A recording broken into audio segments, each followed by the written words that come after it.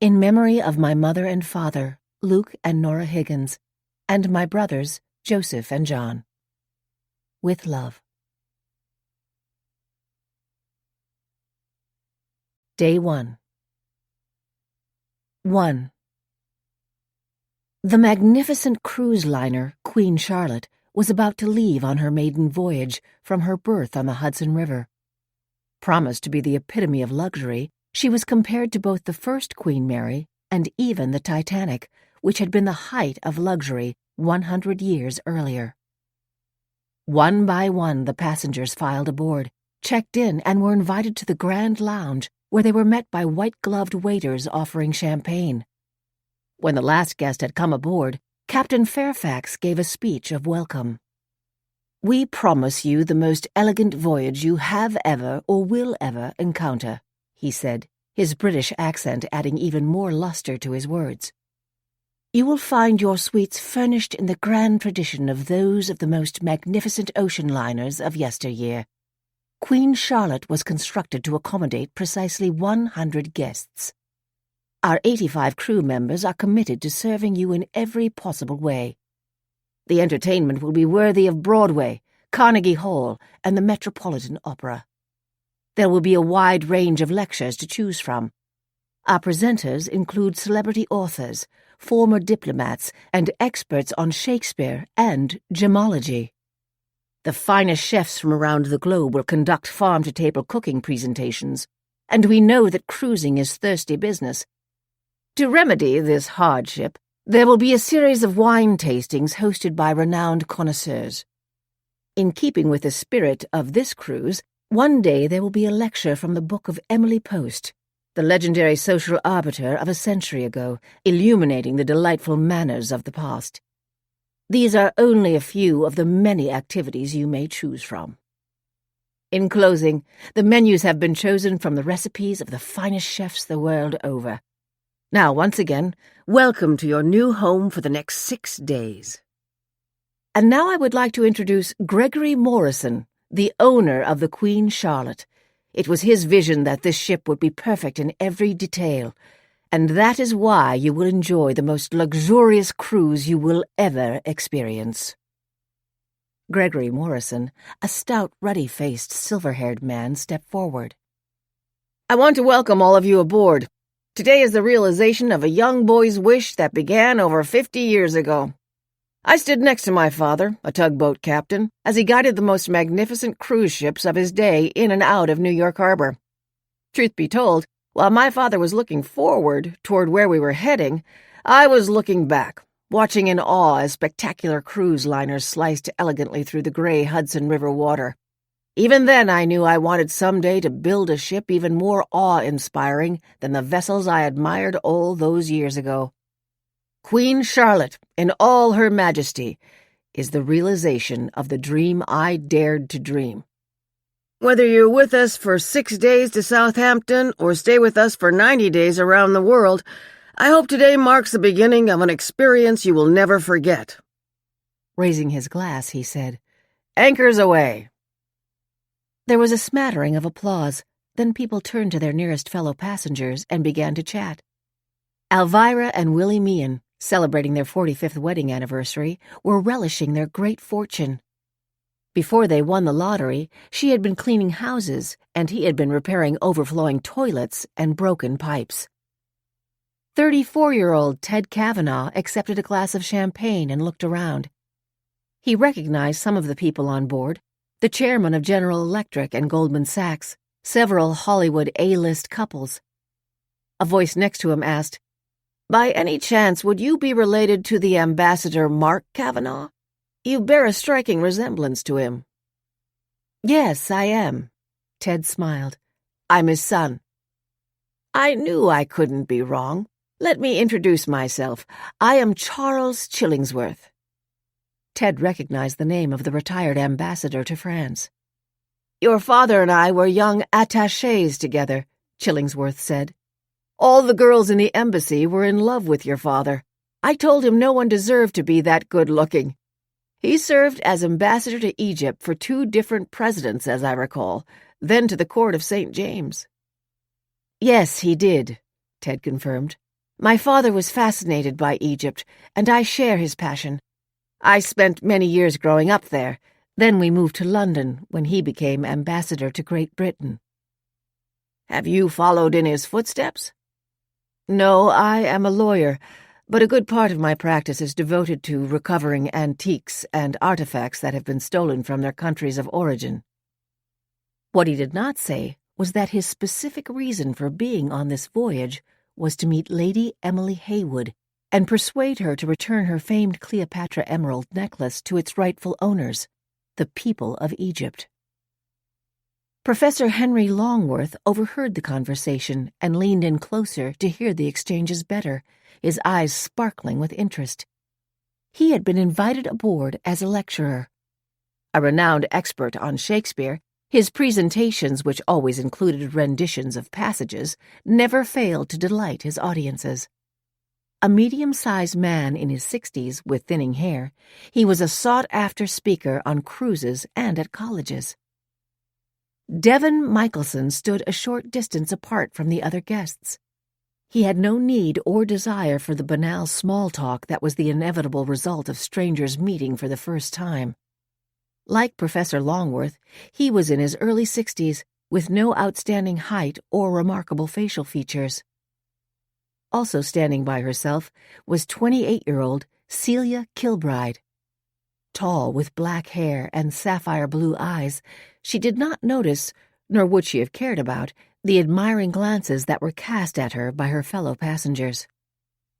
The first stop on the round-the-world voyage would be Southampton, England. That was where she would disembark. Like Professor Longworth, she was an invited lecturer on the ship.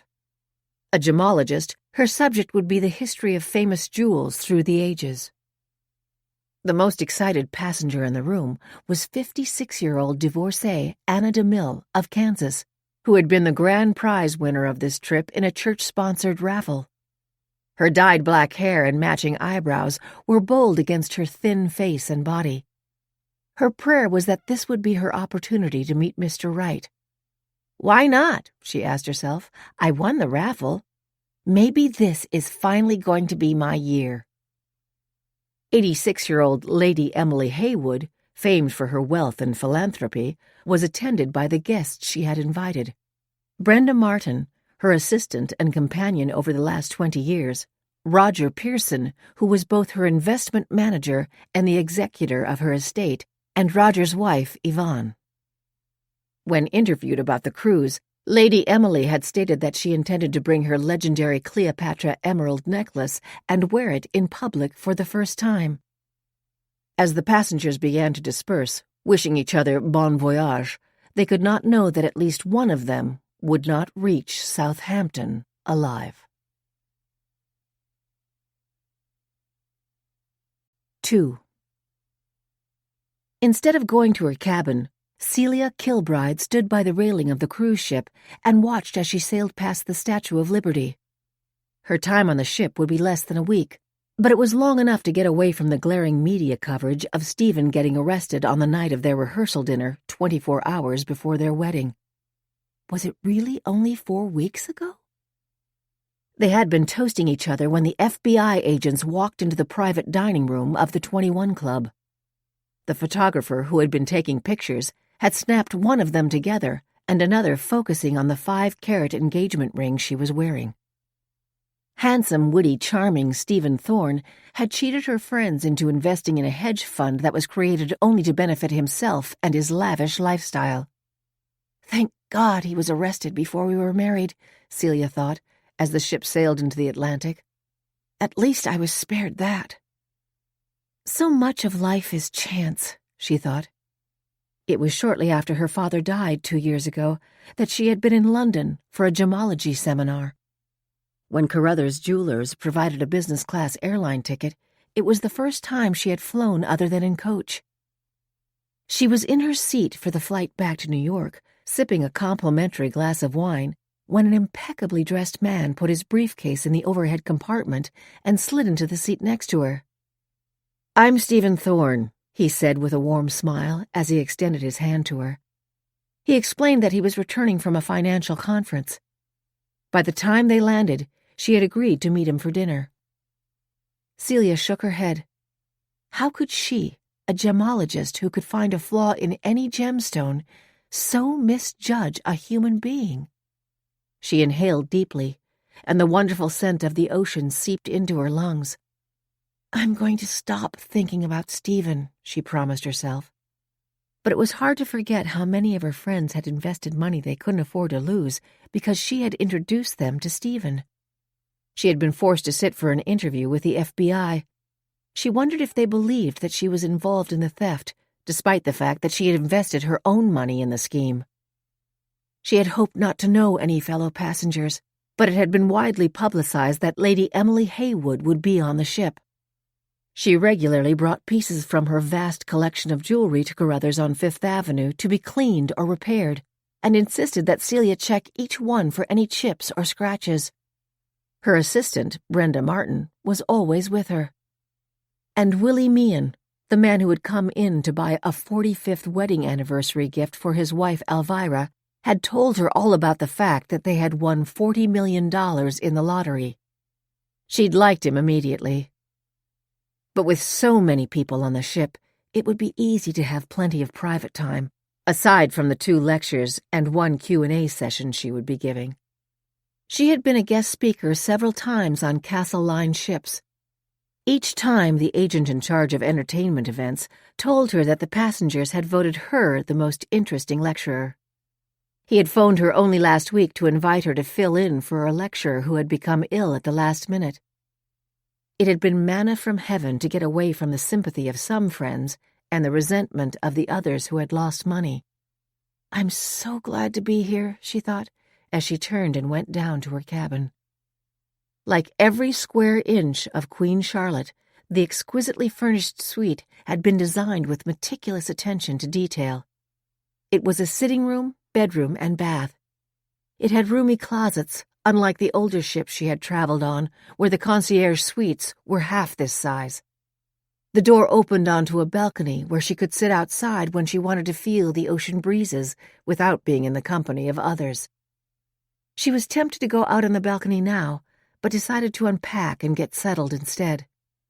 Her first lecture would be tomorrow afternoon, and she wanted to go over her notes. The subject matter was the history of rare gems, beginning with ancient civilizations. Her phone rang. She picked it up and heard a familiar voice on the other end of the line. It was Stephen. He was out on bail before his trial. "Celia, I can explain," he began. She pressed end and slammed down the phone. Just hearing his voice made a wave of shame wash over her. I can detect the smallest flaw in any gem, she thought again bitterly. She swallowed against the lump in her throat and impatiently brushed tears from her eyes. 3. Lady Emily Haywood, known to one and all as Lady M, sat straight-backed on a handsome winged chair in the most expensive suite on the ship. She was bird-like thin, with a full head of pure white hair and a wrinkled face that still held signs of beauty.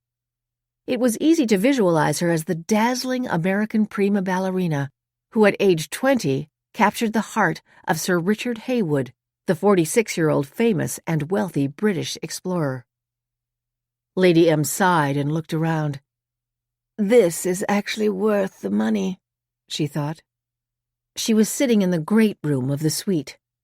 It had a king-size television set over the fireplace, antique Persian rugs, couches upholstered in pale gold tapestry on either end of the room, contrasting chairs, antique side tables, and a bar. The suite also had a very large bedroom and a bath that included a steam shower and a jacuzzi. The bathroom floor was heated, and incredible marble mosaics adorned the walls. Doors from the bedroom and the great room opened onto a private balcony. The refrigerator was stocked with the snacks she had chosen. Lady M smiled. She had brought some of her best jewels to wear on the ship. There were going to be a lot of celebrities on board for this maiden voyage, and as usual she wanted to outshine them all. When she signed up for the cruise, she had announced that in the spirit of her luxurious surroundings, she was going to bring with her and wear the fabulous emerald necklace that was believed to have belonged to Cleopatra. After the cruise, she was planning to donate it to the Smithsonian Institution. "It's beyond priceless," she thought, "and with no relatives I bother with, who would I leave it to?" Besides that, the Egyptian government was trying to get it back, claiming it came from a looted tomb and must be returned. "Let them and the Smithsonian fight about it," Lady M thought. "This is my first and last hurrah with the necklace." The door to the bedroom was slightly open, and she could hear her assistant, Brenda, moving around inside it as she unpacked the steamer trunk and suitcases with the clothing Lady M had chosen to bring from her extensive wardrobe. Brenda alone was permitted to handle Lady M's personal possessions. Butlers and valets were not. "What would I do without her?" Lady M asked herself. "Before I even know there is something I want or need, she anticipates it. I hope that her 20 years of devotion to me has not cost her the opportunity to have her own life." Her financial advisor and the executor of her will, Roger Pearson, was another matter entirely. She had invited Roger and his wife on the cruise and always looked forward to Roger's company. She had known him since he was a boy, and his grandfather and father had been her trusted financial advisers. But a week ago, she had met an old friend, Winthrop Hollows, whom she hadn't seen in years. Like her, he had been a client of the Pearson accounting firm. When he asked if she still employed Roger, her friend had said, "Be aware he is not the man either his grandfather or father was. I would suggest that you have an outside firm review your finances thoroughly." When she pressed Winthrop for an explanation, he refused to say more. She heard footsteps, then the door from the bedroom swung open. Brenda Martin came into the great room. She was a big woman, not so much overweight as muscular. She looked older than her 60 years because she wore her graying hair unflatteringly short. Her round face bore no trace of much-needed makeup. That face now registered a look of concern. "Lady M," she began timidly, "you are frowning. Is anything wrong?" "Be careful," Lady M warned herself. "I don't want her to know that I'm upset about Roger." "Am I frowning?" she asked. "I can't imagine why." Brenda's face now registered a look of profound relief. "Oh, Lady M," she said, "I'm so happy that there is nothing disturbing you. I want you to enjoy every moment of this wonderful trip. Shall I phone and order tea?" "That would be very pleasant, Brenda," Lady M agreed. "I will be most interested to attend Celia Kilbride's lecture tomorrow. It's amazing such a young woman is so knowledgeable about gems. And I think I will tell her about the curse associated with the Cleopatra necklace." "I don't think you ever told me about that," Brenda said. Lady M chuckled. "Cleopatra was taken prisoner by Caesar's adopted son and heir, Octavian. She knew that he was planning to take her on his barge to Rome as his captive, and had ordered that she wear the emerald necklace during the voyage.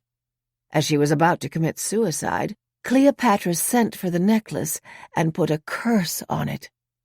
'Whoever takes this necklace to sea will never live to reach the shore.'" "Oh, Lady M," Brenda sighed. "What a terrible story. Maybe you'd better just leave the necklace in the safe." "Not a chance," Lady M said crisply. "Now let's order the tea." 4. Roger Pearson and his wife Yvonne were having afternoon tea in their suite on the concierge floor of the Queen Charlotte. With a hefty frame, thinning light brown hair and eyes that crinkled when he smiled, Roger was outgoing and gregarious, the kind of person who made everyone feel comfortable in his presence.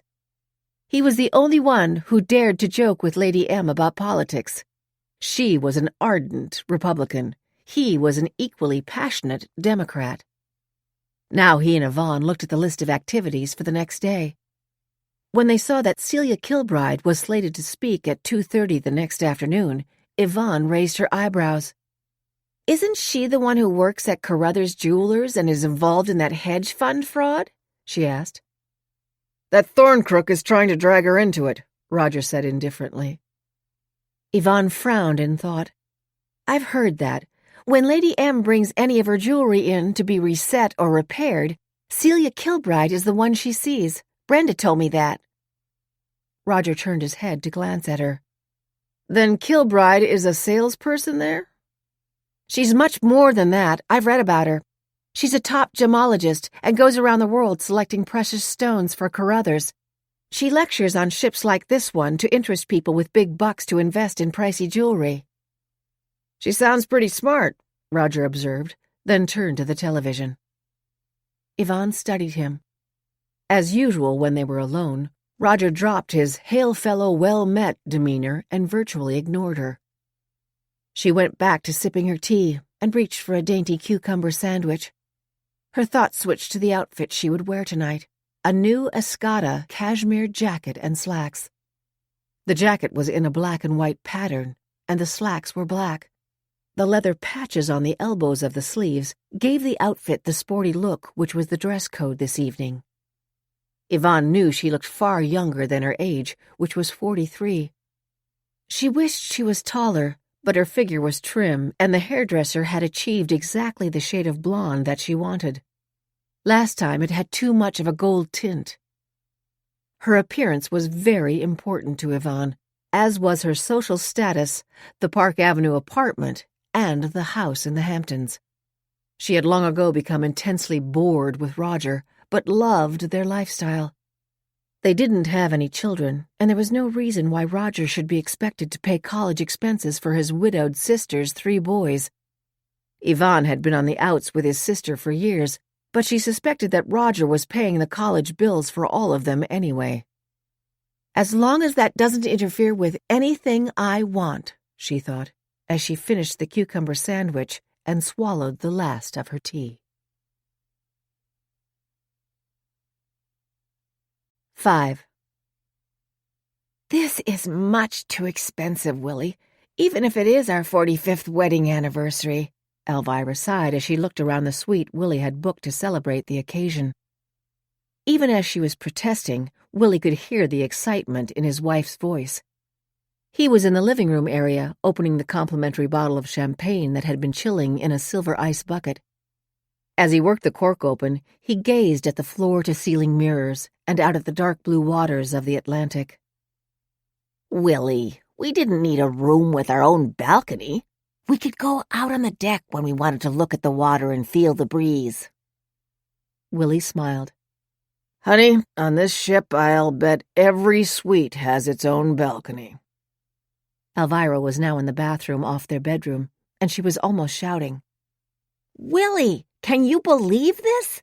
There is a TV built into the bathroom vanity mirror. All of this must cost a fortune. Willie smiled indulgently. Honey, we get $2 million a year before taxes. We've been getting it for 5 years now, and you also make money writing for the Globe. I know, Elvira sighed, but I'd much rather be using the money to give to good causes.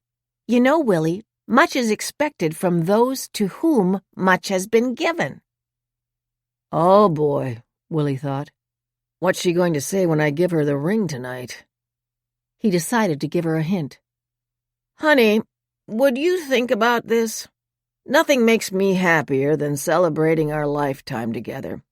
It really hurts me if you don't let me show you how happy I've been with you for 45 years. And I have something else I'm going to give you tonight. If you don't accept it, well, it will hurt me very much. Spoken like a politician, he thought. Elvira looked stricken. Oh, Willie, I'm so sorry. Of course I'm glad to be here.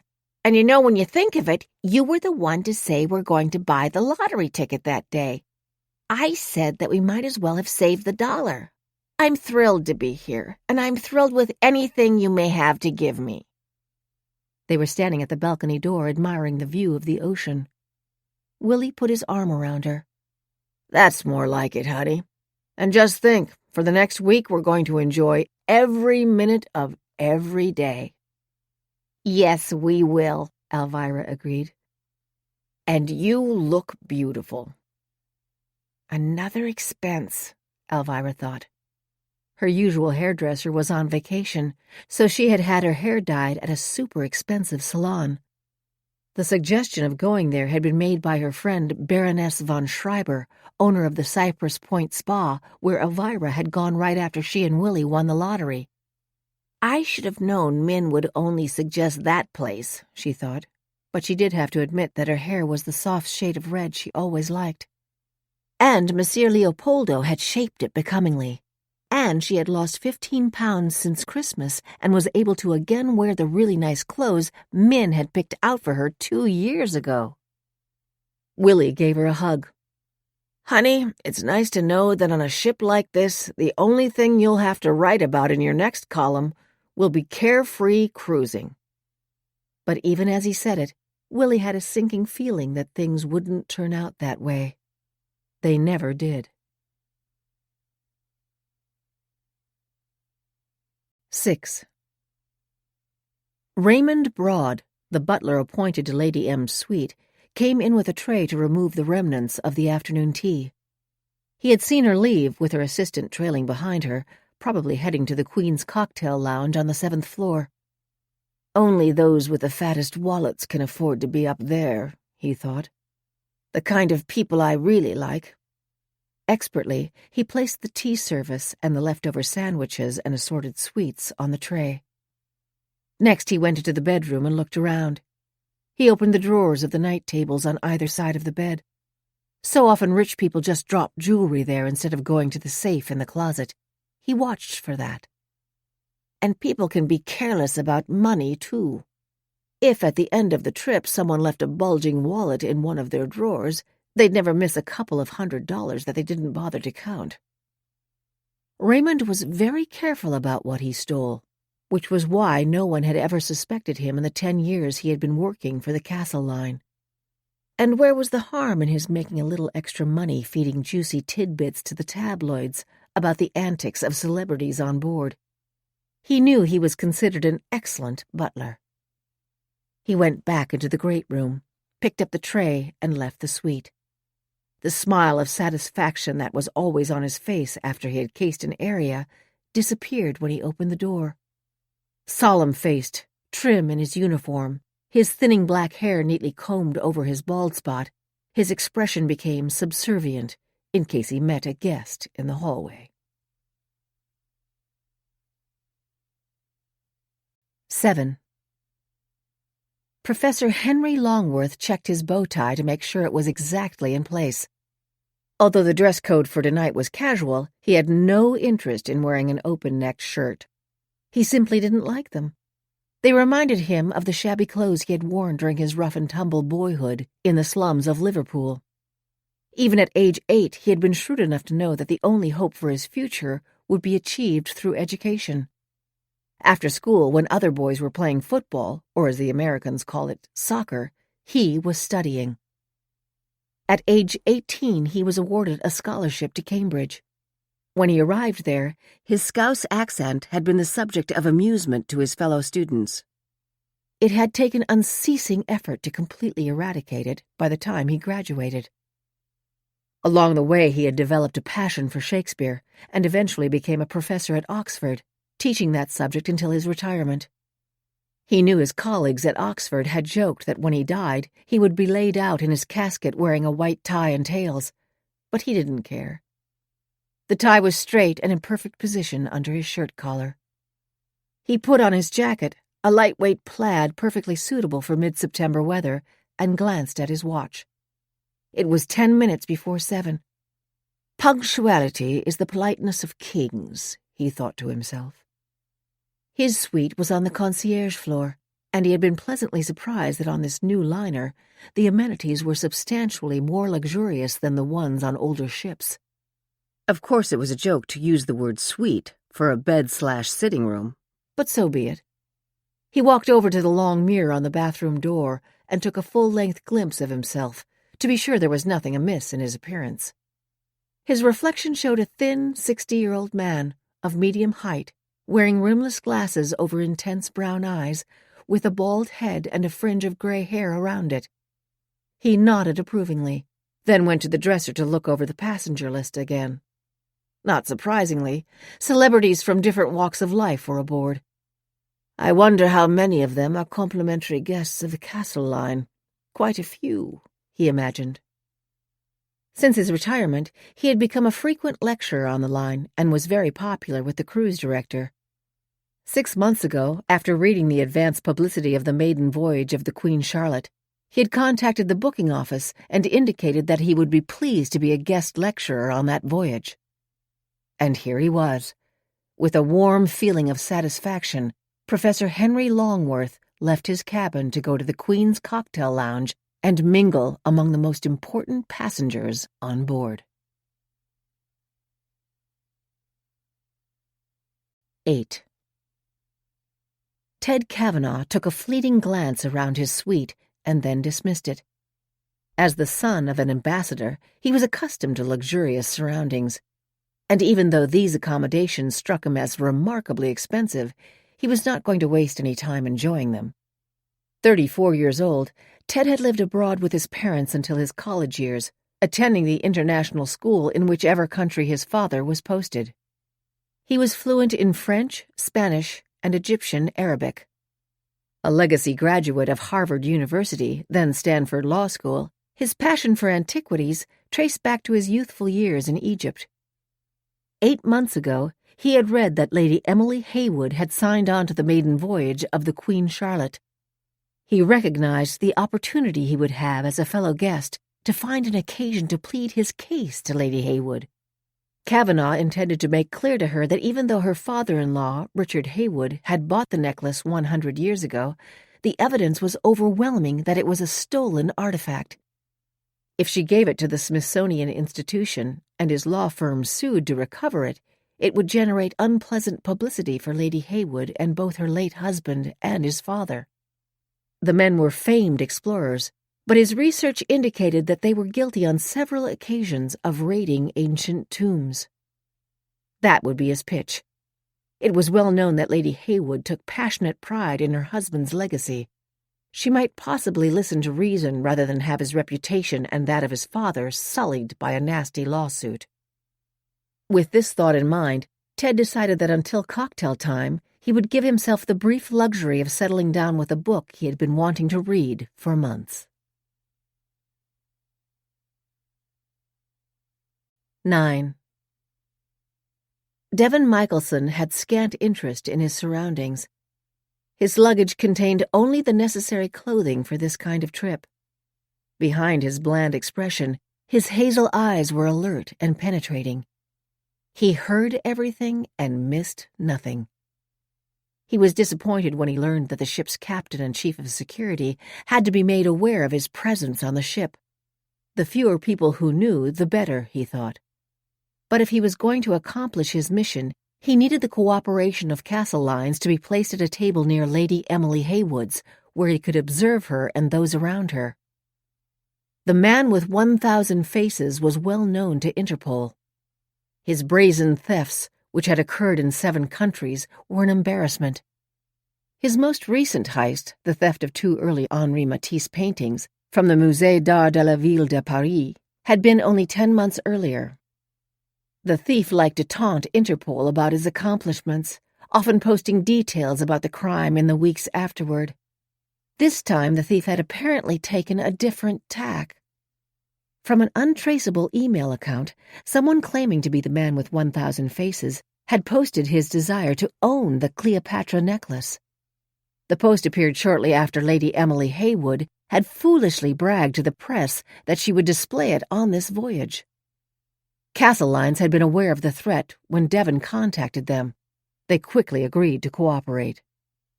A non-social man, Devon dreaded the fact that he would be assigned to a table and have to make conversation with strangers, all of whom he was sure he would find intensely boring. But since Lady Heywood was only traveling as far as Southampton, that would be his final destination as well. "I've heard so much about the Cleopatra necklace, how perfectly matched the dazzling emeralds are, and how breathtaking they are to behold. It would be interesting to see them up close," he thought. His pretext for the trip, to share with his fellow passengers, was to scatter at sea the ashes of his mythical wife. A good cover story, he thought, one that would account for his wanting to spend periods of time alone. It was nearly 7 o'clock, the time when cocktails would be served in the exclusive Queen's Lounge, reserved for only those passengers on the private deck. 10. Anna DeMille gasped as she opened the door of her suite. Her previous experience at sea had been a Disney cruise. The only celebrities on board had been Mickey, Minnie, and Goofy. That trip had not been fun because it was filled with families with young children, and one time when she sat in a lounge chair on a deck, she had come in contact with a piece of chewed bubblegum that stuck to her new slacks. But this was heaven. Her luggage had been unpacked. Her clothes were on hangers in the closet or stacked neatly in the drawers. Her toiletries were arranged in the bathroom. She was delighted that the shower was also a steam bath and resolved to try it first thing in the morning. She went around the suite inspecting every single item. The headboard of the bed was tufted with a flowered print, which picked up on the edgings of the white coverlet. She sat and bounced on the bed. The semi-firm mattress was exactly what she liked, and she saw that it could be raised to a seated position if she wanted to watch TV in bed.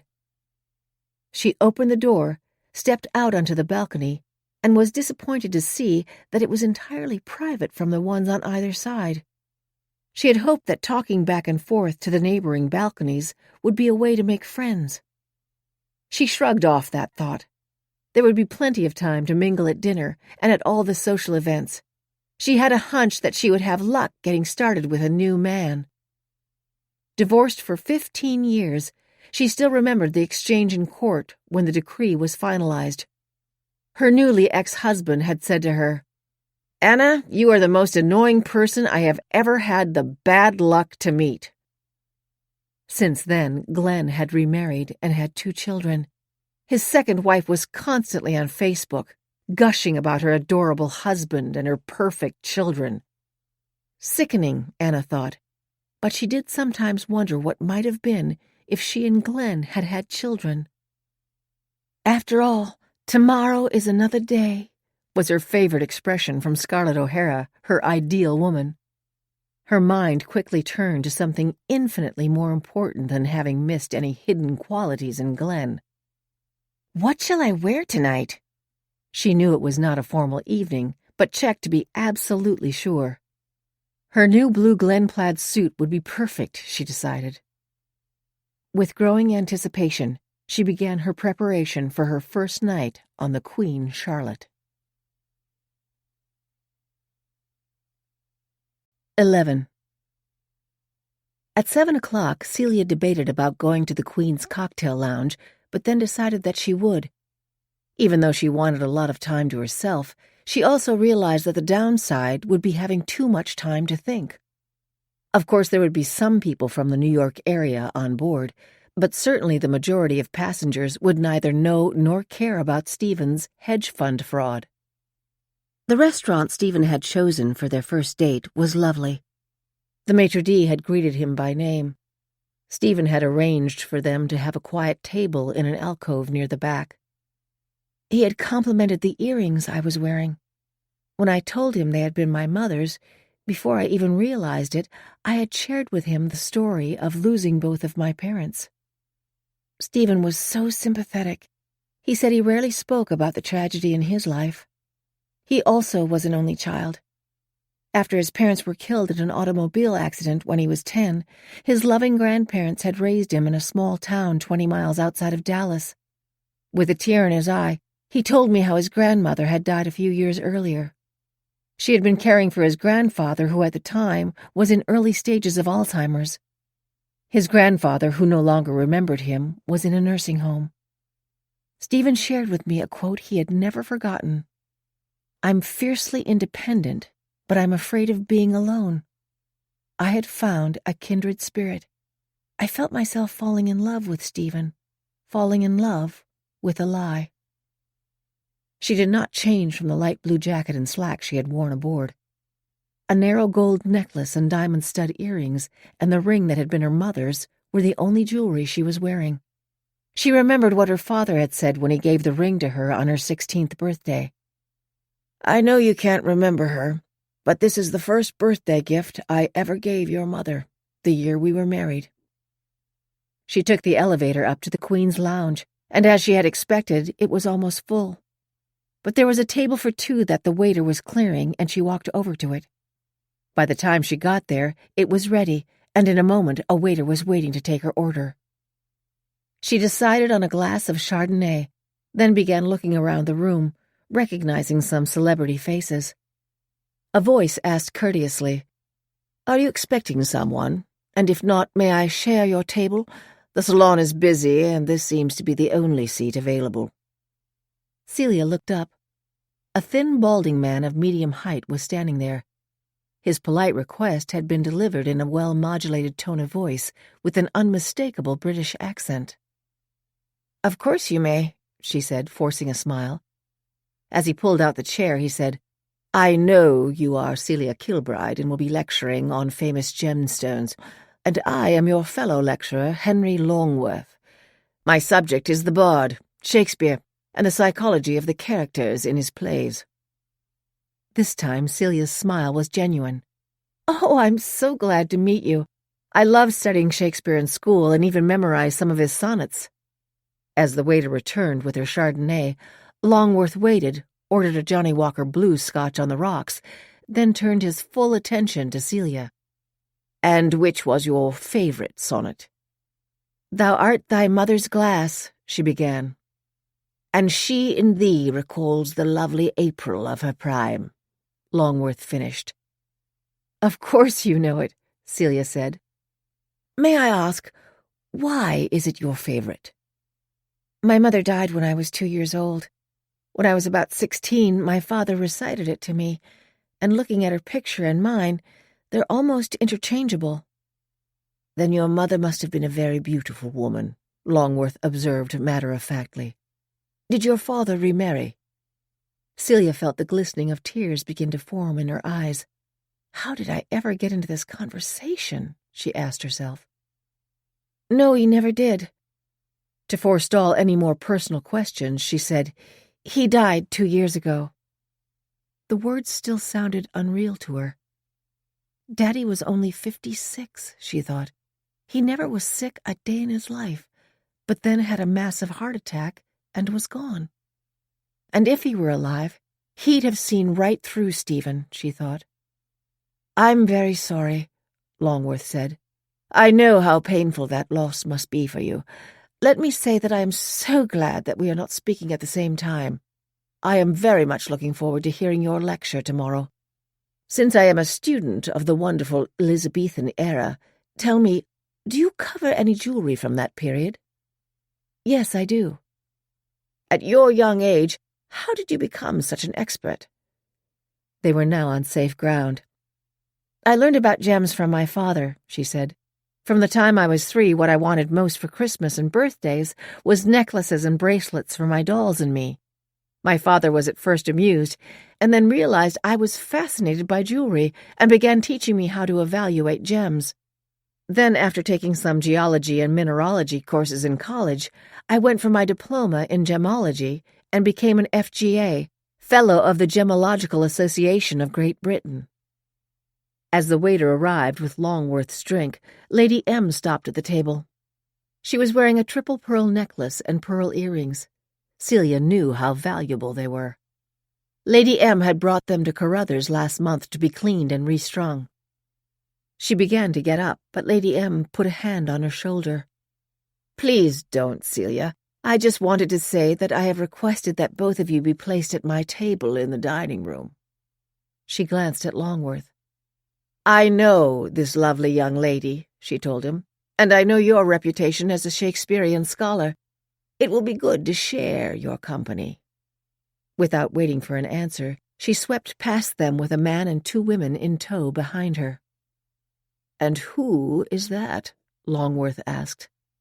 "That's Lady Emily Haywood," Celia explained. "She's a bit imperious, but I can assure you she's delightful company." She watched as Lady M was escorted to a vacant table by the window. "She must have reserved that one," she said. "Who are the people with her?" Longworth asked. "I don't know the other two, but the larger woman is Brenda Martin, Lady M's personal assistant." "Lady M, as you call her, seems to be rather authoritative," Longworth observed dryly. "But I don't regret being at her table. It should be quite interesting." "Oh, I'm sure it will be," Celia agreed. "Miss Kilbride." A waiter came up behind her. He was holding a phone in his hand. "A call for you," he said as he handed it to her. "A call for me?" Celia said, surprised. "Don't let it be Stephen again," she prayed. It was Randolph Knowles, the lawyer she had hired when she was contacted by the FBI to give a deposition. Why would he be calling? She asked herself. "Hello, Randolph. Is there a problem?" "Celia, I have to give you a heads up. Stephen has given a long interview to People magazine. It will come out the day after tomorrow. He claims you knew he was defrauding your friends. They called me asking for a comment. I declined. The article states that you and Stephen laughed together about it." Celia felt her body go cold. "Dear God, how could he?" she breathed. "Try not to be too upset. Everyone knows he's a congenital liar. My source in the U.S. Attorney's Office told me you are not currently a person of interest, but it is possible they will ask the FBI to interview you again about some of the information in the article. No matter what happens, I'm afraid there's going to be some nasty publicity. A strong argument in our favor is that you invested $250,000 in his hedge fund." $250,000. The money her father had left her in his will. Every nickel she had. "I'll keep you posted." He sounds worried, she thought. He's only a few years out of law school. I wonder if it was a mistake to hire him. He may be in over his head. "Thanks, Randolph." She handed the phone to the waiter. "Celia, you look troubled," Longworth said. "Is there anything wrong?" "Try everything," Celia told him as the chimes indicated that dinner was being served. 12. Devin Michelson was pleased to see that there was no available table in the Queen's Lounge and went down to the Lido bar for a gin martini. He saw two well-appointed couples at the bar who fortunately were deep in conversation. When the chimes sounded, he went down to the dining room. As on the Titanic, the first-class passengers dined in ultimate style. It was a smaller version of the most exclusive dining room on the Titanic. Decorated in Jacobean style, painted in peanut white, the furniture, chairs, and tables were oak and designed to add luxury and comfort at all times. Specially mounted chandeliers gave a regal look to the room. Candle-style lamps adorned each table. Silk curtains framed the large bay windows. An orchestra was quietly playing from a raised platform. Fine linen tablecloths set the tone for the Limoges china and sterling silver utensils. Michelson would soon be followed into the dining room by a couple he judged to be in their 60s. As the three of them sat down, he extended his hand and said, "Devin Michelson." "Willie and Elvira Meehan." The name struck a chord in Devin's memory. Where had he seen or heard of them? He asked himself. As they spoke, a second man came to the table. Tall, with dark hair, warm brown eyes, and an easy smile, he took his place and introduced himself. Ted Kavanaugh. A moment later, a fourth guest arrived. "Anna DeMille," she announced in a loud voice. Devin judged her to be about 50. She was very thin, jet-black hair tapered to her chin, and fiercely black eyebrows, her smile wide and toothy. "This is such an adventure," she exclaimed. "I have never been on a fancy cruise like this before." Wide-eyed, Elvira was looking around the dining room. "This is so beautiful," she said. "We've been on cruises, but I've never seen anything this spectacular. To think that people traveled like this, it takes your breath away." "Honey, on the Titanic their breath was taken away. Most of the passengers drowned," Willie commented. Well, that's not going to happen to us, Elvira said firmly. She turned to Ted Kavanaugh. In the reception area, I heard you say that your father is the retired ambassador to Egypt. I've always wanted to go there. Willie and I were at King Tut's exhibit when it was in New York. It is quite a remarkable sight, isn't it? Ted observed. I have always thought it a shame that so many of the tombs were looted, Elvira said. I absolutely could not agree more, Ted replied emphatically. Did you see all the celebrities who are right here in this very room? Anna DeMille asked. I mean, it's like being on the red carpet ourselves, isn't it? No one answered as the first course was placed on the table. A generous heaping of beluga caviar with sour cream on small triangles of toasted bread was served accompanied by tiny glasses of super-cold vodka. After she dove into it, Anna turned her attention to Devon. And what do you do? She asked. Devon's cover identity was that he was a retired engineer living in Montreal. That was not enough for Anna. Are you traveling alone? She asked inquisitively. Yes, I lost my wife to cancer. Oh, I'm sorry. When did it happen? A year ago. We were planning to take this trip together. I have brought the urn with her ashes to scatter into the Atlantic. It was her final request. That should block off any more cross-examination, he thought. But Anna was not yet satisfied.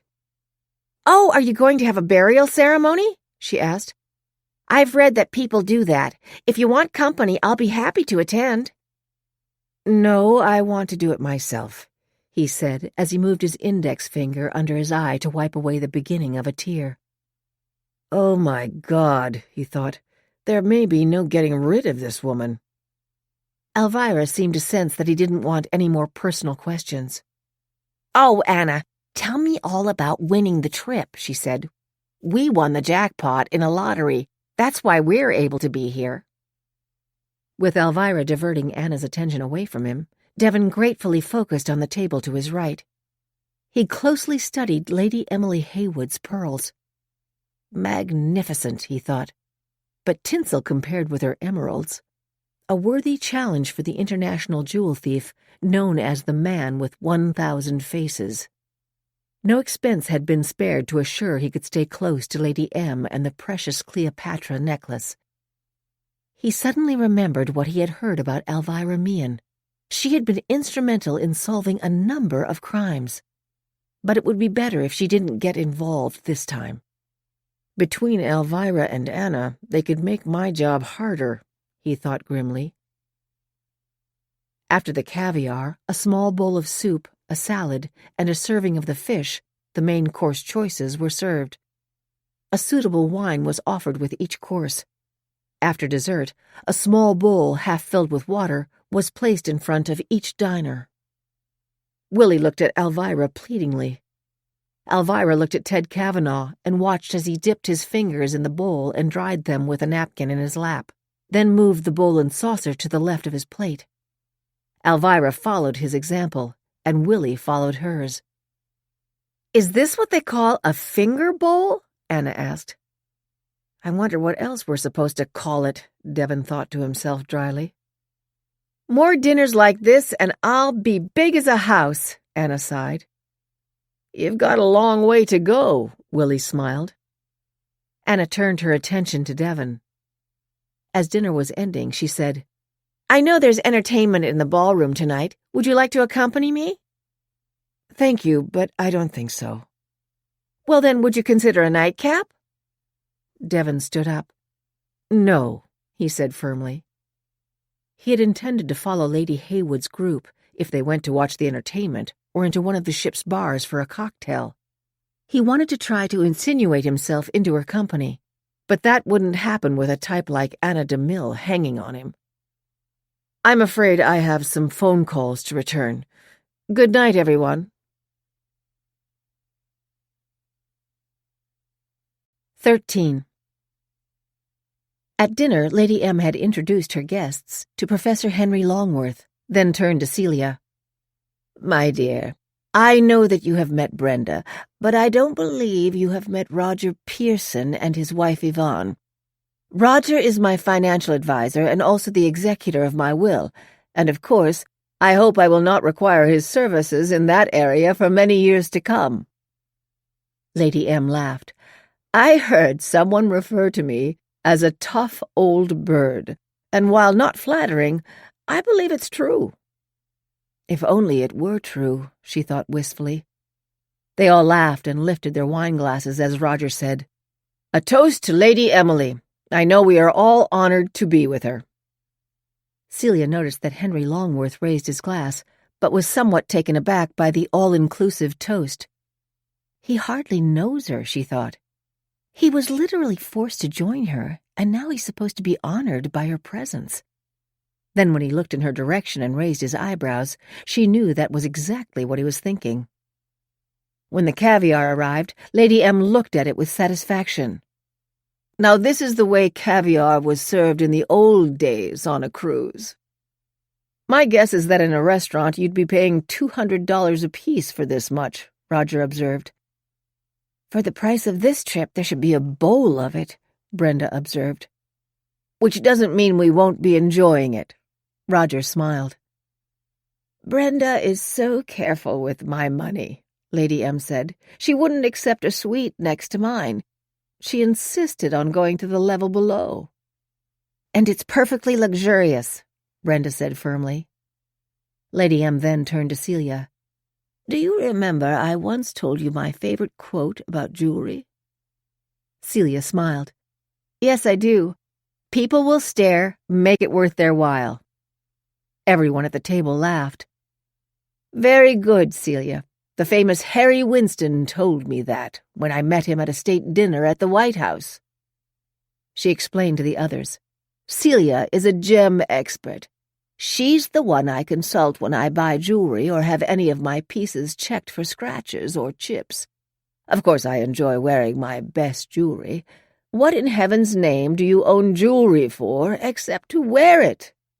Some of you may have read that on this trip I will be wearing the emerald necklace that was rumored to have been created for Cleopatra. My late husband's father bought it over 100 years ago. I have never worn it in public. It is simply priceless. But it seemed fitting that with the majesty of this beautiful ship, I should wear it on the formal nights. On my return to New York, I plan to donate it to the Smithsonian Institution. It is so exquisite that I want the world to see it." "Is it true that there is a statue of Cleopatra wearing what is believed to be that necklace?" Professor Longworth asked. "Yes, that is true. And as I'm sure you know, Celia, emeralds in Cleopatra's time were not usually treated the way they are now to bring out every facet of their brilliance. The craftsman who treated these emeralds was far ahead of his time." "Lady M, are you sure you want to part with that necklace?" Brenda protested. "I am. It's time to let the public appreciate it." She turned to Henry Longworth. "When you lecture, do you recite any passages from Shakespeare?" "Yes, I do. I select some and then ask the audience for particular ones they might like to hear." "I'll be there in a front seat," Lady M said emphatically. They all murmured that they would be there as well, except for Roger's wife, Yvonne, who had no intention of listening to a lecture about Shakespeare. A few minutes earlier, she had spotted some people she knew from East Hampton. She excused herself and went to join them. Captain Fairfax's table was in the center of the room. As dinner was ending, he stood up. "We do not usually serve a formal meal on the first night at sea," he said, "but we have made an exception. We wanted you to begin to experience the fascinating journey you will enjoy over the next 5 days. Our entertainment tonight is the opera singers Giovanni Di Biase and Meredith Carlino singing selections from Carmen and Tosca. I wish you a very pleasant evening." "I would very much enjoy hearing them," Lady M said as she stood up. "But I am a bit weary. I invite anyone who wishes to come join me for a nightcap in the Edwardian bar." Like Yvonne, Celia declined, explaining that she had to prepare for her lecture. Back in her suite, she allowed herself to think about the possible consequences of Stephen telling People magazine that she was involved in his theft. "He is such a liar," she thought. "He was born lying. Everything he told me was a lie." The press coverage immediately following Stephen's arrest at their rehearsal dinner had left her shell-shocked. Then it got worse. His father, a wealthy oil and gas investor from Houston, called her and explained that Stephen had been disowned by the family. He also said that Stephen had a wife and child they were supporting in Texas. Carruthers had spoken to her about taking a leave of absence when the scandal broke nearly a month ago. She had suggested, and they had agreed, that she would take several weeks of unused vacation time to allow matters to sort themselves out. "Who knows what will happen after they see the article tomorrow?" she wondered. She did not sleep at all that night. 14. Yvonne and her friends enjoyed an after-dinner drink together in the Prince George Lounge. It was late when she returned to her suite, and Roger was not there. He probably couldn't wait to get to the casino, she thought. She was sure he had rushed down there as soon as Lady M left for her room. He had always been a gambler, but now it was getting worrisome. She didn't care what he did with his time, just as long as he continued to support their lifestyle. She was already in bed, but not yet asleep, when the door opened and he came in, smelling heavily of liquor. "Yvonne," he said, his voice unsteady. "Keep your voice down. You'll wake up the dead," she said sharply, then added, "Did you lose again tonight? I know you were dying to get down there." "None of your business," he snapped. On that cordial note, Roger and Yvonne Pearson finished their first evening aboard Queen Charlotte. 15. At Willie's suggestion, he and Elvira decided to skip the entertainment this evening. Instead, he wanted to give Elvira the ring he had bought her for their 45th anniversary. Back in their suite, he opened the bottle of champagne that had been their welcome-aboard gift. He poured 2 glasses and handed one to Elvira. "To the happiest 45 years of my life," he toasted. "I could never live a day without you, honey." Elvira's eyes misted. "No more than I could live a day without you, Willie," she said fervently, then watched as he reached in his pocket for a small wrapped box. "Now don't tell him that he shouldn't have done it, and it was too much money," she warned herself. When he handed the box to her, she unwrapped it slowly, then opened the lid to see an oval-shaped sapphire surrounded by small diamonds. "Oh, Willie," she sighed. "It's going to fit," Willie said proudly. "I brought along one of your other rings to be absolutely sure. You saw the gemologist who helped me select it at the next table tonight. She was that very pretty girl with the black hair. Her name is Celia Kilbride." "Oh, I did notice her," Elvira breathed. "How could you miss her? Wait a minute. Isn't she the one whose boyfriend cheated everyone with his hedge fund?" "Yes, she is." "Oh, that poor girl," Elvira exclaimed as she took a sip of champagne. "I've got to get to know her." She slipped on the ring. "Oh, Willie, it's perfect, and I love it." Willie let out a sigh of relief.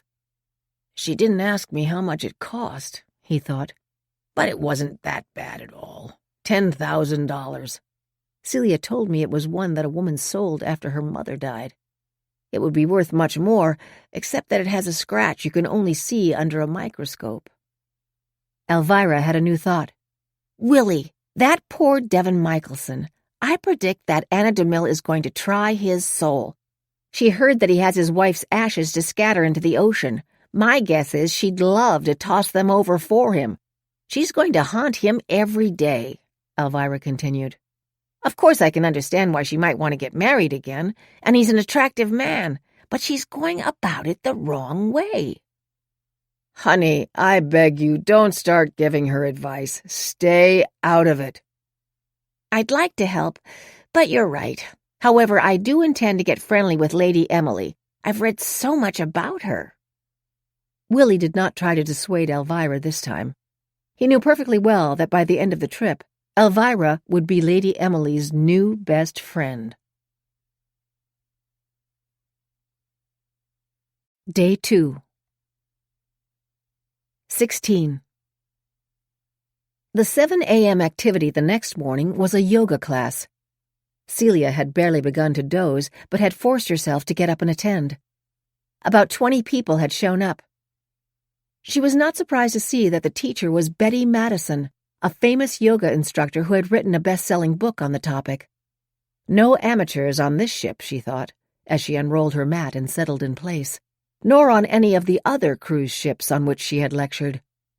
On those trips, she had invited her close friend Joan Lamott to accompany her. This time she had not dared to ask her.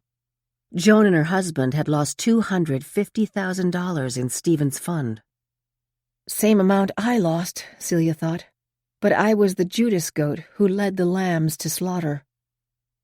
There were so many signs, she thought. Why didn't I see them? Why did I always give him the benefit of the doubt? Stephen and I enjoyed doing things together, museums, movies, theater, and jogging in Central Park. When we did things with other couples, they were always with my friends. His friends from his early years, he explained, had stayed in Texas.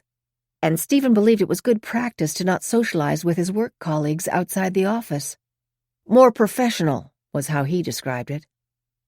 With the benefit of hindsight, it was abundantly clear why they hadn't socialized with Stephen's friends. He didn't have any. The small number of his friends who came to the rehearsal dinner knew him from an evening basketball league he played in one night each week and from his gym workout class. When the yoga session was over, Celia went back to her cabin and ordered breakfast. The ship's daily 4-page news digest had been slipped under her door during the night. She feared that in the Wall Street section there might be an item about the interview Stephen gave People. It would surely be a sensational piece of gossip. She opened it and was relieved to see that there was no mention of Stephen. But wait until tomorrow when People hits the stands. It was a recurrent thought, like a drumbeat in her head.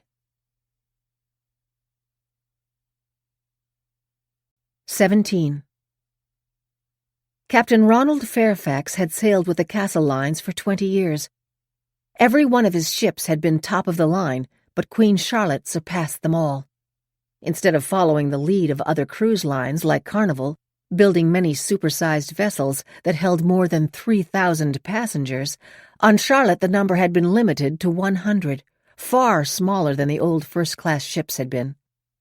That, of course, was why so many celebrities were on board, anxious to be counted as exclusive guests on the maiden voyage.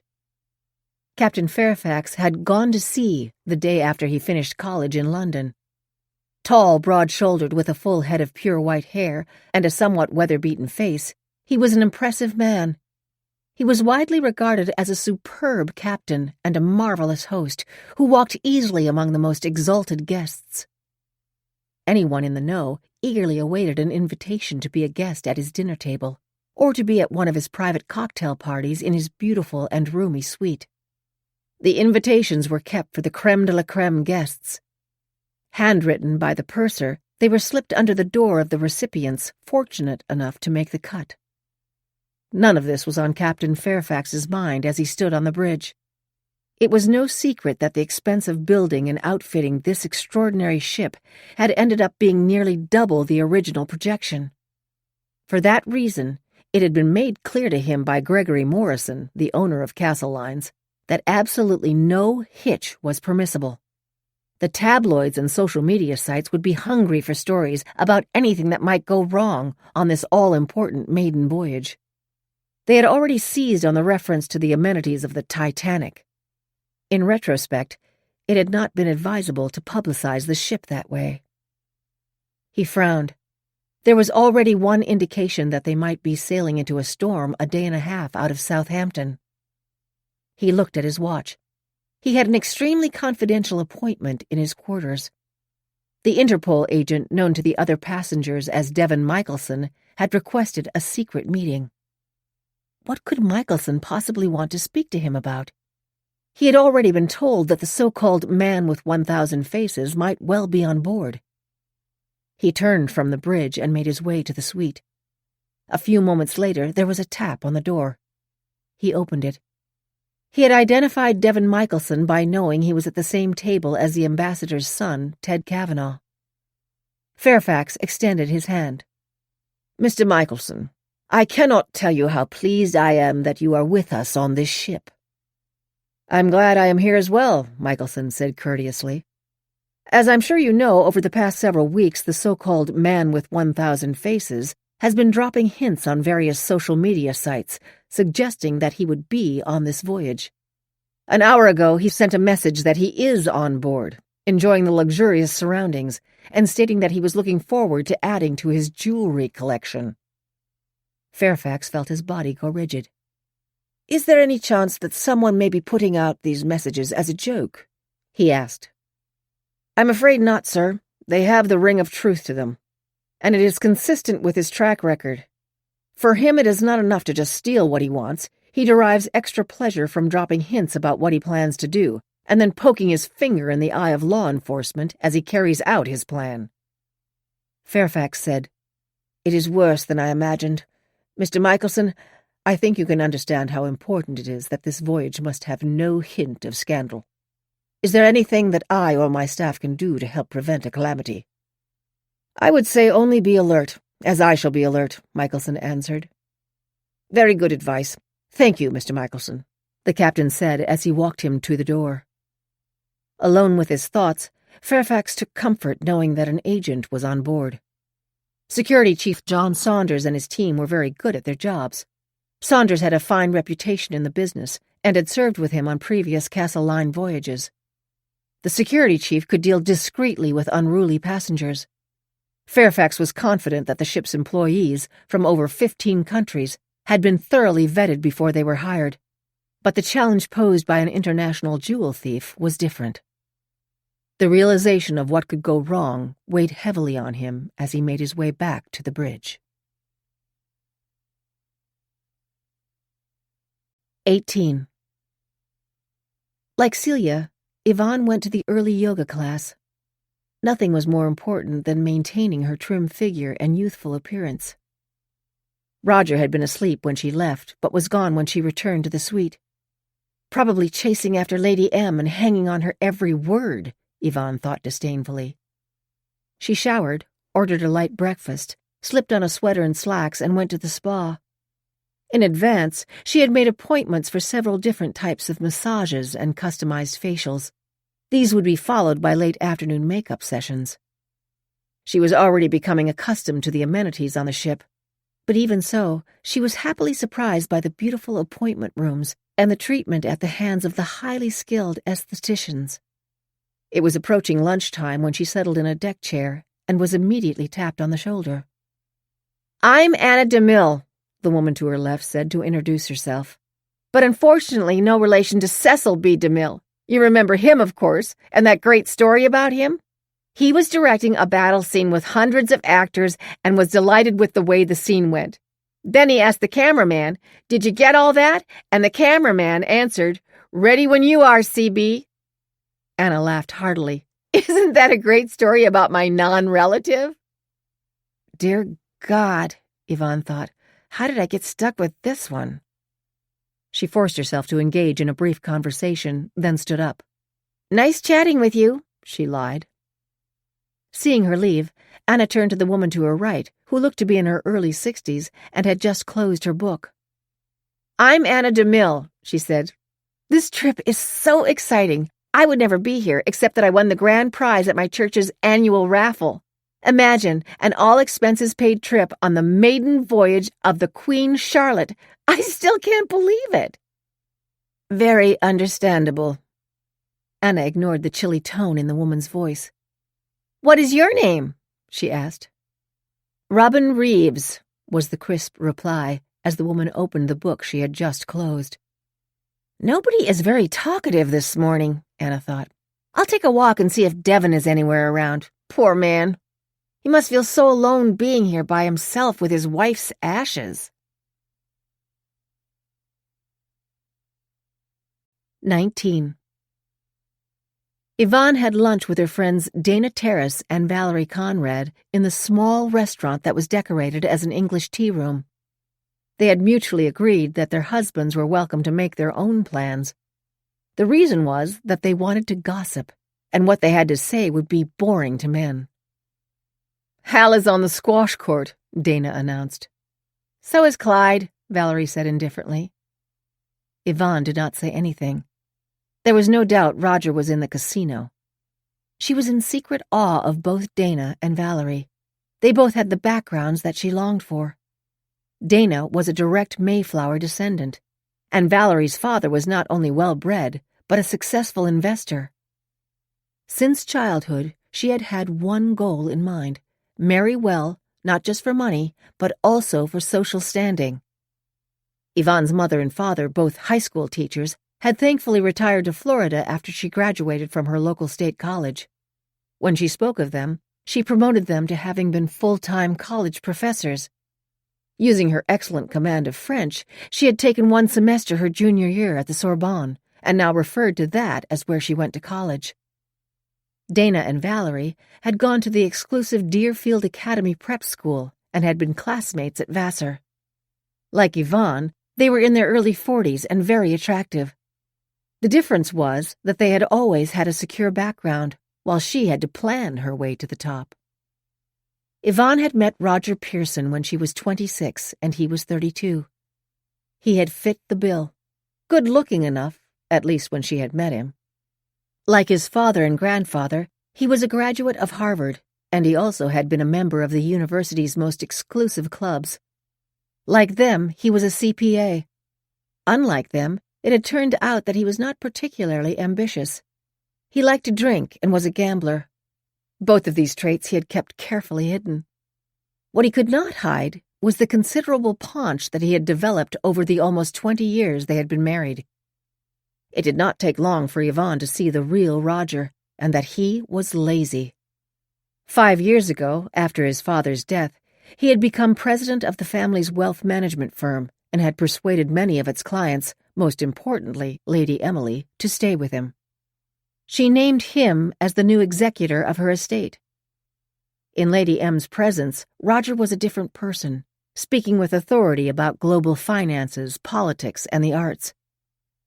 Together, he and Yvonne kept up the appearance of a happily married couple and attended the social affairs and charity galas that they both loved. Meanwhile, Yvonne had been on the lookout for a newly divorced successful man, or, even better, a widower, but neither had appeared on her horizon. Her two best friends, Valerie and Dana, had both successfully remarried divorcees. She longed to join them. Now, over Prosecco and salads, they discussed the amenities of the ship and the people on it. Valerie and Dana knew Lady Heywood, and like everyone else, were in awe of her. The fact that Yvonne found her boring was fascinating to both of them. "I've heard her twice-told tales make that 20 times told tales about her late great Sir Richard, more than I can possibly tell you," Yvonne confided as she daintily removed a tomato from her salad. "Why can't I remember to tell the waiter that I don't like tomatoes?" she asked herself. Valerie had a copy of the daily activities. "We can listen to a former diplomat who will dissect the history of troubled relations between the West and the Middle East." "I could not think of anything more boring," Dana said as she took a large sip of her wine. "Okay, we'll skip that one," Valerie agreed. "How about this? A master chef will demonstrate his quick and easy technique to add a gourmet touch to even the simplest meal." "That might be interesting," Yvonne suggested. "Valerie and I have live-in chefs," Dana explained. "We leave the cooking to them." Yvonne tried again. "Here's one that might be fun. Emily Post's classic book about etiquette, the manners of the 19th and early 20th century. Why don't we go? I'd love to hear about the way they did things in those days." Valerie smiled. "My grandmother told me that my great-grandmother lived by the society rules of that time. Her first home, after she was married, was a brownstone on Fifth Avenue. At that time, people left calling cards with the butler. I understand that when my great-grandfather died, they draped the home with mourning cloth. The butler, in his day clothes, would answer the bell with the parlor maid standing close behind him until a footman secured black livery for the staff." My grandfather was one of the first to collect modern art, Dana said. Emily Post referred to it as frightful things in vogue today with flamboyant colors, grotesque triangular figures and designs that, aside from novelty, are in bad taste. My grandmother tried to make him throw them out. Thank God he didn't. They're worth millions today. Yvonne added, Well, if we're going to spruce up on our manners, let's start with that lecture. Maybe there'll be a section on the proper way to exit one marriage and enter another. They all laughed. Valerie signaled the waiter and pointed to their almost empty glasses. They were quickly refilled. Okay, Dana said. What other ones are they doing today? There's a Shakespeare lecture, Yvonne volunteered. I saw that Professor Longworth was at dinner with you, Valerie said. What is he like? No barrel of laughs, Yvonne told her. He has a habit of raising his eyebrows. I guess that's why his forehead is so wrinkled. How about Celia Kilbride? Dana asked. She's the one who was accused of being part of that hedge fund swindle. I'm surprised they invited her on this ship. I mean, the way the captain went on about everything being the best of the best. Why would they invite a crook to be here? I read she claimed she was a victim too, Yvonne said, and I know she's considered to be a very knowledgeable gemologist. I should have had her look at my engagement ring from Herb, Valerie laughed. It had been his grandmother's. If you squinted, you might get a glimpse of the diamond. When I got the divorce, I gave it back to him. I said, I wouldn't want to deprive some lucky woman of the chance to be adorned with this. As they laughed, Yvonne thought both of them had married classy guys the first time, and they married big money the second time. I've got to keep my eyes open, or better than that. After they each took long sips from their glasses, Yvonne said, I've got a mission for you two. They looked at her expectantly. Both of you dropped the guys you started with, she said. Did you have another lined up? I did, Valerie confirmed. So did I, Dana agreed. Well, frankly, whatever existed between Roger and me is long since over, so keep your eyes open. Now back to the lectures. So, what's our schedule? Valerie asked. Dana answered. I'm in the mood to be entertained. Let's go to all three. Emily Post, Shakespeare, and Celia Kilbride. To entertainment, Valerie said, as they clinked their glasses together. 20. Anna DeMille did not like to remember that she had started to drink the water in her finger bowl before she saw Ted Kavanaugh dip his fingers into his. She was pretty sure that no one had noticed, but the fact that someone might have continued to annoy her. That was why she opted to go to the lecture on etiquette. Maybe I can pick up some tips, she thought. No harm in that, and I can see that a lot of people on the ship are pretty ritzy. There was also the hope that Devin Michelson might just happen to be there. She waited to take a seat until the last moment before the lecture began, just in case he walked in and they could sit together. That didn't happen. She did notice that Ted Kavanaugh, Professor Longworth, and the Meehan's were seated near the front. I can understand why the Meehan's might be here, she thought. But why would Kavanaugh and Longworth show up, she wondered. Anna settled in next to an elderly gentleman who seemed to be alone. She was about to introduce herself and tell him her Cecil B. DeMille story when the lecturer walked to the podium. Julia Witherspoon was a severe-looking woman of about 70. After introducing herself, she explained that she usually only spoke about dining etiquette, but on this voyage, it seemed appropriate to review the quintessential good taste of a century ago. As Witherspoon began to speak, she had no way of knowing that Ted Kavanaugh was one of her most interested listeners. From the time he was a boy and had developed his love for Egyptian antiquities, he had also been interested in what constituted good manners in ancient times. He knew it would be a distraction to hear about the mores of society 100 years ago, and he needed that distraction. Since what was known as etiquette a century ago is so disgracefully lacking today, you may be interested to hear about the beautiful customs that prevailed in the late 19th and early 20th century. Let's start with wedding etiquette. When a young man gives his intended an engagement ring, He follows a tradition that began more than 80 years ago. The proper engagement ring is a solitaire diamond because it is the conventional example of, and I quote, the singleness and endurity of the one love in the groom-to-be's life.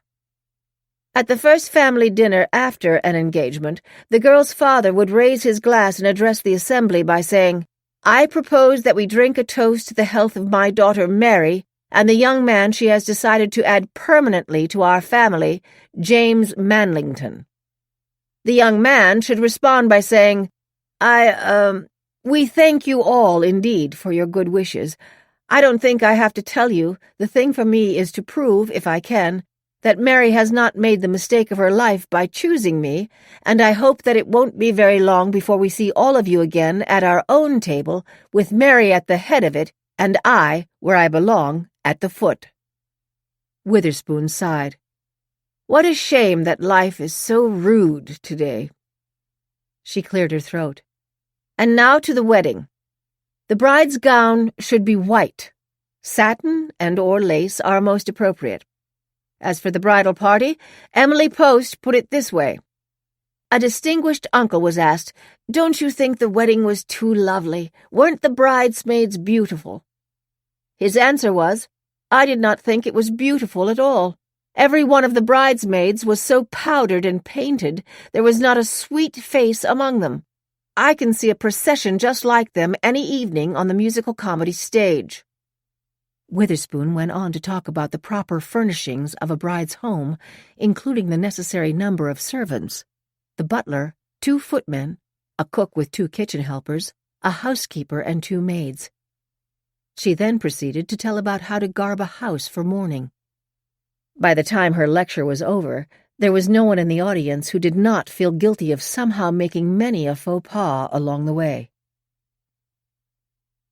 As Witherspoon spoke, Ted Kavanaugh found himself only half listening as his mind immediately returned to the challenge in front of him.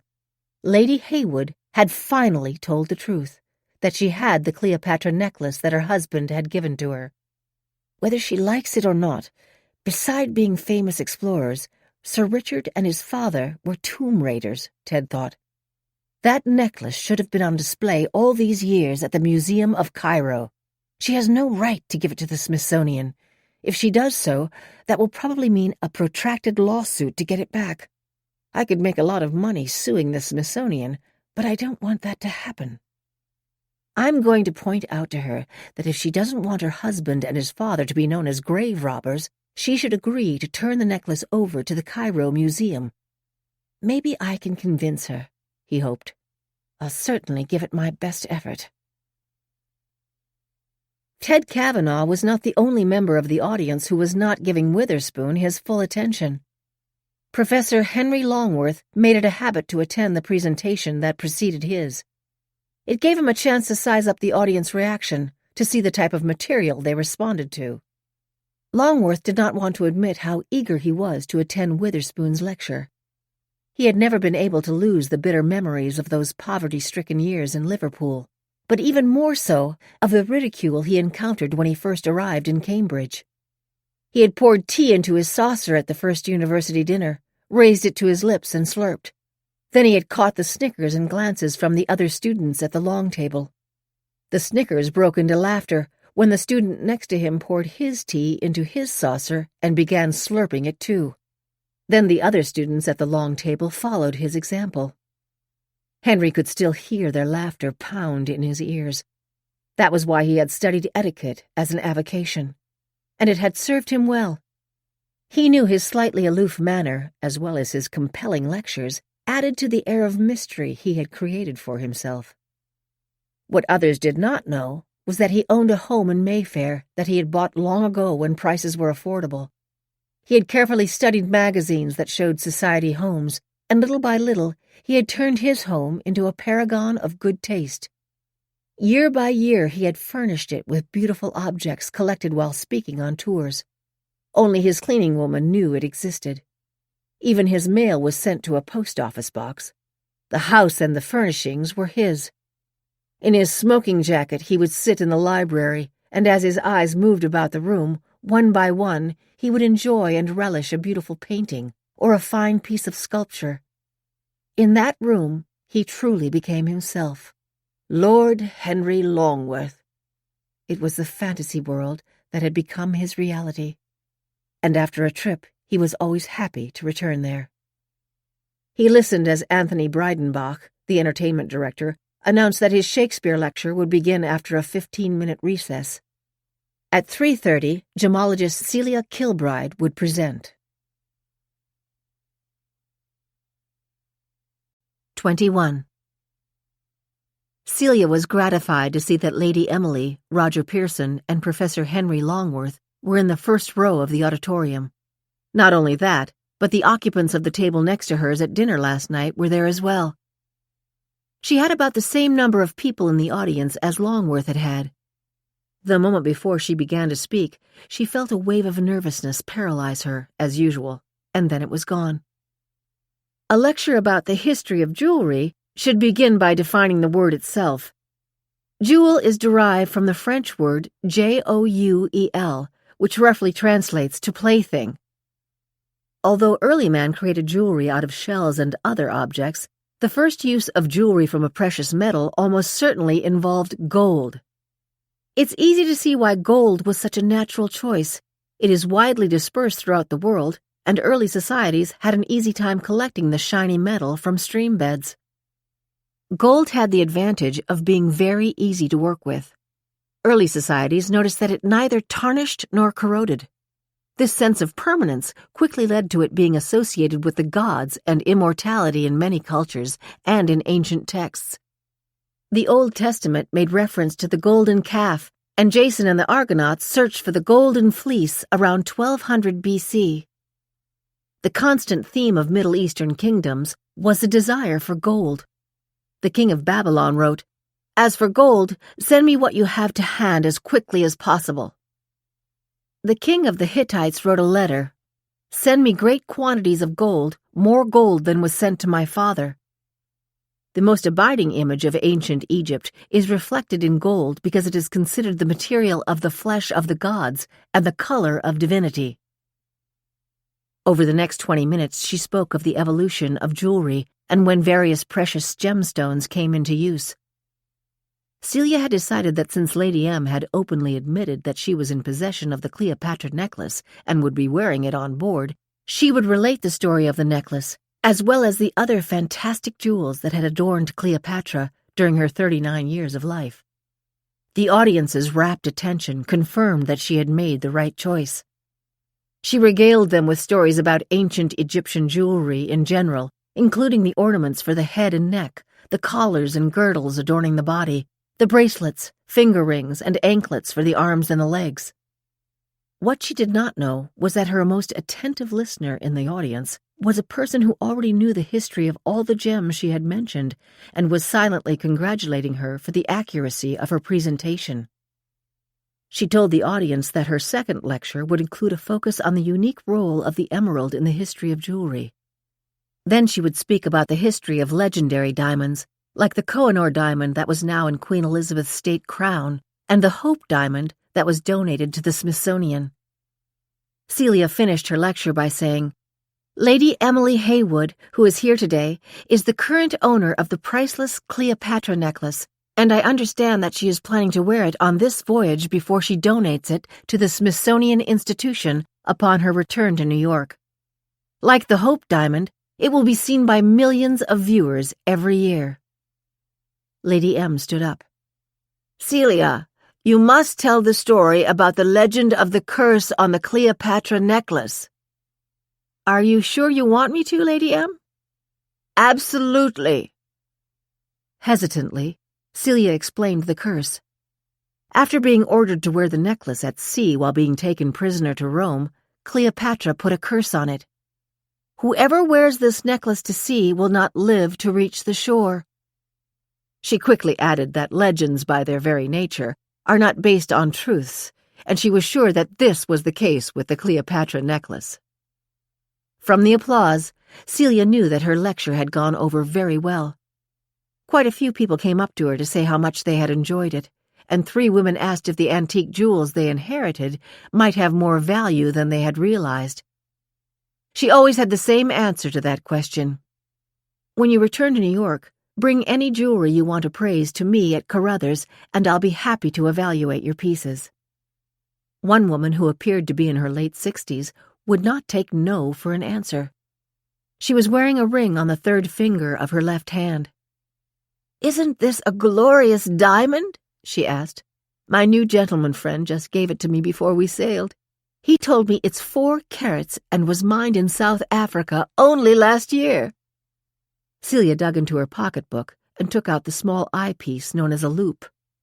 She held the loop to her eye as she examined the ring.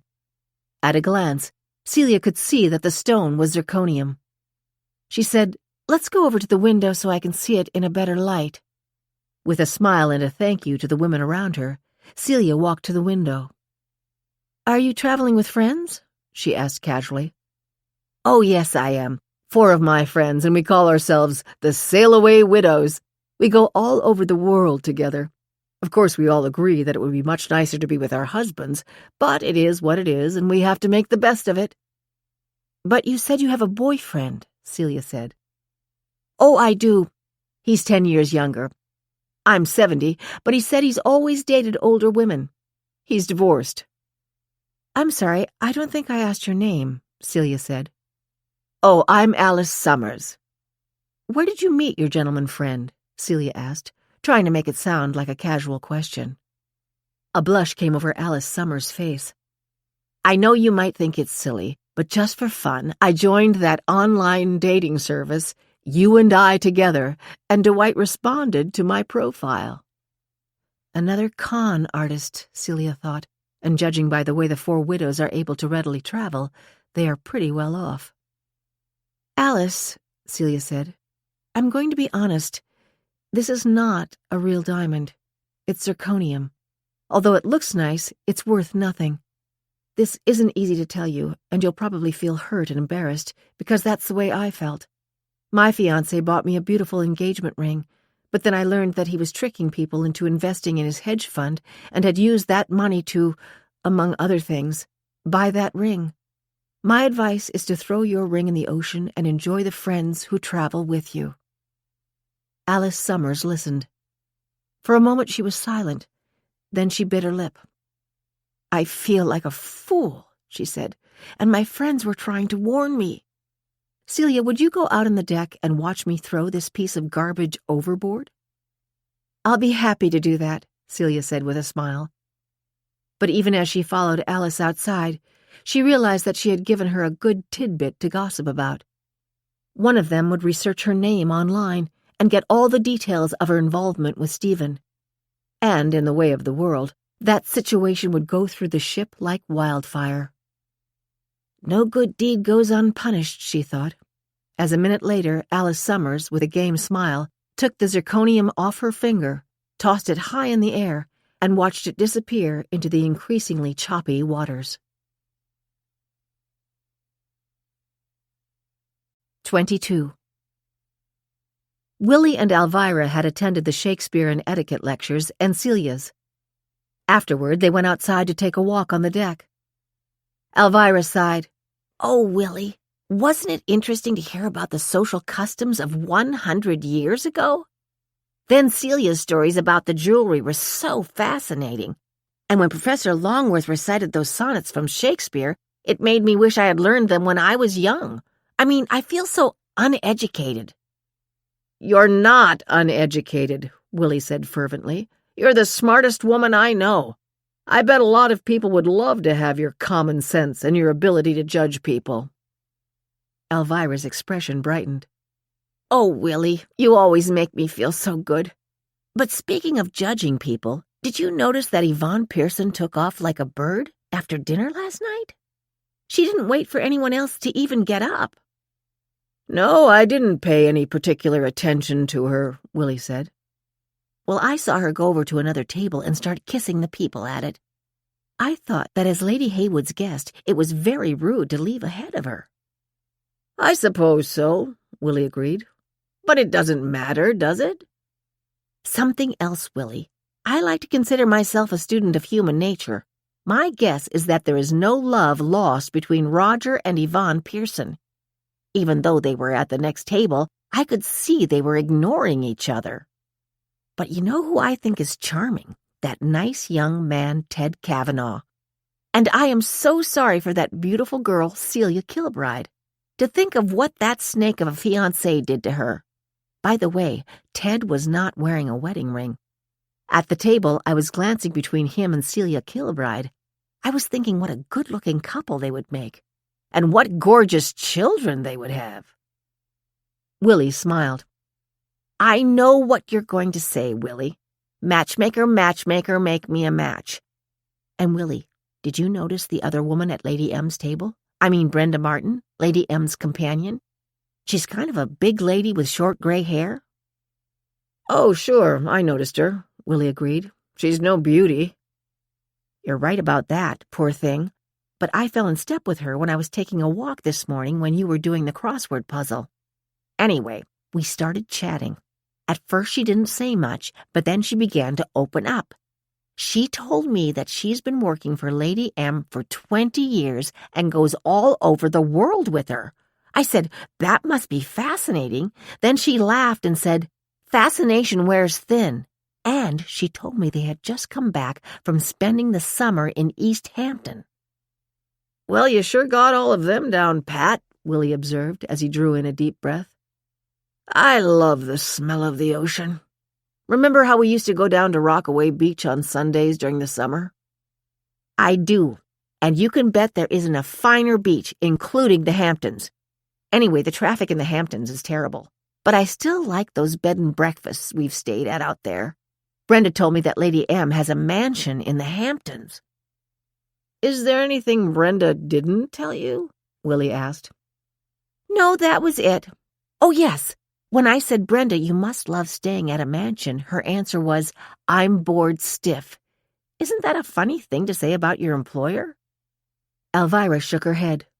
Willie, reading between the lines, I get the feeling that Brenda is sick of being at Lady M's beck and call. I mean, she made remarks like, Lady M is reading a book and told me I could take a walk for an hour. Precisely 1 hour. Doesn't that sound to you as if Brenda is on call 24/7 and doesn't like it a bit? It sounds like it, Willie agreed. He added, I wouldn't like it either. On the other hand, why would Brenda change jobs at this stage of the game? Lady M is 86 years old, and not too many people live a heck of a lot longer than that. Oh, I agree, Elvira said quickly. But I do get the impression that Brenda Martin is really fed up with Lady M. I mean, in a really serious way. 23. Celia did not go down to dinner. She spent the rest of the afternoon reading in a lounge chair on her private balcony. On the one hand, it was good to unwind after her lecture. On the other, it was hard to get into a book. Her concentration was constantly interrupted by the same thought. Suppose the U.S. Attorney's Office decides to indict me after all. I don't have any money to keep paying a lawyer. The management at Carruthers has been sympathetic until now, but when the article in People comes out, it's likely they will fire me, or at least ask me to take an unpaid leave of absence. At 6 o'clock she ordered dinner, a salad and salmon. Simple as it was, she could not finish it. When she had come back to the suite, she had changed into slacks and a shirt, but now she decided to put on pajamas and go to bed. Suddenly very tired, she remembered that she had not slept at all the previous night.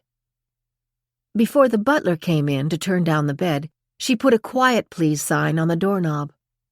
I guess that sounds friendlier than do not disturb, she thought wryly. She fell asleep immediately. 24. The formal dress code for dinner was in effect, so the men were in black tie and the women in cocktail dresses or gowns. The talk at Elvira and Willie's table was of the 3 lectures and how entertaining they had been. A few feet away, Lady M waxed eloquent on Sir Richard's ancestral home. It was quite splendid, she said. Think of Downton Abbey. Of course, after World War I, things became simplified, But my husband told me that in his father's time there was a full staff of 20 servants. Everyone dressed for dinner, and on weekends the house was always filled with guests. A number of times Prince Bertie, as he was known, attended. As everyone knows, after King Edward VIII gave up the crown, Bertie became King George VI, Queen Elizabeth's father. Of course he did, Yvonne thought, but managed to keep an attentive smile on her face. After dinner, Lady M decided to go directly to her suite, but when Roger offered her his arm, she said, "Roger, I would like to have a quiet meeting with you tomorrow morning at 11 o'clock in my suite. Come alone." "As you wish, Lady M," Roger agreed. "Is there anything special we need to discuss?" "Why don't we talk about it in the morning?" she suggested. When he left her at her door, she did not realize how her casual request had so deeply troubled Roger. 25. At the end of dinner, Devon Michelson had decided that it would be a good idea to cement his identity in the eyes of his table-mates Ted Kavanaugh, the Meeans, and Anna DeMille, namely that he was a widower traveling on the ship with the sole purpose of scattering his late wife's ashes into the ocean. "I have decided to drop them from the uppermost deck at 8 a.m. tomorrow morning," he announced. "In thinking about it, I decided I would like to share the ceremony with all of you.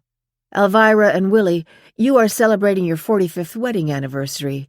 Anna, you are celebrating winning the church raffle.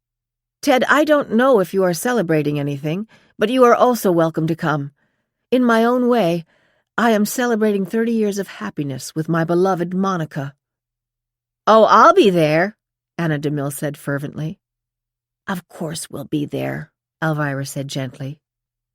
Devon turned his head as though he were blinking moisture from his eyes. Instead, he was taking in the ruby and diamond necklace and matching earrings Lady M had chosen to wear that evening. Very nice, he thought. Very, very expensive, but nothing like the Cleopatra necklace. He turned his attention back to his own table. In a husky voice, he said, "Thank you. You are all very kind." 26. Yvonne went straight to their suite, as Roger escorted Lady M to hers. When he entered, Yvonne was in a miserable mood. Dana and Valerie had left with other friends and had not invited her to join them. She sailed into Roger. "I can't stand listening to that insufferable old witch for 5 more minutes. She doesn't own you. Tell her you work for her Monday through Friday, period." Roger let her finish her tirade and then began shouting back. "You think I like having to kiss that old bag's feet?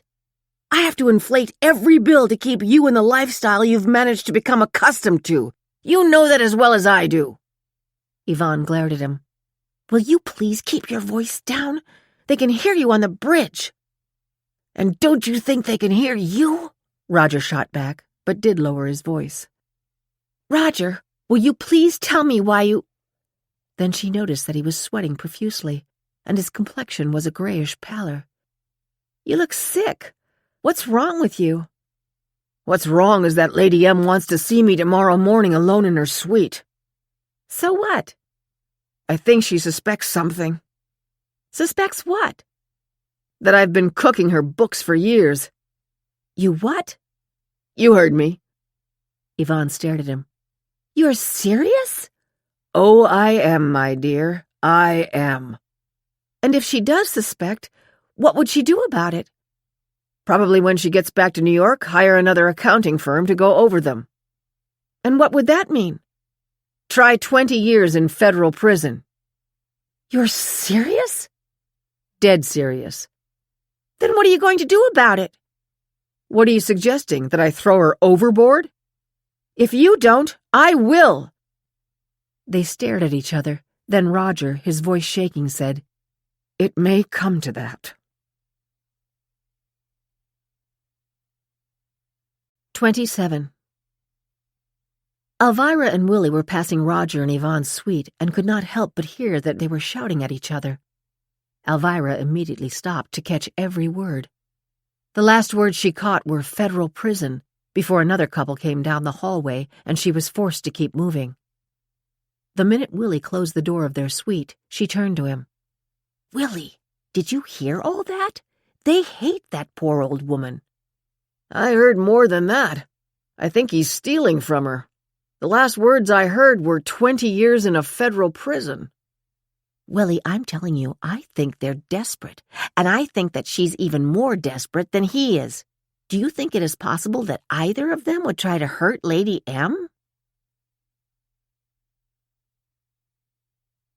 28.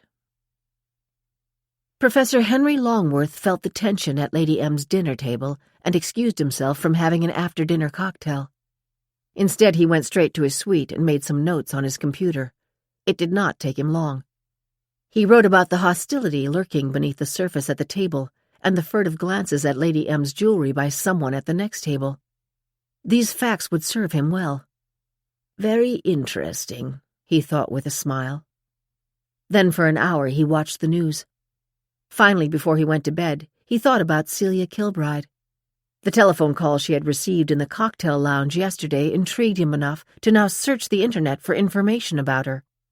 What he found was a revelation.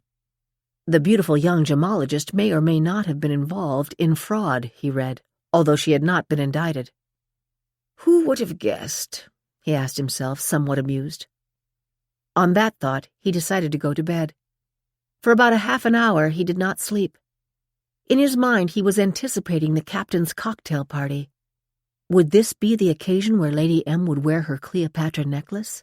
Her priceless emerald necklace?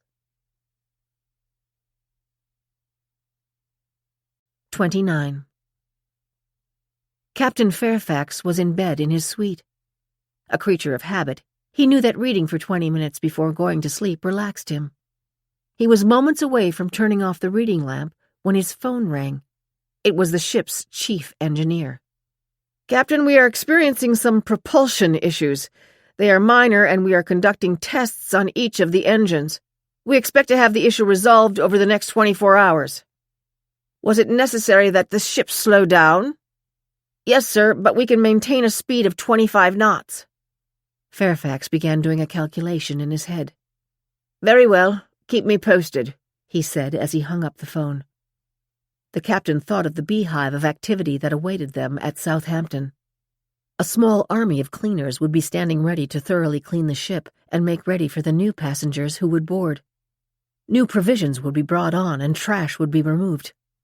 All this would happen in the brief window between passengers disembarking in the mid-morning and new guests coming aboard in the mid-afternoon. The process functioned like clockwork, but the clock had to start on time, with Queen Charlotte arriving by 6 a.m. in Southampton. "We'll be okay," he tried to assure himself. "We can make up the time we will lose over the next 24 hours by going faster after the engine problem is resolved. We'll be fine, as long as nothing else happens to delay our arrival." Day 3.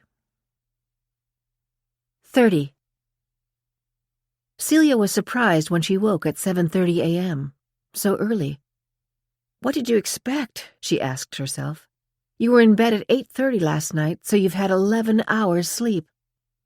She still felt as if the weight of the world were on her shoulders. "Oh, come on," she decided. "Get with it. Take a walk, clear your brain." Acting on her decision, she dressed quickly in Lululemon and sneakers and went up to the promenade deck. She was surprised to see Willie and Elvira standing there. She was about to pass them with a friendly wave, but Elvira was having none of it. "Oh, Celia," she said, "I want to get to know you. I know you helped Willie pick out that beautiful sapphire ring for me. I've never had anything nicer." "I'm so glad you like it," Celia said sincerely. "Your husband was so hoping that you would." "Oh, I know what you mean," Elvira said. "He was probably sure I would say it was too expensive. Did you know that Devin Michelson is going to throw his wife's ashes into the ocean? He asked the people at his table to join him for a little ceremony." "Oh, then I'll get going," Celia said. But she was too late. Before she could resume walking, Michelson had come up to them. "I told Celia why we're here," Elvira said. Michelson was holding the silver urn in both hands. "I've been intending to tell you how much I enjoyed your lecture, Miss Kilbride." "It's Celia, thank you. This must be a difficult moment for you. When my father died 2 years ago, I took his ashes up to Cape Cod and gave them to the ocean as well." "Were you alone?" "No, some close friends were with me." "Then perhaps you will join me along with my friends from the table?" Devin Michelson's expression was that of a man devastated. Celia felt a wrench of pity. "Of course, if you would like me to stay." It was only a minute later that Ted Kavanaugh and Anna DeMille joined them. "Oh, it's chilly," DeMille said. "I should have worn a warmer jacket. But it doesn't matter," she added quickly. "We all want to be here with you, Devin." She patted his shoulder with tears in her eyes. "She's trying to be the chief mourner," Elvira thought. She glanced at Willie, who nodded to let her know he was aware of what she was thinking. "I thank you all for being with me today," Devin began. "I want to spend a few moments telling you about Monica. We met in college in London 35 years ago. Some of you may understand what love at first sight is all about." Elvira glanced at Willie to signify, "We do." Anna DeMille's expression was focused adoringly on Devin Michelson.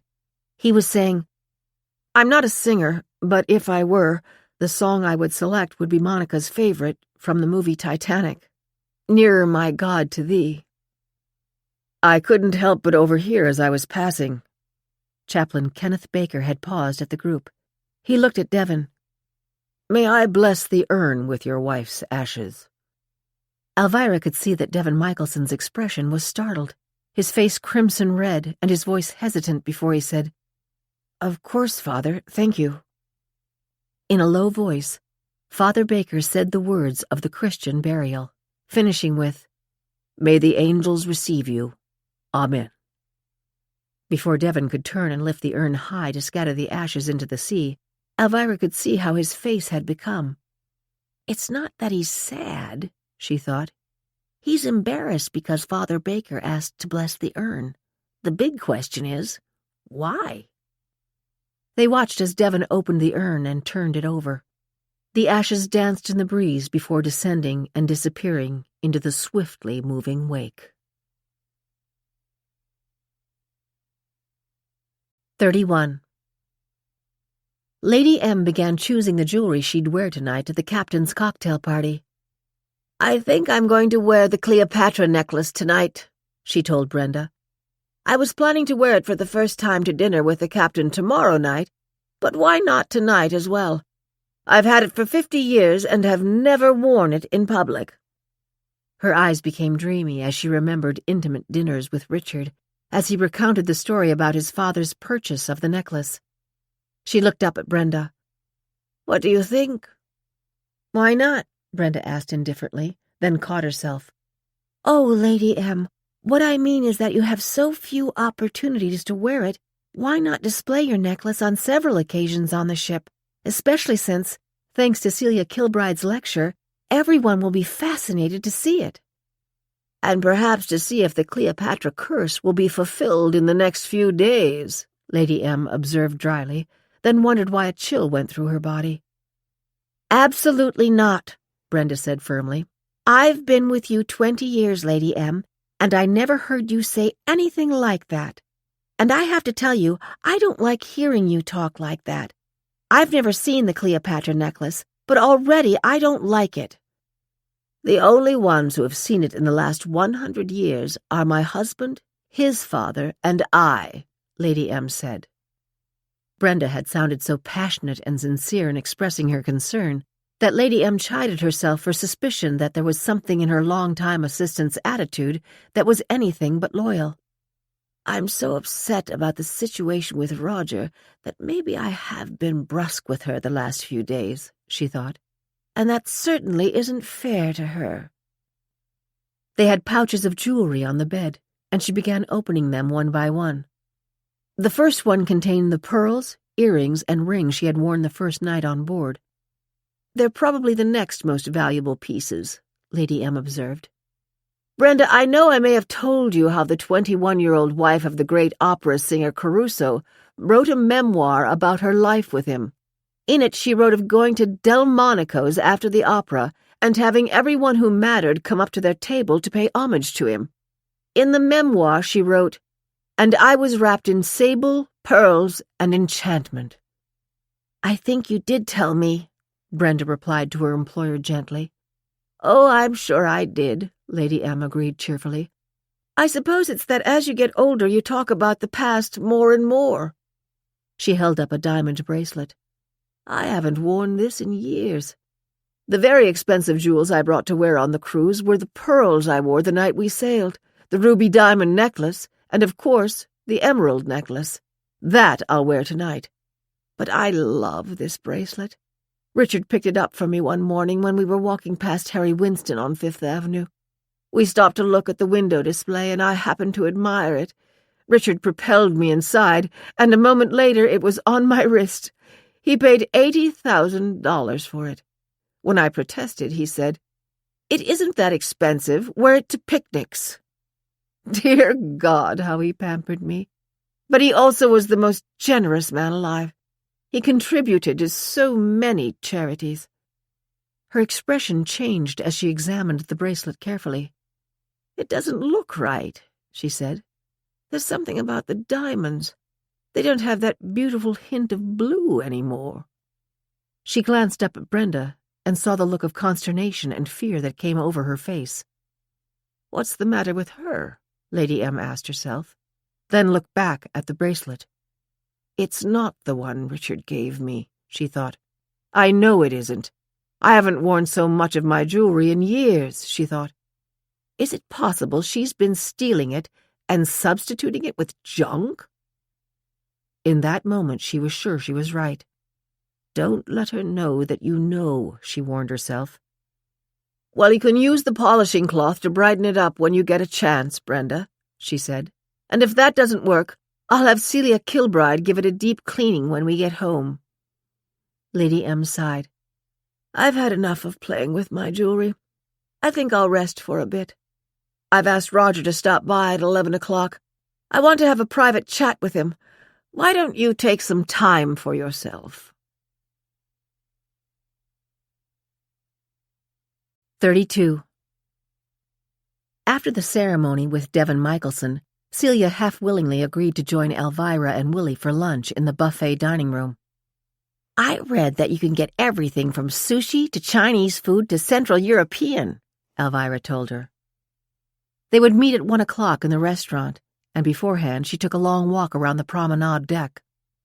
When she returned to her stateroom, she showered, dressed in blue slacks and a blue and white top, ordered breakfast, and went over her notes for her lectures.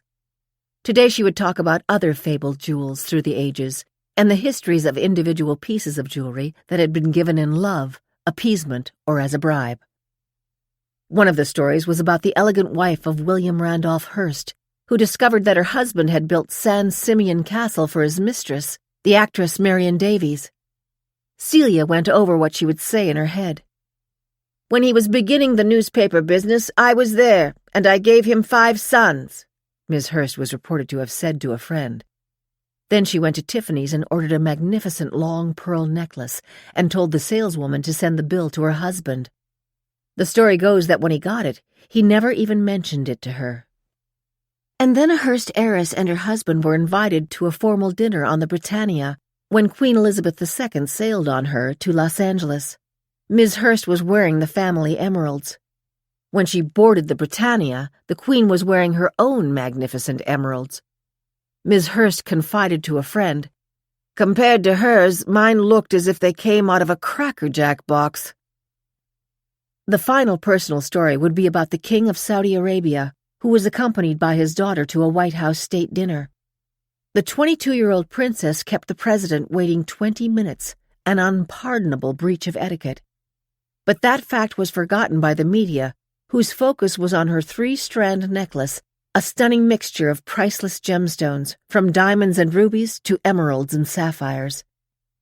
It's human to enjoy the gossipy stories, Celia thought, and telling just a few never failed to spice up a lecture.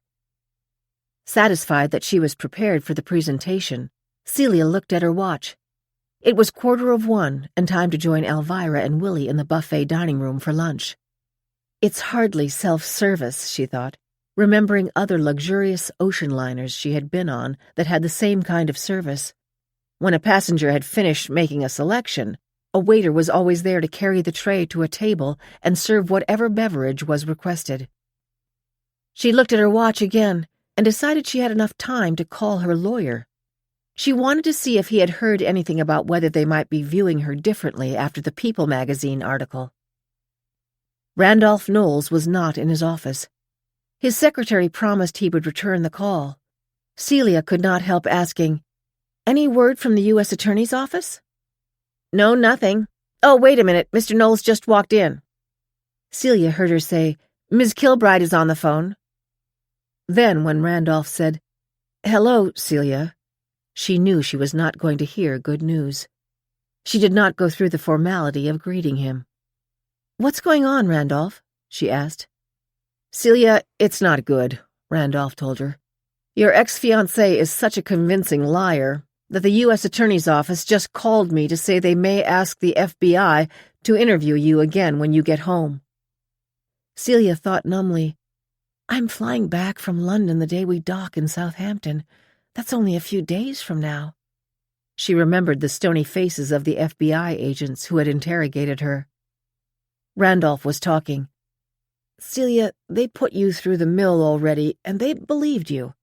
This is simply another hurdle." But it was obvious from his tone that he was not convinced. "I hope it is."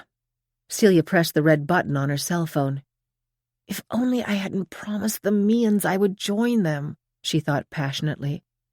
But she had, and a few minutes later a waiter was pulling out a chair for her at the table where they were sitting. They both smiled, and Elvira greeted her warmly.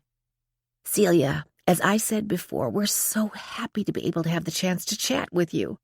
Willie told me he was initially sorry he went into Carruthers to ask about the prices of some of the rings he saw in the display cases, but then you came along and made him feel so comfortable."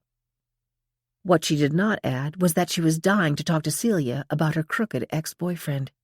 She was sure that when his trial came up, she would be asked to cover it in her column in the Globe. Of course she would not just plunge into that right away. "Why don't we all make our selections," she suggested, "and then we can chat." But a few minutes later, when Willie was happily enjoying a plate of sushi and she was halfway through a bowl of linguine with clam sauce, she noticed that Celia had eaten only a few bites of her chicken salad. "Celia, if you don't like the salad, you can get something else," Elvira said. Celia felt a sudden lump in her throat and knew her eyes were filling with tears. Quickly she reached in her bag for her sunglasses, but Elvira had noticed. "Celia," she said in a voice rich with concern, "we know the stress you're under." "I guess everybody knows, and if they didn't know before, they'll find out today." "Celia, sadly what your fiancé did is all too common, but everyone is sorry for you being caught in that mess." "Everyone except my closest friends, who lost money they couldn't afford to lose and blame me for having introduced Stephen to them." "You lost money too," Willie said. $250,000. In other words, every cent I had," Celia said.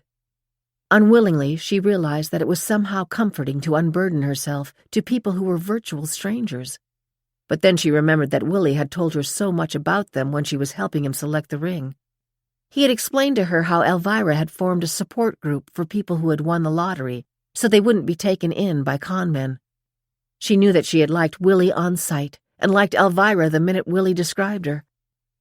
And it was a relief to be able to share her anxiety with people who were looking at her with kind and sympathetic expressions.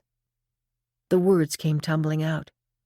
"Stephen gave an interview to People magazine, and in it he said that I was part of the scheme to build up his fund by introducing him to my friends. It's going to be all over the media today. Now, because of the article, it looks like the FBI is going to question me again when I get back to New York." "You did tell the truth," Elvira said. It was not a question. "Of course I did." And Stephen What's-His-Name has lied to you and everyone else? Yes. Then why wouldn't he lie to People magazine as well? Celia could feel Elvira's reassurance begin to lift some of the crushing worry from her shoulders. Not completely. She wasn't going to talk now about the fact that her job at Carruthers was in jeopardy. She knew the chief executive had been upset that one of their employees had been linked to a scam. Now, the more she thought about it, the more certain she was that when she got back to New York, she would at least be put on an unpaid leave of absence. I can't keep up with the rent on my apartment and all the other overhead expenses, like insurance and utilities, for more than 3 months, not to mention ongoing legal bills, she thought. And then what? Would any jewelry firm want to hire me? All this flashed through her mind in an instant, but then she blinked away the tears that had not fallen and forced a smile. I feel as though I've been to confession. Just keep this in mind, Celia. Now Elvira's voice was firm. You have absolutely no need of absolution in any way, shape, or form. Now eat your salad. Things will work out fine. I can feel it in my bones. 33. Brenda's suite was on the floor below Lady M's. It was smaller, but had valet service. When Lady M decided to have her lunch served in her suite and rest for an hour, Brenda went to the buffet restaurant. Even though she was almost desperate with worry, she still had a hearty appetite. She went to the section that served Chinese food and helped herself to wonton soup, pork fried rice, and a dumpling. Then, on impulse, she grabbed a fortune cookie. As a waiter carried her tray to a small table by the window, she looked around the dining room. About 6 tables from the one where she was heading to, she saw Celia with Elvira and her husband. They seemed to be engrossed in conversation. No idle chatter for them, she thought sarcastically. Her eyes filled with hatred as she looked at Celia. She's the one who could put me in prison, she thought bitterly. Here you are, ma'am, the waiter, a handsome Asian man, said as he removed dishes from the tray and placed them on the table. Brenda did not thank him. He asked if she cared for a beverage. Regular coffee with cream and sugar. Her tone was dismissive. What was she going to do, she asked herself. And why now does Lady M all of a sudden get the idea that her jewelry doesn't look right? For years she's ignored all but the best pieces in her collection. And for years she's been adding to it, buying a $10,000 ring or a $40,000 bracelet she saw in a store window, as she did on St. Thomas Island. She wears her new pieces a few times, then tosses them into the master safe in the apartment. Brenda began sipping the wonton soup and thought of Ralphie. She had met him 5 years ago, and they had been together ever since. She had not told Lady M about him, of course. Ralph was a 67-year-old insurance salesman whom she happily supported in the 3-room apartment Lady M had purchased for her to use, and where Brenda spent her free weekends. Not that there were many of them, she thought resentfully. But after she's in bed with the sleep-in housekeeper in her apartment, I can escape there. After she told Ralph about Lady M's incredible jewelry collection, he had asked her how frequently she wore all those pieces. She had told him that Lady M would often buy a necklace or earrings or a ring or a bracelet that had caught her eye, wear it a few times, and then forget all about it or simply not bother to put it on again. Ralph's next question had been, Is everything insured? The answer was that Lady M only insured the pieces that were worth over $100,000. And that's how it began. Ralph had a jeweler friend who worked with them to substitute fake gems for the ones in Lady M's safe. It was so easy. Brenda had the code to the safe. She would take a piece out and give it to Ralphie. He would bring it to the jeweler, who would create a similar-looking piece. When it was ready, she would put it in the safe. The one piece of jewelry that wasn't in the safe and that she had never seen was the Cleopatra necklace. Now, as she pushed aside the empty soup bowl and began to eat the pork fried rice, Brenda cursed herself for being stupid enough to have fooled with the picnic bracelet that Sir Richard had bought for Lady M when they were strolling down Fifth Avenue. Lady M cherished it. God knows I heard the story often enough to realize that I should have left it alone, Brenda thought bitterly. She and Ralphie had over $2 million thanks to selling Lady M's jewelry. But what good would it do them if Lady M had that bracelet checked by Celia Kilbride, let alone all the others that had been switched? She would prosecute them, that was for sure. She had once done it to a chef who had been padding the food bills.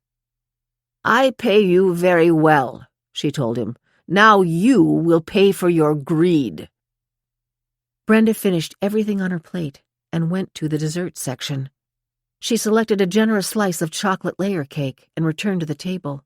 It had already been cleared except for the coffee cup, which had been refilled. "I like traveling like this," she thought. "At least I did until I met Ralphie and fell in love. I have to say these 20 years with Lady M have been interesting. The trips all around the world, the Broadway plays, the people I've met."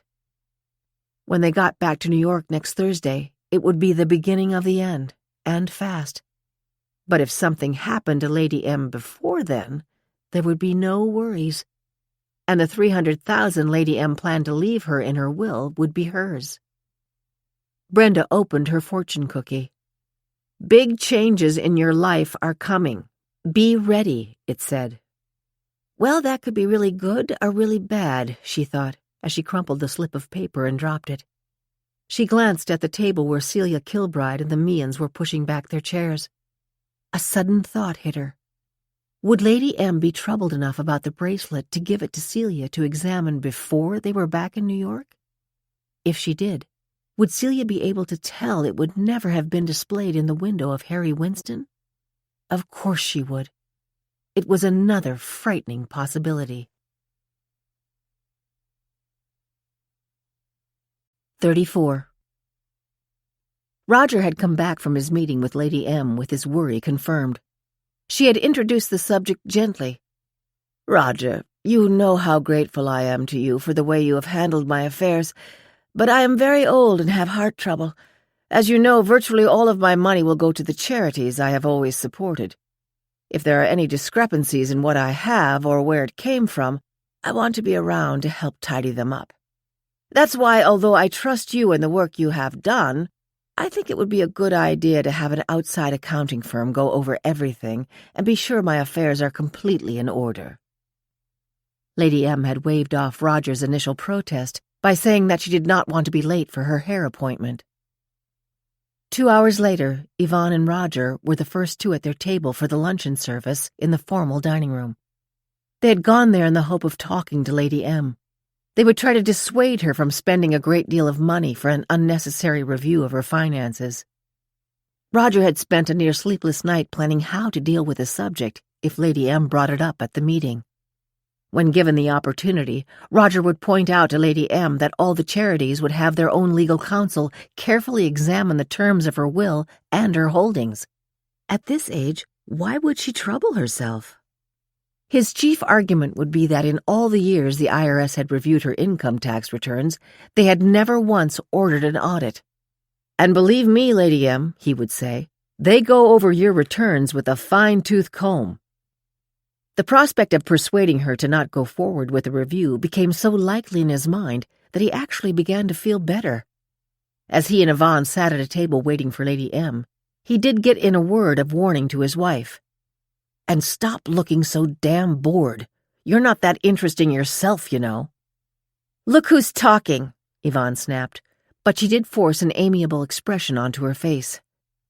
After 15 minutes passed, they knew that they would be dining alone and ordered lunch.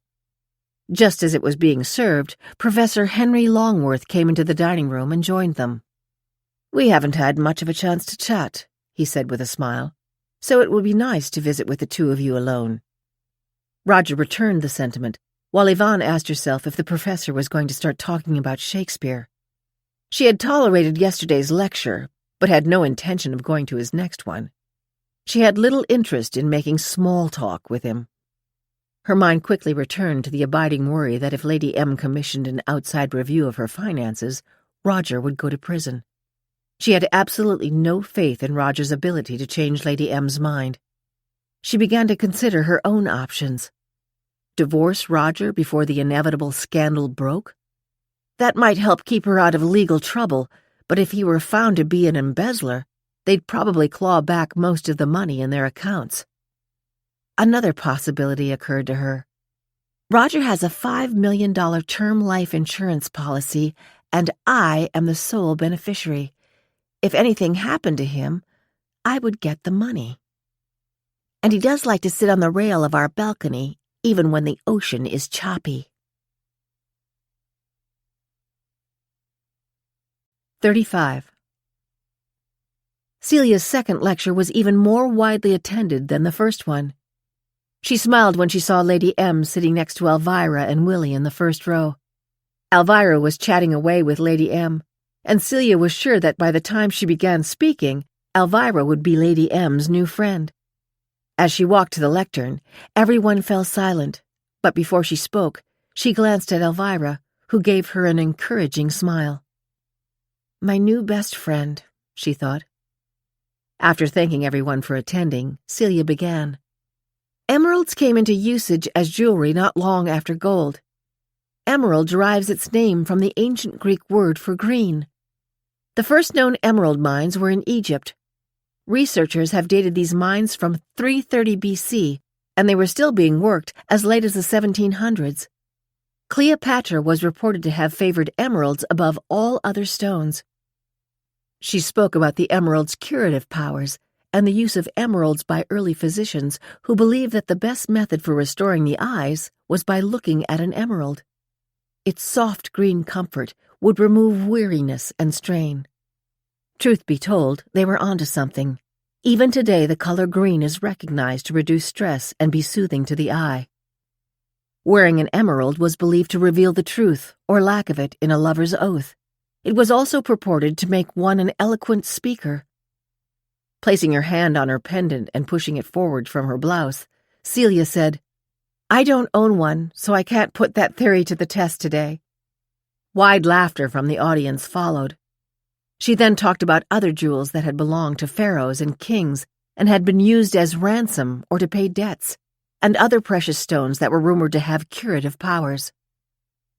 When she was finished with the question and answer session, one of the guests observed, Ms. Kilbride, you made us all want to have more jewelry or wear what we do have every day.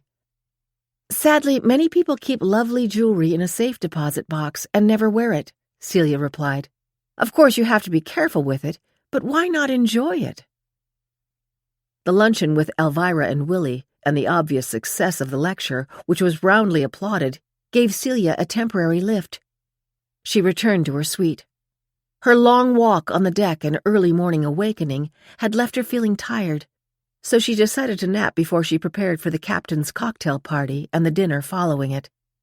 And that, of course, was another reminder. The expensive gown that she would be wearing she had bought for the honeymoon, which, thankfully, never happened. I might as well take my own advice and enjoy it, she thought. It will be a long, cold day before I spend money like that again. 36. Devin Michelson wondered if he had made a mistake inviting the other guests at his table to the service this morning. He knew that his startled reaction when the chaplain, Father Baker, offered to pray over the urn had been noticed by Elvira Meehan, and perhaps by others in the small group. His hope was that they might think he was an atheist. In fact, he had been raised in a devout Catholic family. Even though he had fallen away from the practice of religion, he had imagined the horror his mother would have felt if he let a priest say a prayer over cigar ashes. I can't let anyone start wondering about me, he thought, and by now I should know that I have never been given the luxury of making mistakes. Yvonne, Dana, and Valerie were finishing their second glasses of wine. They had spent the late morning and early afternoon sunbathing by the pool. As they were talking, Valerie was scanning the list of activities. Listen to this, Yvonne interrupted. There's going to be a lecture about the Hamptons, including the story of a real-life witch from East Hampton. I know who that must be, Dana offered. It's Julie Winston, the former model who just married the chairman of Browning Brothers. I got stuck seated next to her at a charity ball, and if we're talking witches, it's got to be Ethel Pruner. 7 of us were on a committee with her to organize flower arrangements, and we all wanted to quit after the first meeting." Valerie held up both hands and laughed. "I think they're referring to a witch that lived in the 1600s. It starts in 15 minutes. What do you say?" "Let's go," Dana and Yvonne said in unison as they all stood up. The presenter introduced himself as Charles Dillingham Chadwick. He was a slender man in his mid-40s, bald, and of average height. Chadwick had that trademark Hampton's ability to speak without moving his lower jaw, but at the same time, he had a twinkle in his eye and a willingness to poke fun at himself. "Thank you all so very much for coming. One of my earliest happy childhood memories is of my father explaining how our family traces its ancestry all the way back to the Mayflower, and how our ancestors once owned a considerable amount of land in what is now the Hamptons. My foremost unhappy childhood memory is when I learned that they sold their land for a pittance 100 years ago." Wide laughter followed. Dana said to Valerie and Yvonne, "This is going to be more fun than we thought."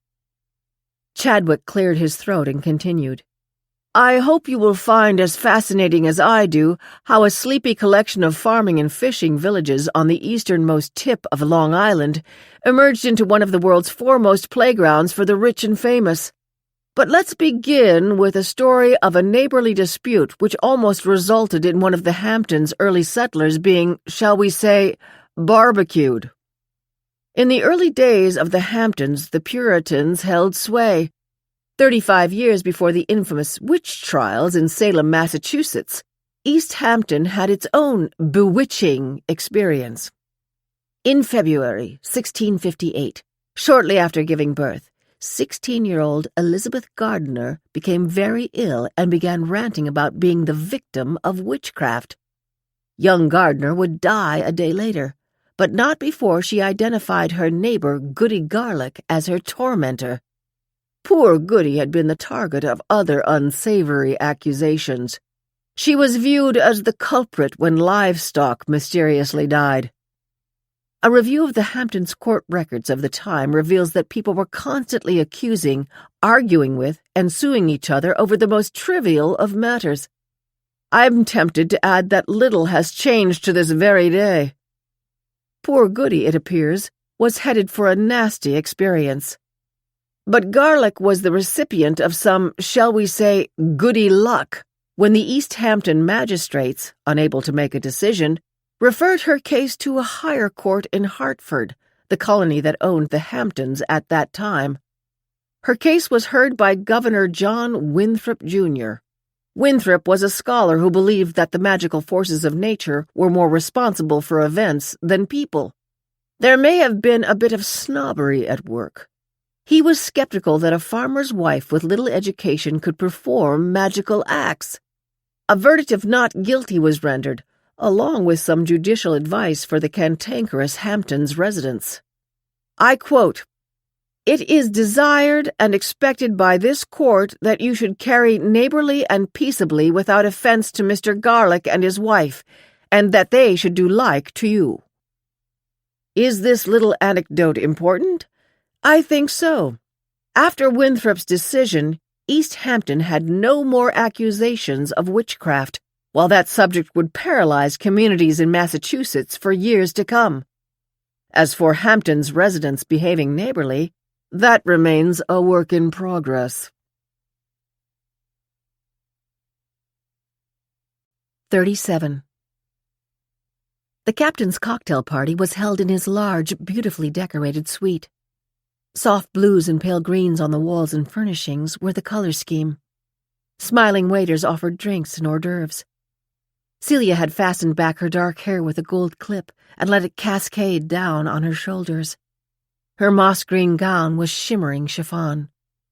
The earrings that had been her mother's were her only jewelry. She did not realize it, but the eyes of the captain, as well as most of the other men present, lingered on her as she chatted with other guests. Lady M arrived shortly after her. She was wearing a simple black gown which set off the breathtaking 3-strand emerald necklace that had once adorned Cleopatra, Queen of Egypt, and had not been seen in public in 100 years. Startling in its beauty, each emerald sparkled in unblemished clarity. Lady M's white hair was piled softly on her head. Her wide hazel eyes and long lashes gave hints of the beauty she had been, and her straight carriage combined to present a regal, commanding image. Her earrings were pear-shaped diamonds, and other than that she wore only her diamond wedding band to ensure that nothing would distract from the awe-inspiring necklace.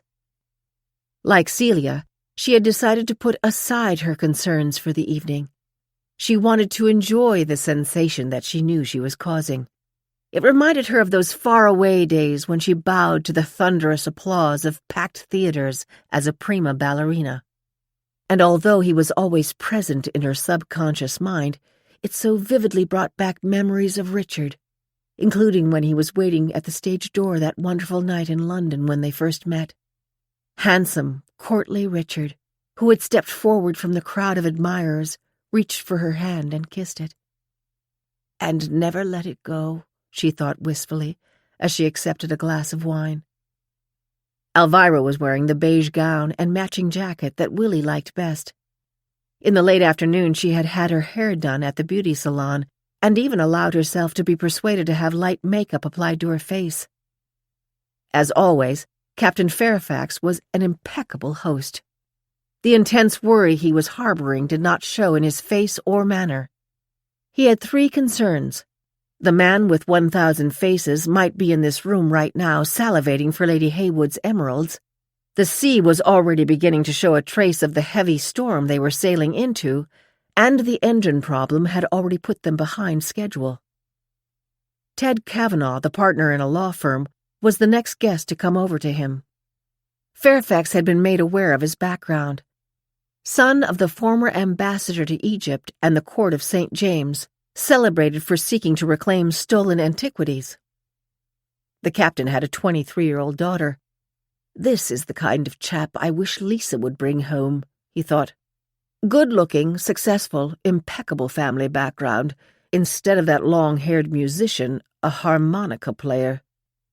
He extended his hand to Ted. "Welcome, Mr. Kavanaugh. I hope you have been enjoying your cruise." "Indeed I have been," Ted replied, while returning the captain's firm handshake.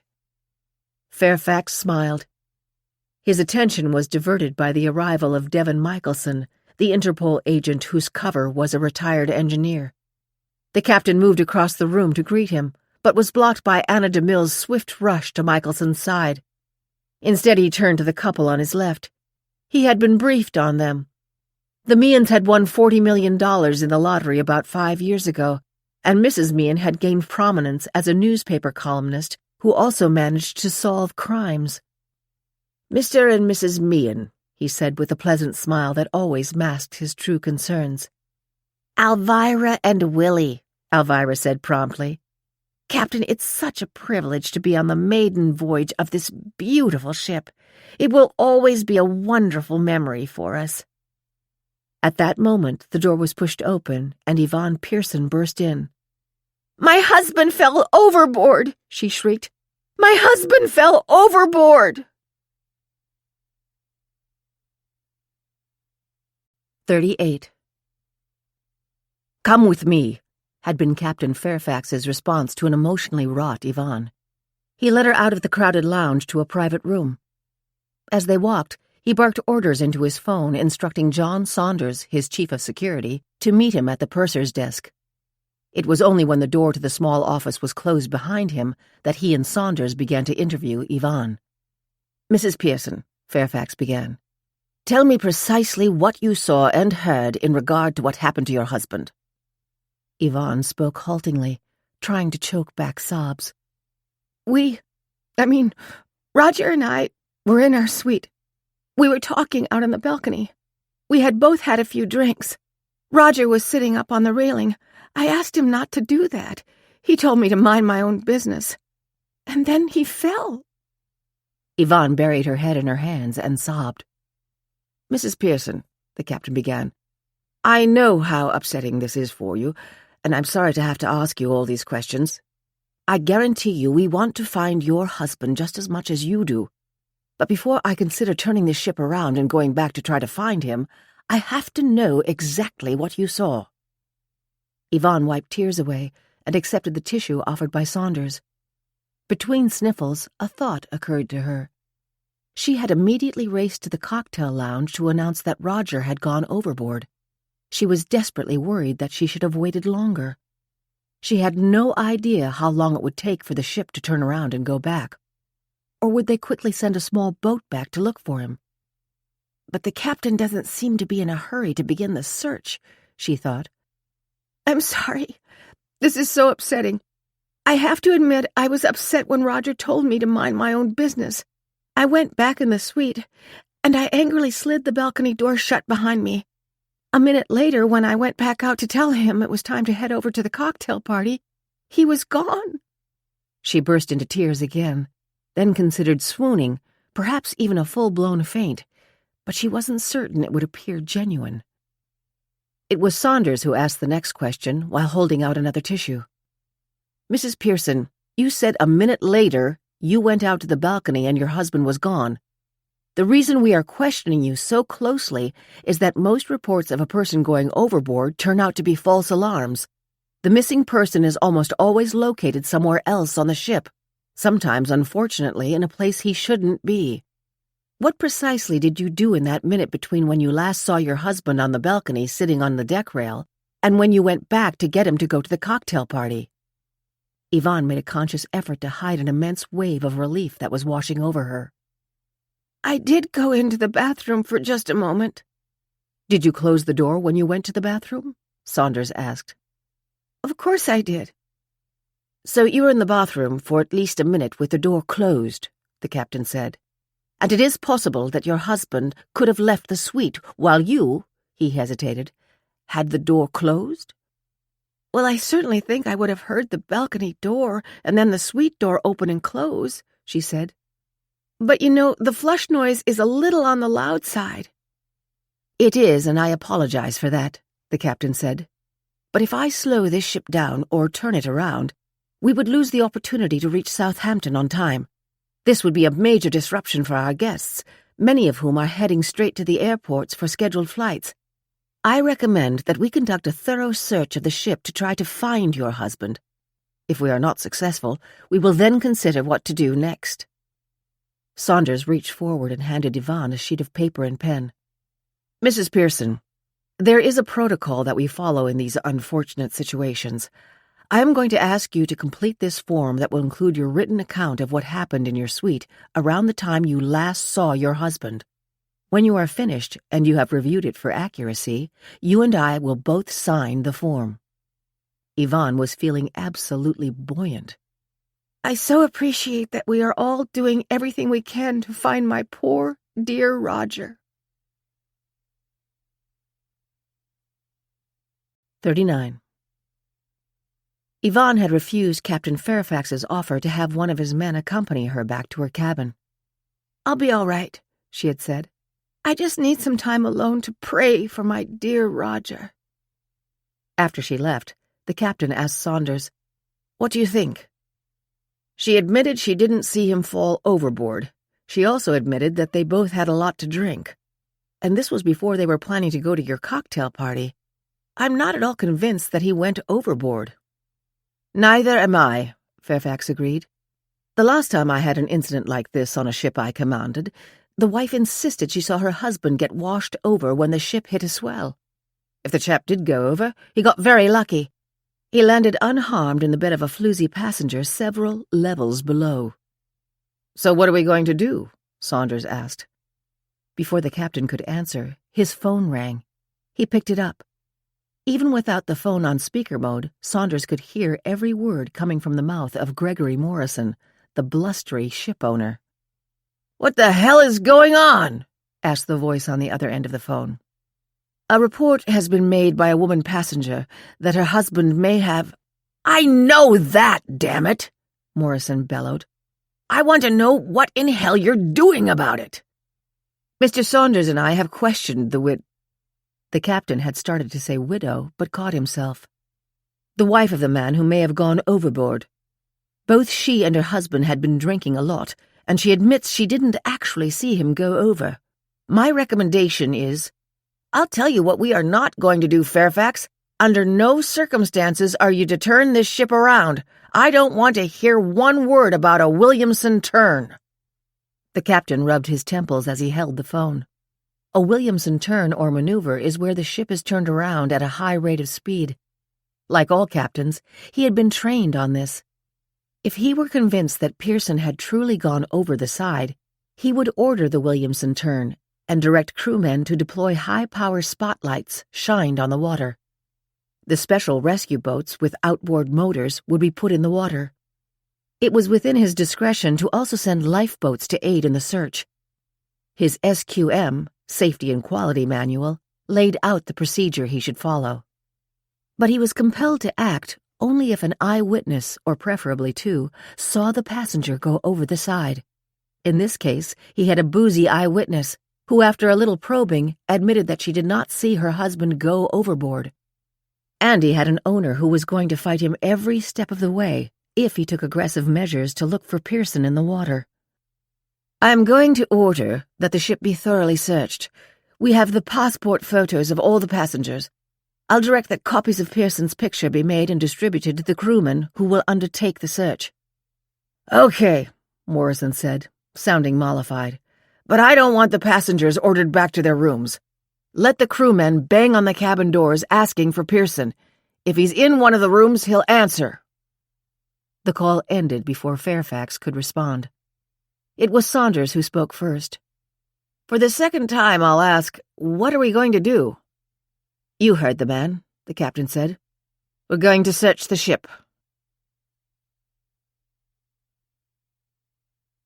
40.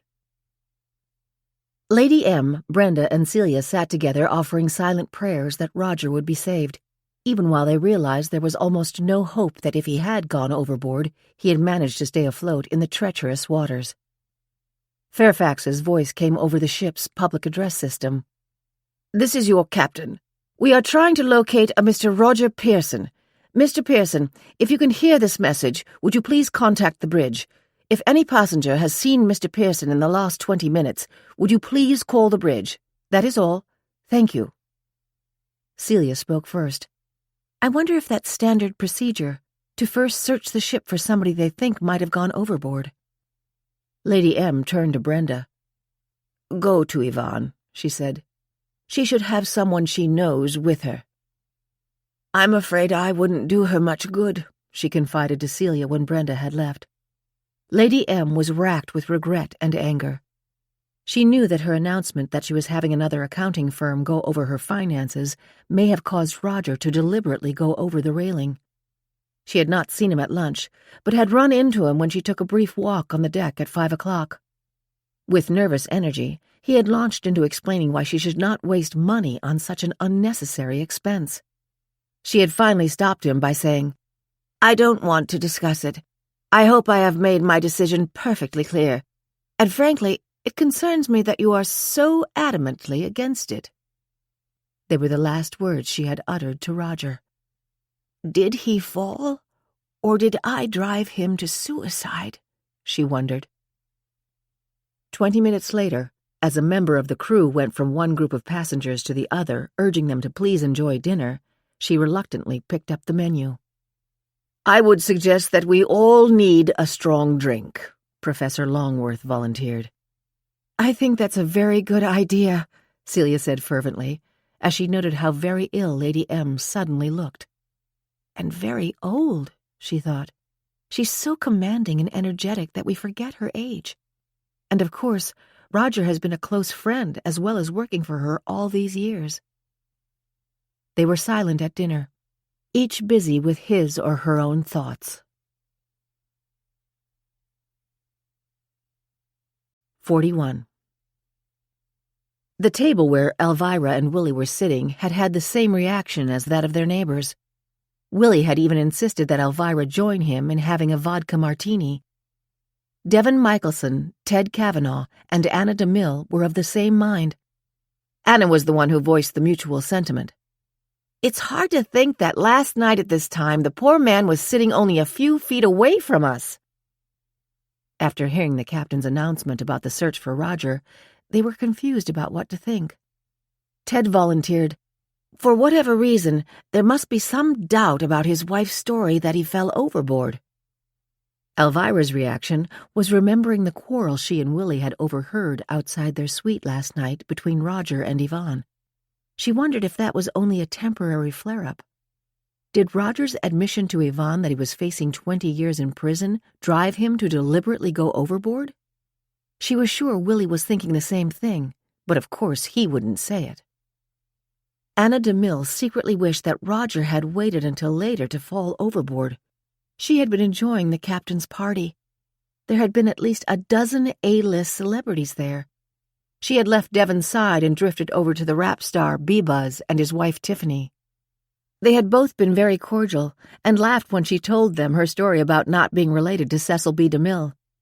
That was so unlike the time they turned their backs on her when she tried to start a conversation on the deck.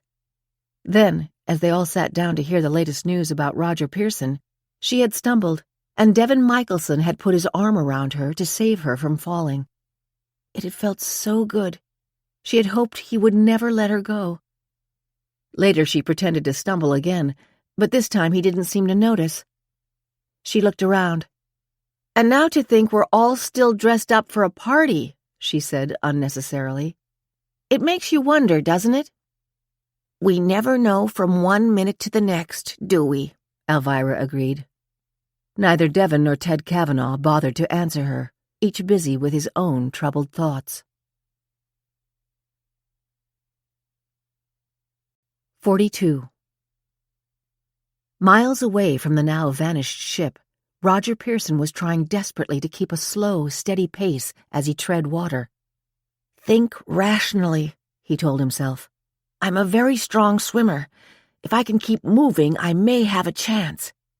He gulped in air as he continued to swim.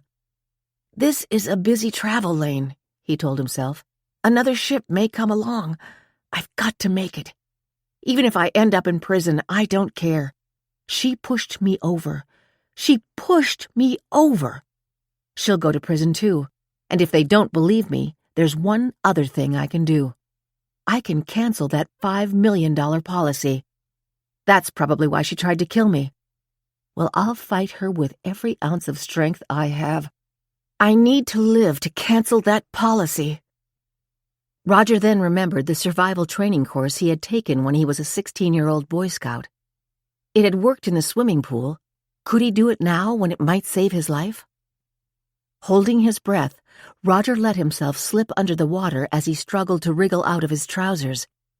Kicking hard to keep afloat, he managed to tie the ends of his pants legs into a double knot. Then he looped the pants over his head with the knot behind his neck.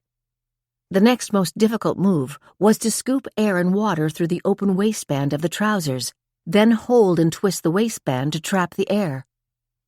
A feeling of real hope washed over him when the air inside the pants formed a pillow that floated about 6 inches above the water.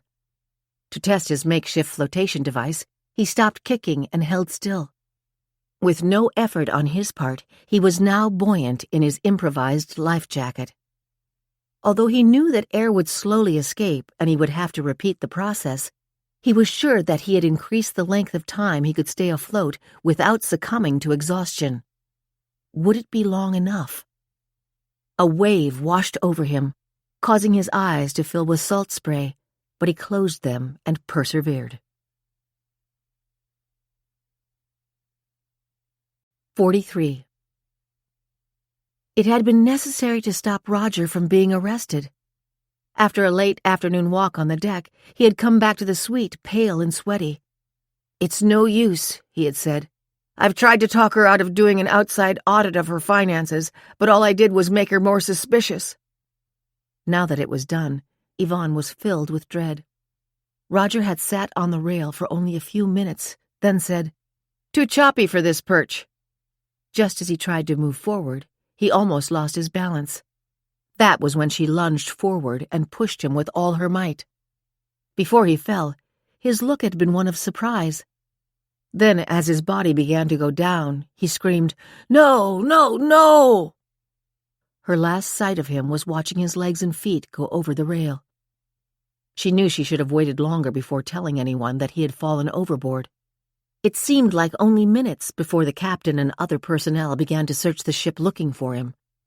It was only then that she remembered that Roger was a strong swimmer and that he had been on the swim team in college. Suppose they found him alive? There was no way that she could make him believe that she had accidentally pushed him when she meant to help him down off the railing. The consequences for her of Roger being rescued were so overpowering that she was trembling and shaking when the doctor gave her a tranquilizer.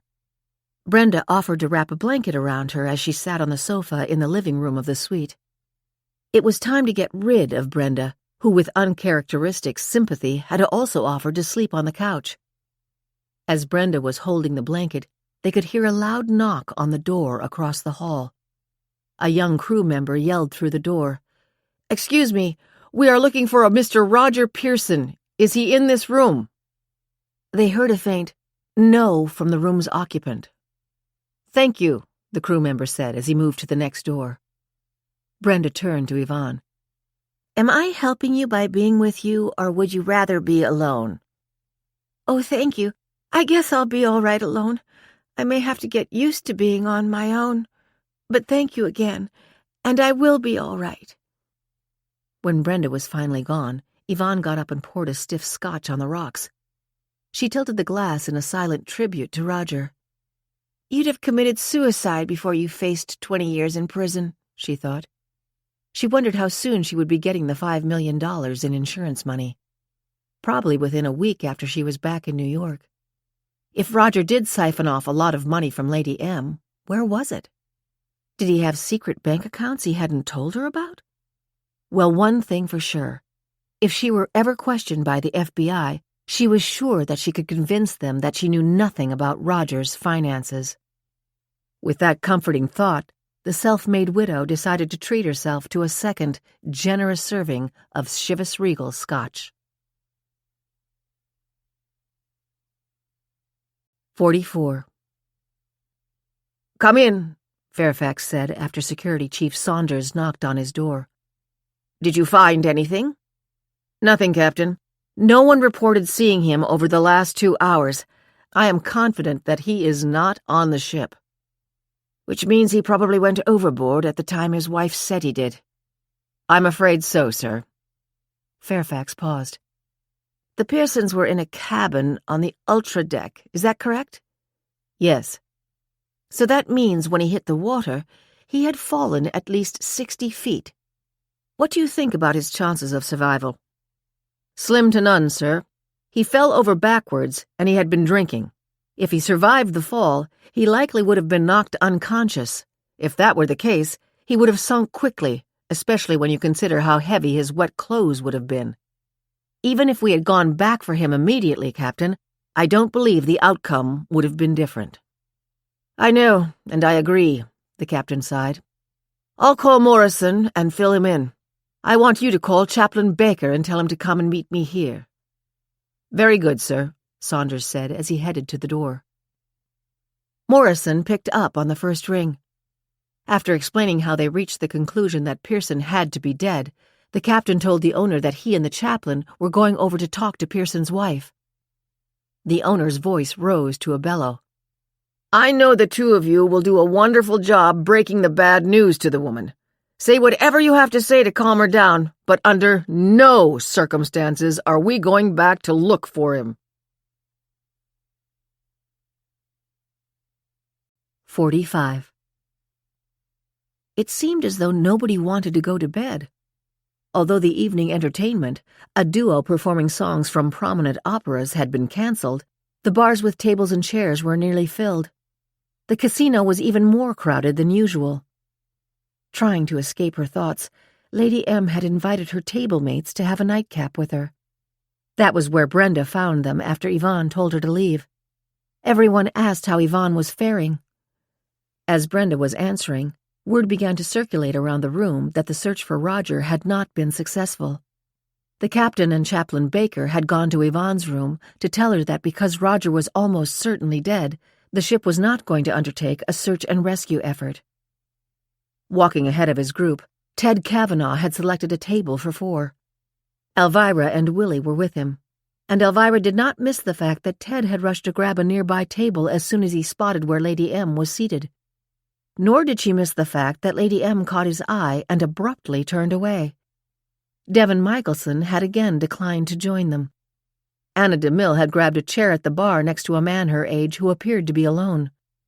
Then Lady M stood up abruptly. "Brenda will sign the check for me," she said. It was an effort to keep her voice level. "I am very tired. I will say good night to all of you." Brenda sprang to her feet. "I will accompany you." "God forbid, you thief," Lady M thought, but her answer was simple and final. "No, that won't be necessary." There was a nagging pain from her left shoulder going down her arm. She needed to get to her room and take a nitroglycerin pill now. As she left, she passed by Ted Kavanaugh's chair, hesitated, then continued on. Elvira quickly noticed the grim expression on Lady M's face. She seems upset at him. I wonder why. A few minutes later, when everyone began to leave, she managed to get in a word with Celia. "I never did get a chance at the captain's party to tell you that you look so beautiful tonight. How are you doing?" "About the same," Celia admitted, then added, "Keep feeling in your bones that it will all work out." Ted Kavanaugh had caught the exchange, puzzled for a minute, then realized why she seemed familiar. Celia Kilbride was the girlfriend of Stephen Thorne, the hedge fund swindler. A lot of people think she was in on it, he thought. I wonder if she was. God knows, he thought, she has the face of an angel. 46. The man with 1,000 faces did not waste time mourning the loss of Roger Pearson. If anything, he welcomed the distraction it had caused. People were talking about it, mulling it over, saying what a shame that it had happened. They were agreeing that it was not only the personal loss of Roger for his family and friends, but it was also an unfortunate incident for the Castle Line. The maiden voyage of Queen Charlotte would be forever remembered as much for the tragedy as for the luxurious experience it offered. Too bad, he thought, as he felt the swift rush of energy that had always filled him when he was about to pounce. Most times he was able to have the object of his longing without the unfortunate need to take a life to achieve his goal. He knew that might not be the case tonight. It was unlikely that Lady M would sleep through his visit to her bedroom. He had overheard her lamenting the fact that she was a light sleeper and that any sound could wake her up. But he could not wait any longer. At the cocktail party, he had heard the captain urging Lady M to give the necklace into his keeping. If she were to do that, he might never have the chance to steal it again. At the captain's party, it had been difficult to force his eyes away from it. It was beyond exquisite. It was flawless. And in a few hours, one way or the other, it would be in his hands. 47. Elvira and Willie were barely in their suite when she asked in a worried tone, "Willie, did you notice how Lady M started toward Ted Kavanaugh, then apparently changed her mind?" "I thought she was just saying good night," Willie said. "What was wrong with that?" "There's something about the way he stalks Lady M," Elvira said firmly. "What's that supposed to mean, honey?" "Trust me, he does. Tonight at the cocktail party, he went straight over to Lady M and stared at her necklace. I heard him say, 'That's the most stunning piece of ancient Egyptian jewelry I have ever seen.'" "That sounds like a nice compliment." Willie yawned in what he hoped would be a signal to Elvira that he was ready for bed.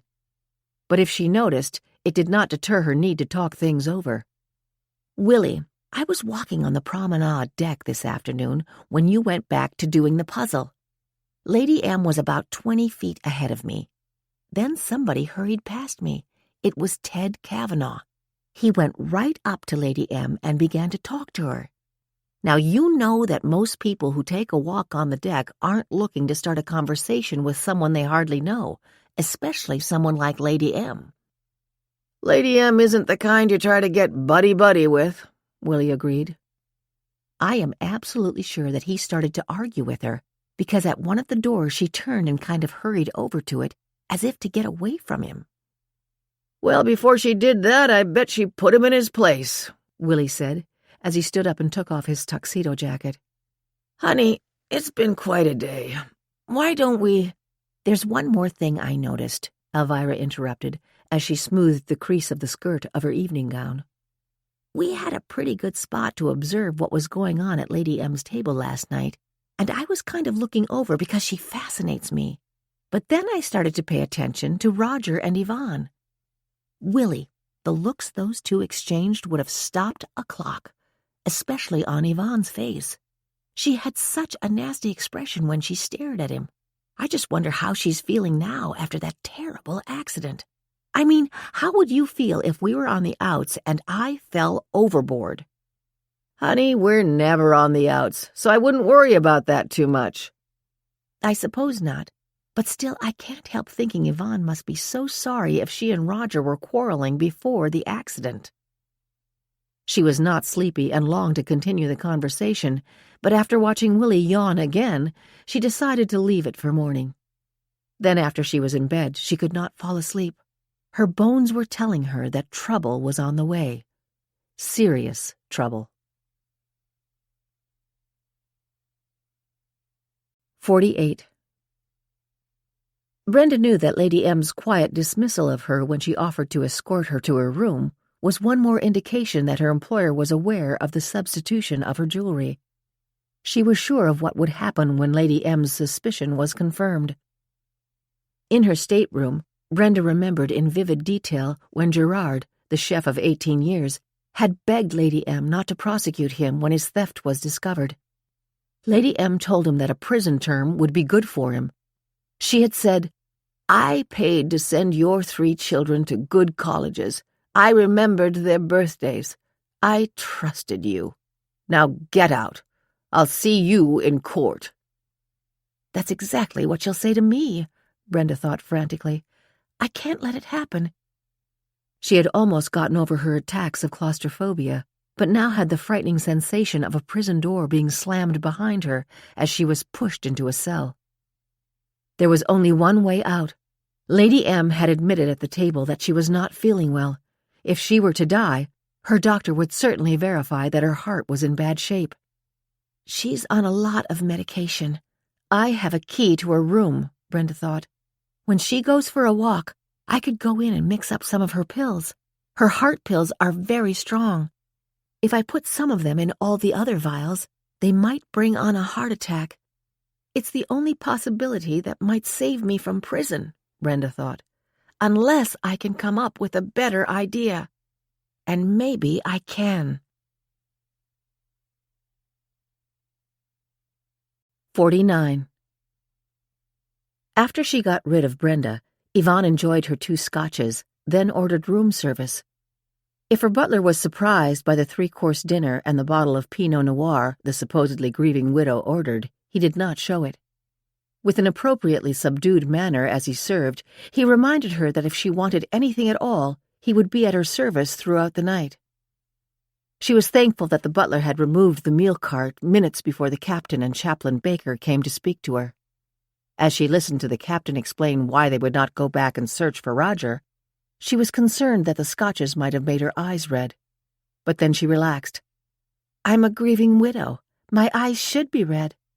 And if having a few scotches is helping me cope with my tragedy, who would criticize me?" After they left, as she took a last sip, Yvonne started to think of the future. Granted, she would have the $5 million insurance policy, but how long would that last?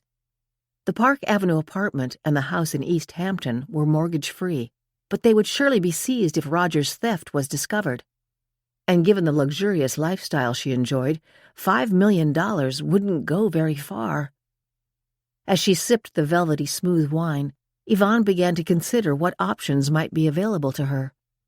It was clear that Lady M was going to begin that outside audit as soon as she got home. Was there any way to stop her? After all, the Cleopatra necklace had a curse on it. "Whoever brings this necklace on the sea will not live to reach shore."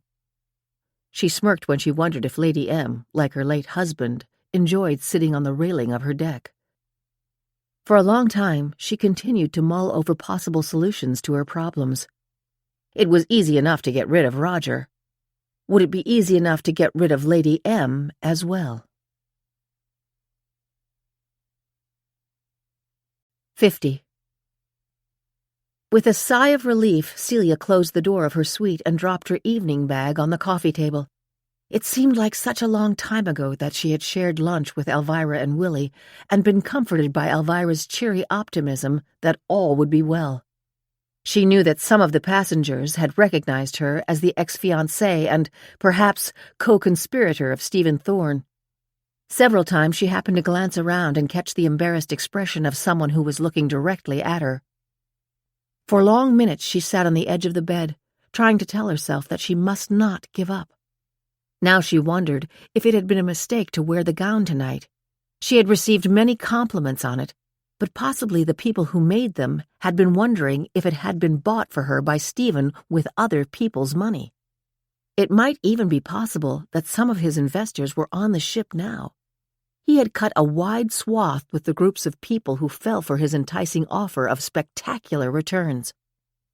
"I'm not doing myself any good with this kind of thinking," she told herself as she reached up to take off her earrings. At that moment, the phone rang. The caller did not waste time on a greeting. "Celia, this is Lady M. This is an outrageous request, but could you possibly come to my suite now? It's very, very important, and I know this may sound ridiculous, but would you bring your eyepiece with you?" Celia could not keep the surprised tone out of her voice as she replied, "If you wish." It was on the tip of her tongue to ask Lady M if she had taken ill, but instead she said, "I'll be right there." The door of Lady M's suite was slightly ajar. With a tentative knock, Celia pushed it back and stepped into the room. Lady M was sitting in a large wing chair that was upholstered in red velvet. Celia had the impression of a queen on a throne. There is something majestic about Lady M, she thought. But the old woman's voice was weary as she said, "Thank you, Celia. I had no idea I was going to ask you to make your way here at this hour." Celia smiled. With quick steps, she walked across the room and seated herself in the chair closest to Lady M. Seeing the obvious fatigue on her face, she did not waste words. "Lady M, what can I do for you?" "Celia, before I tell you why I asked you to come over, I want you to know two things. I am aware of the shameful situation regarding your fiancé. I want to assure you that I am 100% certain that you had nothing to do with it." "Thank you, Lady M.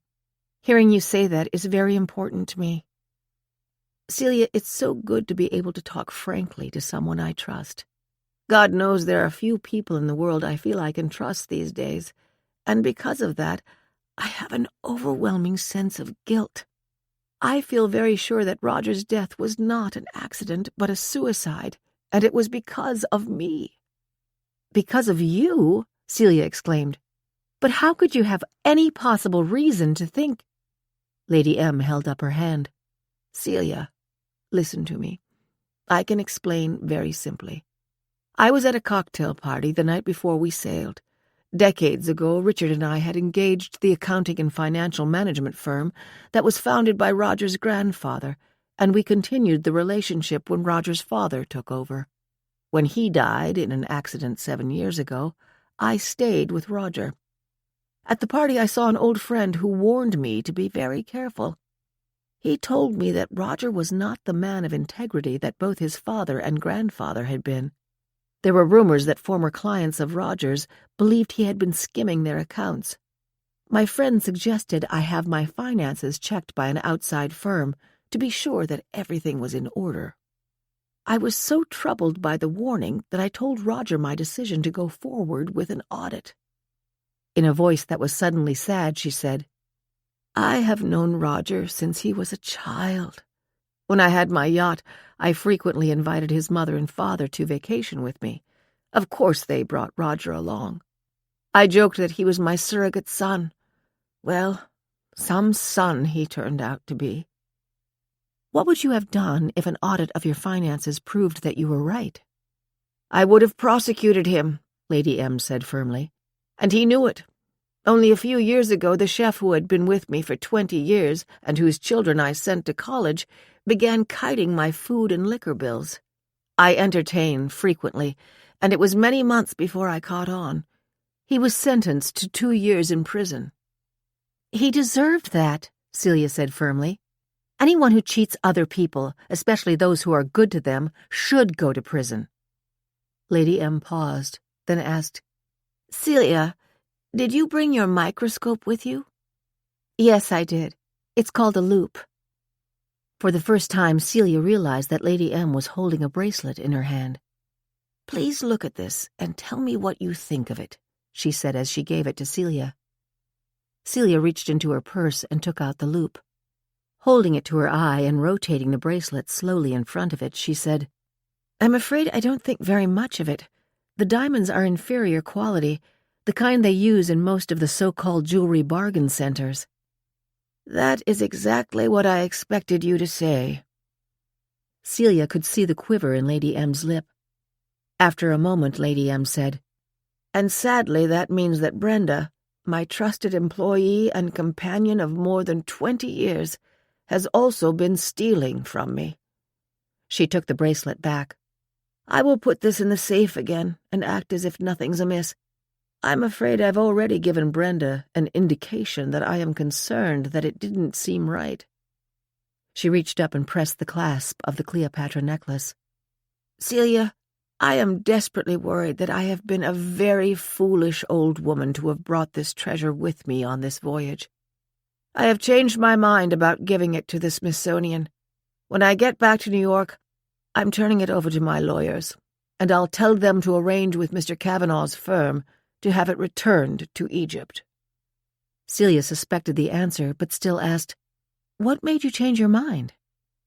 Mr. Kavanaugh is a very nice young man. He made me admit to myself that no matter how much Richard's father paid for the necklace, it had come from a looted tomb. The proper thing to do is return it to Egypt. You haven't asked my opinion, Lady M, but I believe you've made the right decision. Thank you, Celia. Lady M ran her fingers over the necklace. This evening at the cocktail party, Captain Fairfax begged me to give it to him to put in his personal safe and have a guard outside his cabin to secure it. He said that Interpol has informed him that they believe the man with 1,000 faces, an international jewel thief, is on this ship. The captain urged me to give him the necklace after dinner tonight. I told him I planned to wear it tomorrow night, but I think that might be a mistake. As the necklace slid from her neck, she caught it and handed it to Celia. Please take this. Put it in the safe in your room and give it to the captain in the morning. I don't plan to leave my suite all day tomorrow. I'll have my meals served in and leave Brenda to her own devices. Quite frankly, I need a bit of quiet time to decide what to do about Brenda and Roger's thievery. I'll do anything you want me to do, Celia said as she stood up. She wrapped her fingers around the necklace and then impulsively put her arms around Lady M and kissed her forehead. Neither of us deserved what happened to us, but we'll both get past it. Yes, we will. Celia walked to the door and then disappeared into the corridor. 51. The victim of a man who had not only deceived and cheated her, but then tried to tie her to his crime too. Poor Celia, Lady M thought, as she prepared for bed. I'm glad I gave her the necklace. It will be more secure in the captain's safe. Suddenly, an overwhelming sense of exhaustion washed over her. I guess I will be able to sleep for a while, she thought, as she began to drift off. About 3 hours later, she was startled awake by the sense that she was not alone in the room. Aided by moonlight and the nightlight, she was able to see someone moving toward her. "Who are you? Get out!" she said as something soft came swiftly down and covered her face. "I can't breathe. I can't breathe," she tried to say. Desperately, she tried to push away the obstacle that was smothering her, but she was not strong enough. As she began to lose consciousness, her last thought was that the curse of the Cleopatra necklace had been fulfilled.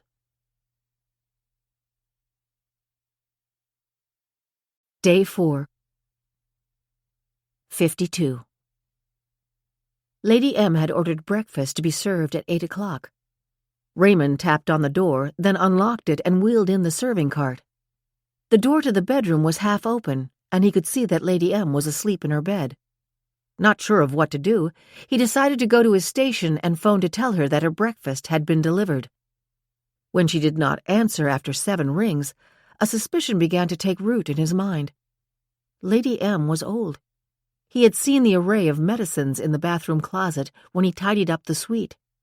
Elderly people dying on cruise ships was a regular occurrence. Before he contacted the doctor, he went back to the suite. He knocked on the partially open door of the bedroom and called her name. When there was no response, he hesitated, then walked into the bedroom. He touched her hand. As he had suspected, it was cold. Lady Emily Haywood was dead. Unnerved, he reached for the phone on the night table. He could see that her safe was open and jewelry was scattered on the floor. But I'd better leave it there, he thought. I don't need to be accused of stealing. After making the decision, he phoned the ship's doctor. 68 years old with iron-gray hair, Dr. Edwin Blake had retired from his successful practice as a vascular surgeon 3 years earlier. He was a long-time widower with grown children, and a friend at Castle Line had suggested he might enjoy traveling as the head of the medical facility on an ocean liner. As it turned out, he thoroughly enjoyed that opportunity and was very pleased when he was invited to switch to the Queen Charlotte. After receiving the call from Raymond, he rushed up to Lady M's suite. At one glance, he was able to confirm that she was dead.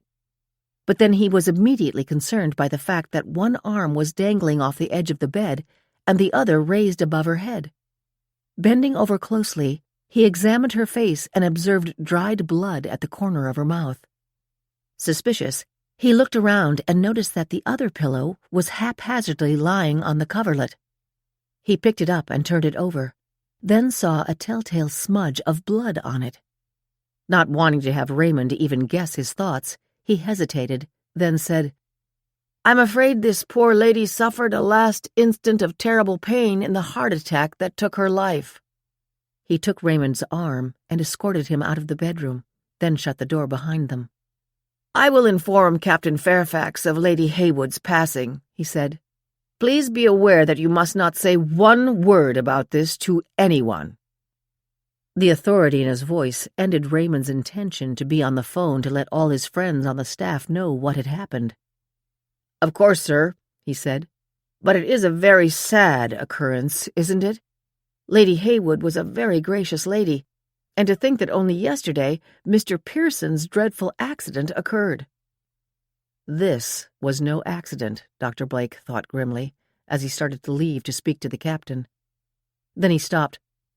"Raymond, I want you to stand guard outside this door. Absolutely no one is to go into this suite until I return. Is that clear?" "Absolutely. Lady Haywood's assistant has a key. It would be dreadful for her to come in before she is informed of what happened, wouldn't it? Or before she tries to destroy any evidence if she's guilty of murder," Edwin Blake thought. 53. Security Chief Saunders, Dr. Blake, and Captain Fairfax arrived together at the suite. Before removing the body to the ship's morgue, extensive pictures were taken of Lady M's face, the position of her right arm, and the smear of blood on the pillow.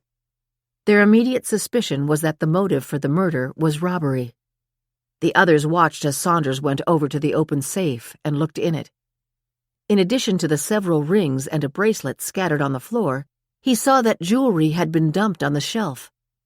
Jewelry pouches were also on the floor, partially hidden by the long evening gowns. "Is the emerald necklace there?" the captain asked quietly. Saunders had seen it on Lady M's neck at dinner in the dining room. "No, sir, it is not. I am even more certain that we are dealing with a robbery which led to a murder." 54. Gregory Morrison was a flamboyant billionaire whose dream it had been to have a cruise line of his own. He had been wise enough not to follow his tugboat captain father's advice to skip college and go right to work pulling ocean liners out to sea when he got out of high school. Instead, he graduated from college on the dean's list and went on for his MBA. He then worked in Silicon Valley as an analyst, shrewdly discerning which startup companies offered the most promising new technologies. 15 years after forming his own investment fund, he sold it and ended up a billionaire. Morrison had immediately returned to his goal in life, to own passenger ships. The first one he bought at an auction, then had it refurbished and scheduled its first cruise. Working with a high-powered public relations agency, he courted A-list celebrities from different professions to be part of the inaugural voyage. In exchange for the complimentary cruise, he secured promises from them that they would share their impressions of the trip with their legions of fans on Facebook and Twitter. It had worked. His new cruise line began generating buzz. Before a year had passed, the vessel was booked 2 years in advance. The acquisition of second, third, and fourth ships soon followed, until the Gregory Morrison River cruises became the first choice among passengers who loved that kind of travel. By then, Morrison was 63 years old. He had acquired a reputation for demanding perfection and would relentlessly steamroll over anyone or anything that stood in his path.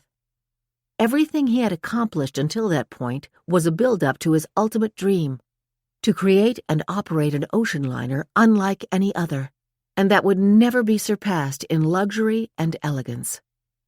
He particularly wanted to outperform the Queen Mary, the Queen Elizabeth, and the Rotterdam.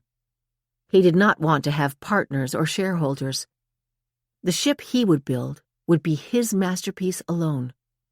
And when he studied all the appointments of those other ships, he realized that there was one vessel that was the most luxurious ever built, the Titanic. He instructed his architect to plan an exact replica of the magnificent staircase and first-class dining room. Included would be old-time amenities, including a gentleman's smoking room and squash and racquetball courts, as well as an Olympic-sized swimming pool. Both the suites and the cabins would also be much larger than the ones on rival lines, and the details of the dining rooms would exceed even those on the Titanic. The first-class passengers would have sterling silver tableware, and the others silver plate. Only fine china would be used. As with the Queen Elizabeth and the Queen Mary, on the walls would be pictures of the British monarchs and members of royalty in European countries. No detail was too small or expensive for Gregory Morrison, and his naming the ship the Queen Charlotte was a choice he had made to honor Princess Charlotte, the great-granddaughter of Queen Elizabeth II. What Gregory had not realized was exactly how much an undertaking like this would burn through even his financial resources. It was absolutely essential that the maiden voyage be a glorious success. He could have bitten his tongue 1,000 times after allowing the PR firm to mention the name Titanic in its press releases. The press ignored the fact that the reference was to the splendor of the Titanic, not her ill-fated maiden voyage. During the first 3 days of the voyage, Gregory Morrison constantly was vigilant for even the smallest detail that might be short of perfection. A bulky 6-footer with piercing brown eyes and a full head of silver hair, Morrison was a formidable figure. Everyone was afraid of him, from the chef and his assistants to the clerks behind the various desks, to the attendants in the restaurants and suites. That was why when Captain Fairfax asked to see him, Morrison's first question was, "Is anything wrong?" "I think we should have the discussion in the privacy of your suite, sir." "I hope you're not going to tell me another passenger has gone overboard," Morrison thundered. "Come up immediately." He already had the door open when Captain Fairfax, John Saunders, and Dr. Blake arrived together. When he saw Dr. Blake, he exclaimed, "Don't tell me somebody else is dead." "I'm afraid it's worse than that, Mr. Morrison," the captain said. "It's not just somebody. It's Lady Emily Haywood, who was found dead in the bedroom of her suite this morning." "Lady Emily Haywood?" Morrison exploded. "What happened to her?" It was Dr. Blake who answered. "Lady Haywood did not die of natural causes. She was suffocated by a pillow that was held over her face. There is absolutely no doubt in my mind that it was a homicide." Morrison's face was normally ruddy, as though he had been in a cold wind. Now, as the other 3 men watched, it paled to a pasty gray. Clenching and unclenching his fists, he asked, "She was wearing the Cleopatra necklace last night. Did you find it in her room?" "The safe was open and her jewelry was dumped out of it. The Cleopatra necklace was missing," Saunders said quietly. For a long minute, Morrison said nothing. His first thoughts were of how to keep the news of her murder quiet, and of the terrible publicity that would inevitably follow if word leaked out. "Who else knows about this?" he asked. "Besides the 4 of us, Raymond Broad, the butler to Lady M's suite. He was the one who found the body. I told him that I believed she had died of natural causes," Dr. Blake said. "The fact that she was murdered absolutely must not leave this room. Captain Fairfax, you will compose a message to be broadcast saying that she passed away peacefully in her sleep, and not one word about the missing necklace." "If I can make a suggestion, Mr. Morrison, when the authorities come on board in Southampton, their first question will be what we did to preserve the crime scene and to control who entered or left her suite, so that any potential evidence would be preserved. That said, we will have to go back to the suite to remove the body to the morgue," Saunders said. "Can we wait until the middle of the night to remove the body?" Morrison asked. "Sir, that would not be wise and might arouse suspicion," Dr. Blake said. "Since we must announce the death, it would not seem unusual that the body, covered of course, would be moved to the ship's morgue." "Take her down when most passengers are at lunch," Morrison ordered. "What do we know about the butler, Raymond Broad?" he asked. Saunders responded. "As I said before, he is the one who discovered her body. The previous evening she had requested breakfast in her room, and he was delivering it. By the time he found her, she had been dead for at least 5 to 6 hours. Whoever committed the crime did so at approximately 3 o'clock in the morning. About Mr. Broad, he has worked at your companies for 15 years, including his time at Morrison River Cruises. He has never been linked to any infractions." "Whoever did this, did they break into her room?" "There's no sign of any damage to her door lock." "Who else would have had a key to her room?" "We know her longtime assistant, Brenda Martin, had a duplicate key," Saunders said. "But if I may remind you, the international thief, the so-called man with 1,000 faces, is rumored to be aboard the ship. In fact, if the internet is to be believed, he has even announced his presence here. Someone of his ingenuity would know a way to bypass her door lock and gain entrance to her safe." "Why was I not told that a jewel thief was on board?" Morrison roared. This time it was Fairfax who responded. "I did send a note to you, sir, informing you that a member of Interpol traveling as a guest is here to provide additional security." "Well, obviously, the idiot is doing a great job." "Sir," Saunders inquired, "should we notify the legal department and ask for their guidance?" "I don't want their guidance," Morrison exploded. "I want to get to Southampton on time with no more incidents and get that damn body off my ship." "Another thing, sir. Presumably the jewelry on the floor is very valuable. If we leave it there, we run the risk of it disappearing. If we go in and retrieve it—" "I know," Morrison interrupted. "We run the risk of unnecessarily disturbing a crime scene." "I did take the liberty, sir, of posting a guard outside the door to her suite," Saunders said. Morrison ignored him. "You're sure there's no chance this butler did it? If he did it, I don't want to know about it." "You know, or should know, that if an employee is guilty of the crime, I, as owner of the ship, am absolutely liable in any lawsuits that may be filed." Morrison began to pace up and down the room, squeezing his hands into fists. "We know about this Brenda Martin, her assistant," he said. "Besides her, who else was traveling in Lady Heywood's party?" "Roger Pearson, the man who fell overboard, was her financial advisor and the executor of her estate. He and his wife Yvonne and Brenda Martin were the guests of Lady Heywood." "I saw the people at her dinner table," Morrison said. "Who was that beautiful young woman? I met her at the cocktail party, but I can't remember her name."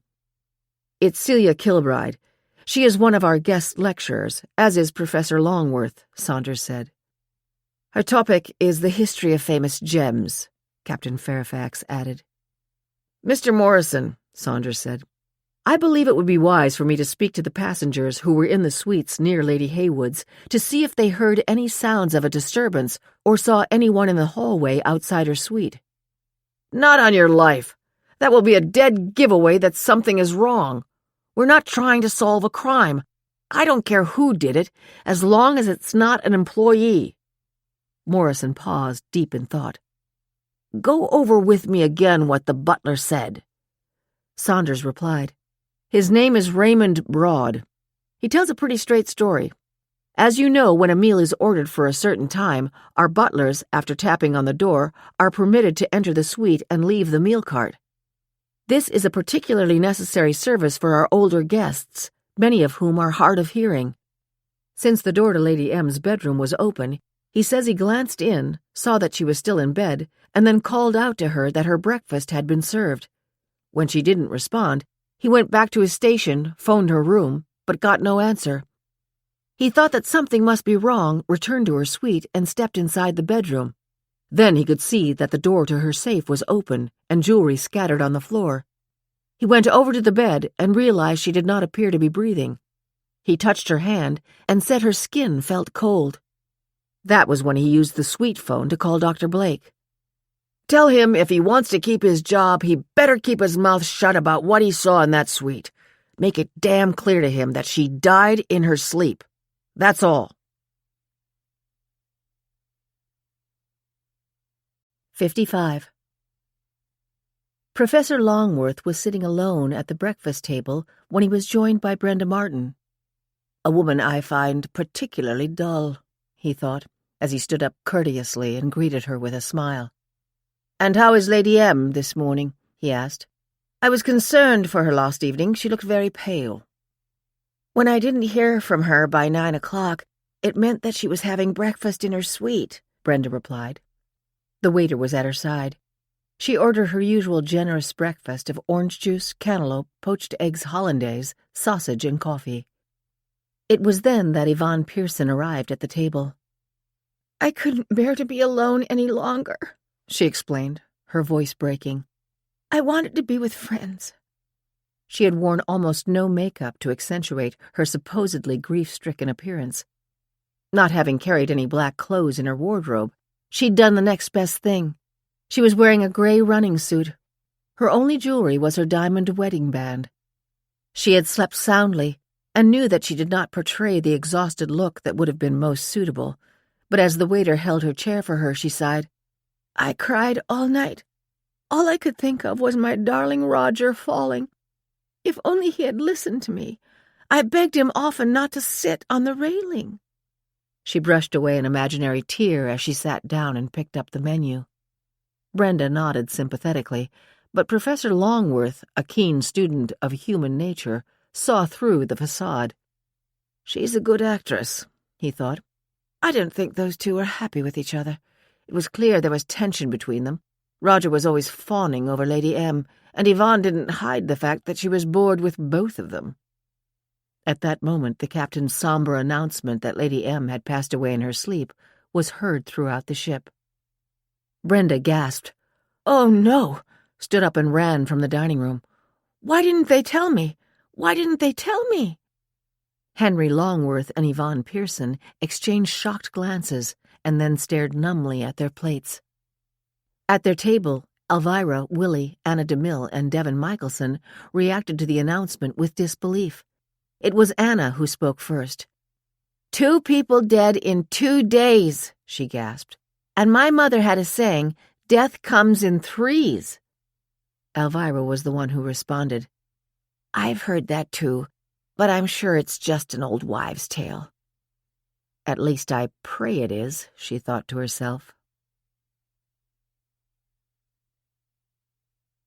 56. It had been virtually impossible for Celia to fall asleep. The responsibility of holding the Cleopatra necklace for even a few overnight hours was overwhelming. The fact that Lady M's assistant, Brenda Martin, and her financial advisor, Roger Pearson, had probably been stealing from her was sickening. How miserable it must be to be 86 years old and realize that people you felt to be both close friends and well-paid employees could treat you like that. It's such a shame that Lady M doesn't have any close relatives, Celia thought. And neither do I, was her next dismal thought. Since the terrible situation had begun, she had started to miss her father more and more.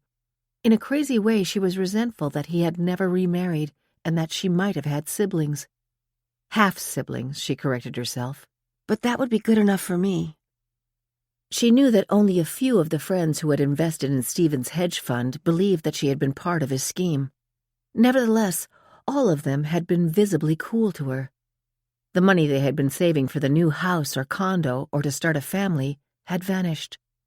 Guilt by association, she thought bitterly, as her eyes finally began to close. The sleep that finally did come had resulted in 5 hours of deep, heavy slumber. It was 9:30 when she was finally awakened by the voice of Captain Fairfax. "It is with great regret that we announce the passing of Lady Emily Haywood sometime during the night." Lady M is dead? That's impossible, Celia thought. She sat up and got out of bed, her thoughts racing. Do they know that the Cleopatra necklace is missing? Would they have immediately opened her safe to look for it? What will they think if I just go right to the captain now, give him the necklace, and explain the circumstances under which Lady M gave it to me? As she was thinking the problem through, she began to calm down. By giving the necklace to the captain, she would show that she is not a thief. What thief would go to the trouble of stealing something and then hours later give it back? Stop being so paranoid, she told herself. Everything will be fine. Her thoughts were interrupted by the sound of the phone ringing. It was her lawyer, Randolph Knowles. "Celia, I'm sorry to tell you this. I just spoke to the FBI. They definitely want to interview you as soon as you get back to New York." She had barely hung up the phone when the phone rang again. It was Elvira. "Celia, I didn't want you to be blindsided. I've been watching the morning news. The story in People is being reported already." She paused. "And you must have heard the captain's announcement that Lady M had passed away." "Yes, I did." "Of course the captain didn't admit it, but it's all over the news that she was murdered and the priceless Cleopatra necklace is missing." When the call ended, Celia drifted to the couch and sat down in stunned silence. Lady M murdered? She thought. And the necklace missing? She tried to remain calm even as the stunning implications of what that meant for her exploded in her consciousness. I have the necklace, she thought frantically. I was in Lady M's room hours before she died, before she was murdered. Will anyone believe Lady M gave it to me? With that story in People coming out today with Stephen swearing I was in on the hedge fund fraud with him, who would believe that I wouldn't steal if given the opportunity? Any crooked antiquities dealer would pay a fortune for the necklace, then sell it to one of those private collectors who want a treasure like that for their own satisfaction. Or those incredible emeralds could be sold one by one to jewelers. And who would have the connections to arrange a private sale? As a gemologist who travels the world, I would. She went to her safe, removed the necklace, and gazed at the flawless emeralds. It was hard for her to fathom that she was actively considering whether she should go out on the balcony and toss it into the ocean below. 57. When Brenda reached Lady M's suite, she found a guard at the door. I'm sorry, ma'am. By order of the captain, no one will be permitted to enter this room until we dock in Southampton. Frustrated, Brenda said, I have been Lady M's personal assistant for 20 years. Surely I can— The guard cut her off. I'm sorry, ma'am. Captain's orders. Brenda turned abruptly and walked down the corridor, her rigid back expressing her outrage to the guard. That's the way I would act if I gave a damn about her, she thought. Now no more shuffling behind her, anticipating her every whim or need. Ralphie. Now she could be with him all the time. Now she wouldn't have to hide him because she knew Lady M would not approve of him. The apartment she and Ralphie lived in belonged to Lady M. It wouldn't have killed her to leave it to me. Who knows how long whoever manages her estate will let me stay there. In the meantime, it's rent-free. I'll just stay until somebody tells me to get out. Her thoughts went back to Lady M. She is leaving me $300,000, Brenda thought, and we have $2 million from switching and selling the jewelry. Free. I'm free of all the kowtowing I've been doing all these years. At least during the valuation of all her jewelry, I don't have to worry about someone asking why so many pieces are cheap. Maybe they'll think that with everything she bought over the years, she might have been taken by a crooked jeweler who sold her the junk. Lady M insured only the jewelry that was worth more than $100,000. Those are the pieces they'll focus on. Ralphie and I luckily stayed away from the insured jewelry. Brenda reassured herself with that thought until it occurred to her that Lady M might have asked Celia Kilbride to take a look at her picnic bracelet. I should find out a little more about this gemologist, Brenda thought to herself as she opened her laptop. She typed Celia Kilbride into Google. The first story that appeared was about Celia's potential link to her former fiancé's hedge fund swindle. But Brenda's eyes widened as she saw another headline exclaiming, "Philanthropist Lady Emily Haywood murdered on luxury cruise ship." After quickly scanning the story, she closed her computer. She felt herself breathing rapidly.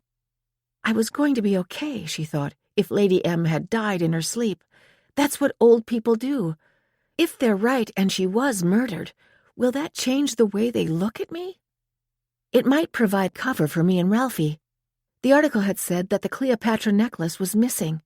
That means the killer probably got into Lady M's safe. Unless he's caught, nobody will know how much jewelry or which pieces were stolen. If I'm asked, I can say that Lady M used to make copies of various pieces of her jewelry.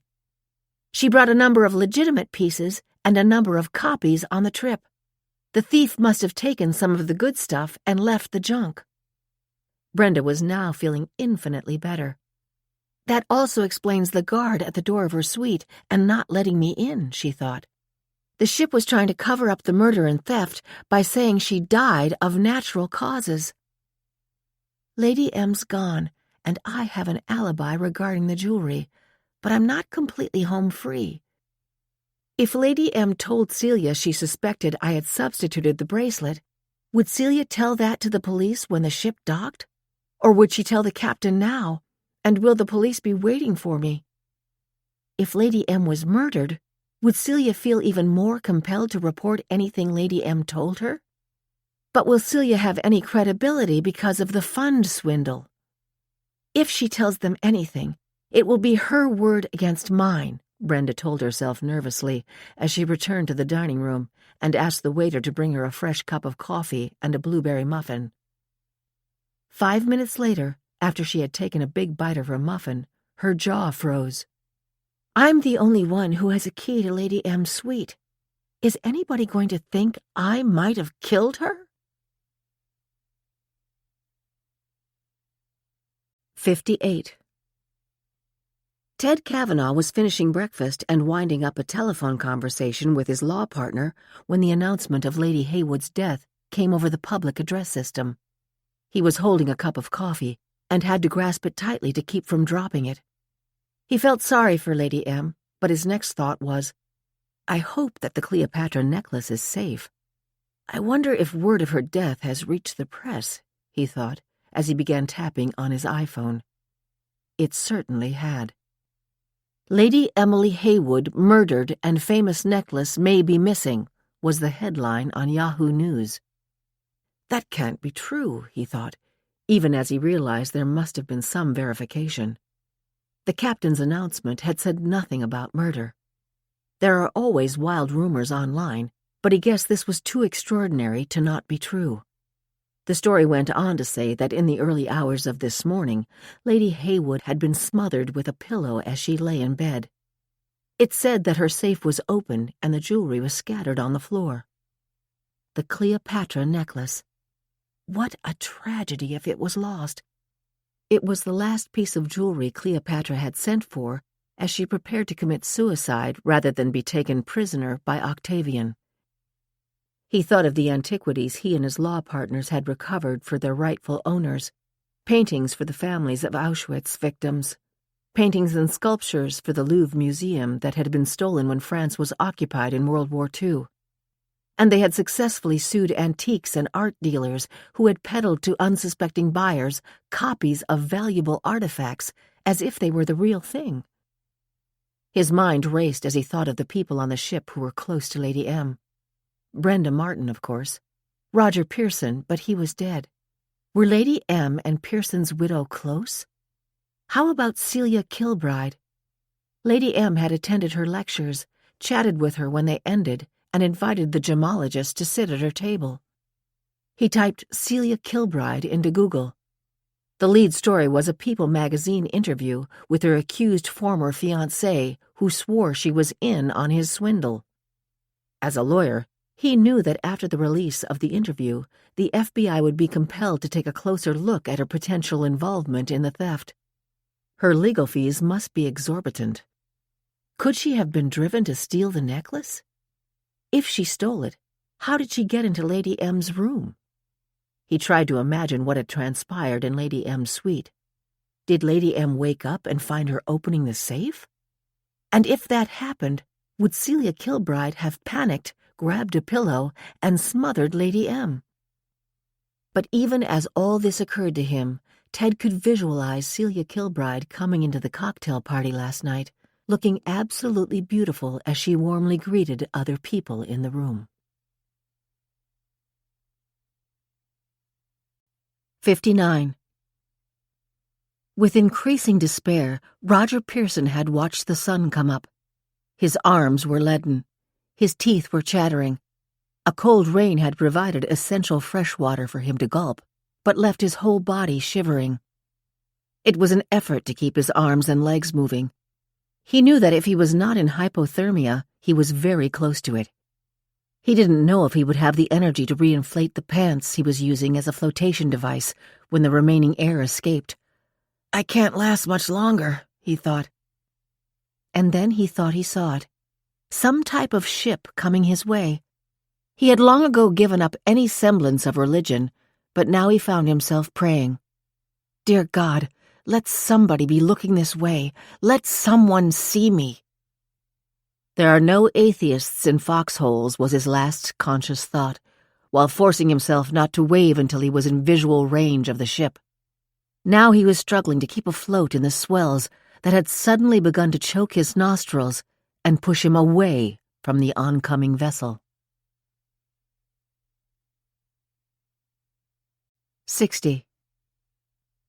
Elvira and Willie were deep in conversation as they put in their daily mile-and-a-half stroll on the promenade deck. "Willie, there was always the risk of someone stealing the Cleopatra necklace, but for someone to smother that poor lady to get it is so awful." "Greed is an awful motive," Willie said somberly, then noticed that Elvira was wearing the sapphire ring he had given her for their 45th wedding anniversary. "Honey, you never wear any jewelry during the day except your wedding ring," he commented. "How come you're sporting the new one?"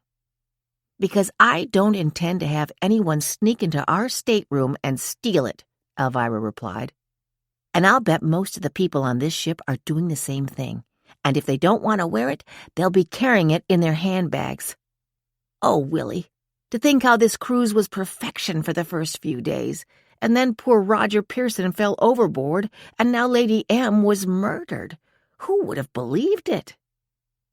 Willie did not answer. He was looking at the dark clouds that were forming overhead and feeling the increased side-to-side rolling motion of the ship. "I wouldn't be surprised if we're going into heavy weather," he thought. "If we do, I hope it won't start to feel like the Titanic. Luxury upon luxury, only to end in disaster." What a crazy thought. He chided himself as he reached for Elvira's hand and gave it a squeeze. 61. The man with 1,000 faces had listened grimly as the captain announced Lady M's death over the ship's public address system. "I'm sorry I had to kill her," he thought. It was for nothing. The necklace was gone. It wasn't in the safe. I searched through all the drawers in the bedroom. I didn't have time to look in the living room, but I'm certain she would not have left it there. Where is it? Who has it? Anyone on this ship could have followed her and seen her enter her suite. Who else would have had a key to her suite? As he paced around the promenade deck, he began to calm down and plan. The kind of people on this trip certainly aren't the type who would steal a necklace, he decided. She obviously didn't feel well at dinner. Anyone who was watching her as closely as I was could see that. Would her assistant, Brenda, have gone up to the suite after dinner? It was possible, even probable. It appeared that there was some strain between her and Lady M. Was Brenda the one who had the necklace now? Ahead of him on the deck he caught sight of the Means. Instinct told him to be careful of Elvira. He had looked her up. She better not try to solve this crime, he thought. He slowed his pace so as not to catch up with them. He needed time to think, to plan. There were only 3 days left until they would reach Southampton, and there was no way he was leaving this ship without the Cleopatra necklace. And Brenda was the only one whom he was sure had a key to Lady M's suite. He knew what his next move would have to be. 62. Celia ran for an hour, then showered, dressed, and sent for coffee and a muffin. The words, "What shall I do?" were swirling through her mind. Suppose I go to the captain and give him the necklace, she asked herself. Will he believe me? And if he doesn't, will he lock me in the brig? Can I wipe my fingerprints off it and leave it someplace where it would be found? That's one possibility.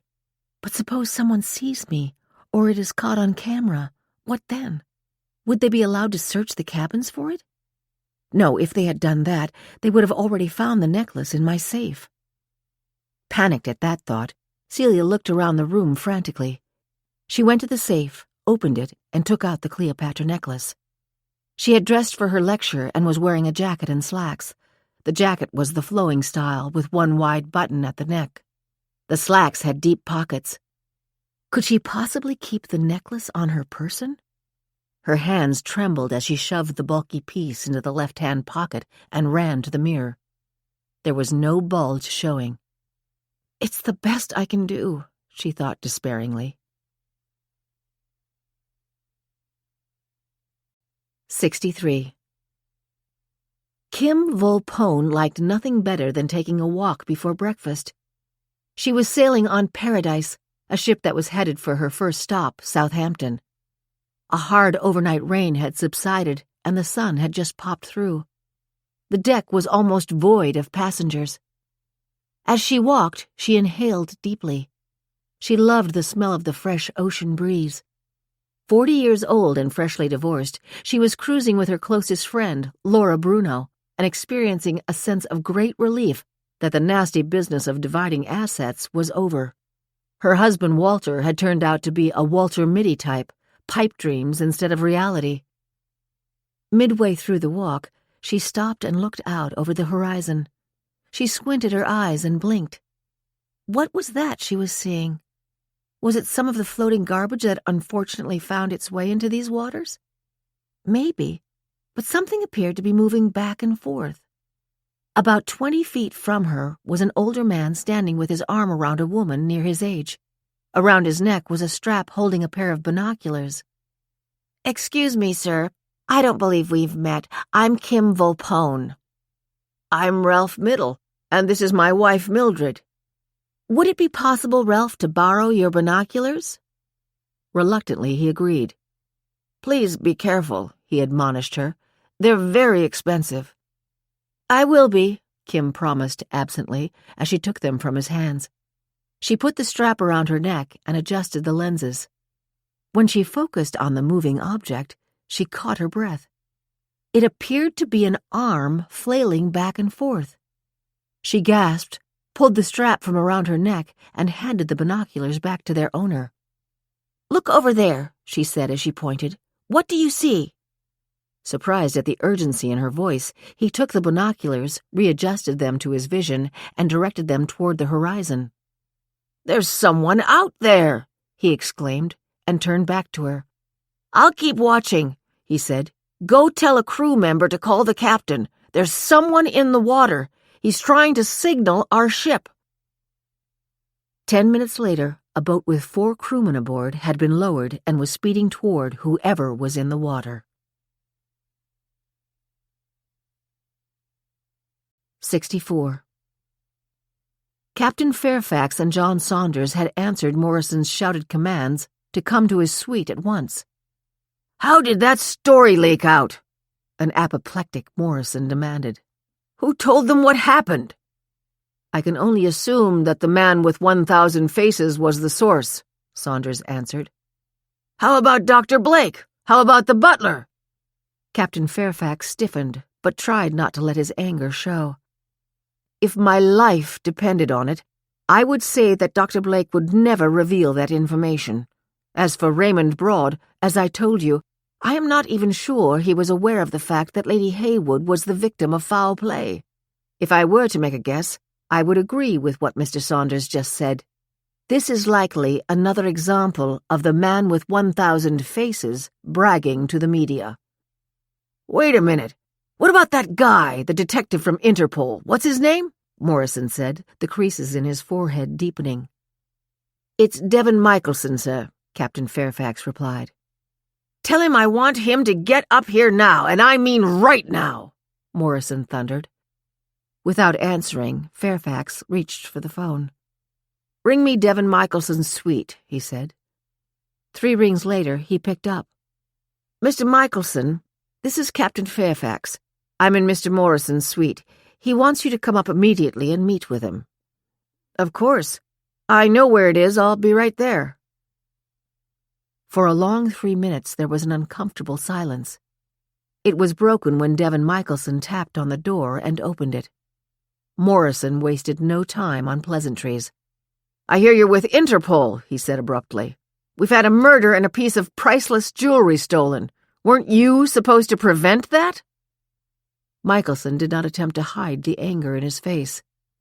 "Mr. Morrison," he said, his tone icy, "I assume you will provide me with the security tapes from the dining area and the hallways leading to where Lady Heywood's suite is located." Captain Fairfax answered, "Mr. Michelson, you are probably not aware of the situation on most cruise liners.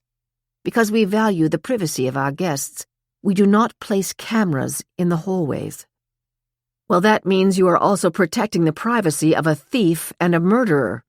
Did it occur to you that with the valuables your guests have in their very expensive suites, it might have been appropriate to have a security guard present at all times?" "Don't you tell me how to run my ship," Morrison snapped. "Guards everywhere. I'm running a luxury liner, not a prison." "Now, I'm sure that you are a very fine detective, and by now you have solved this case. Why don't you tell us all what happened?" Michelson's tone was equally icy. "I can tell you that I am taking a very close look at several people." "I want to know who they are," Morrison demanded. "Experience has taught me to first focus on the individual who found the body. Very often that person is not saying as much as he knows. I am probing further into the background of your butler, Raymond Broad." "I assure you that every employee on this ship was thoroughly investigated before being hired," Saunders insisted.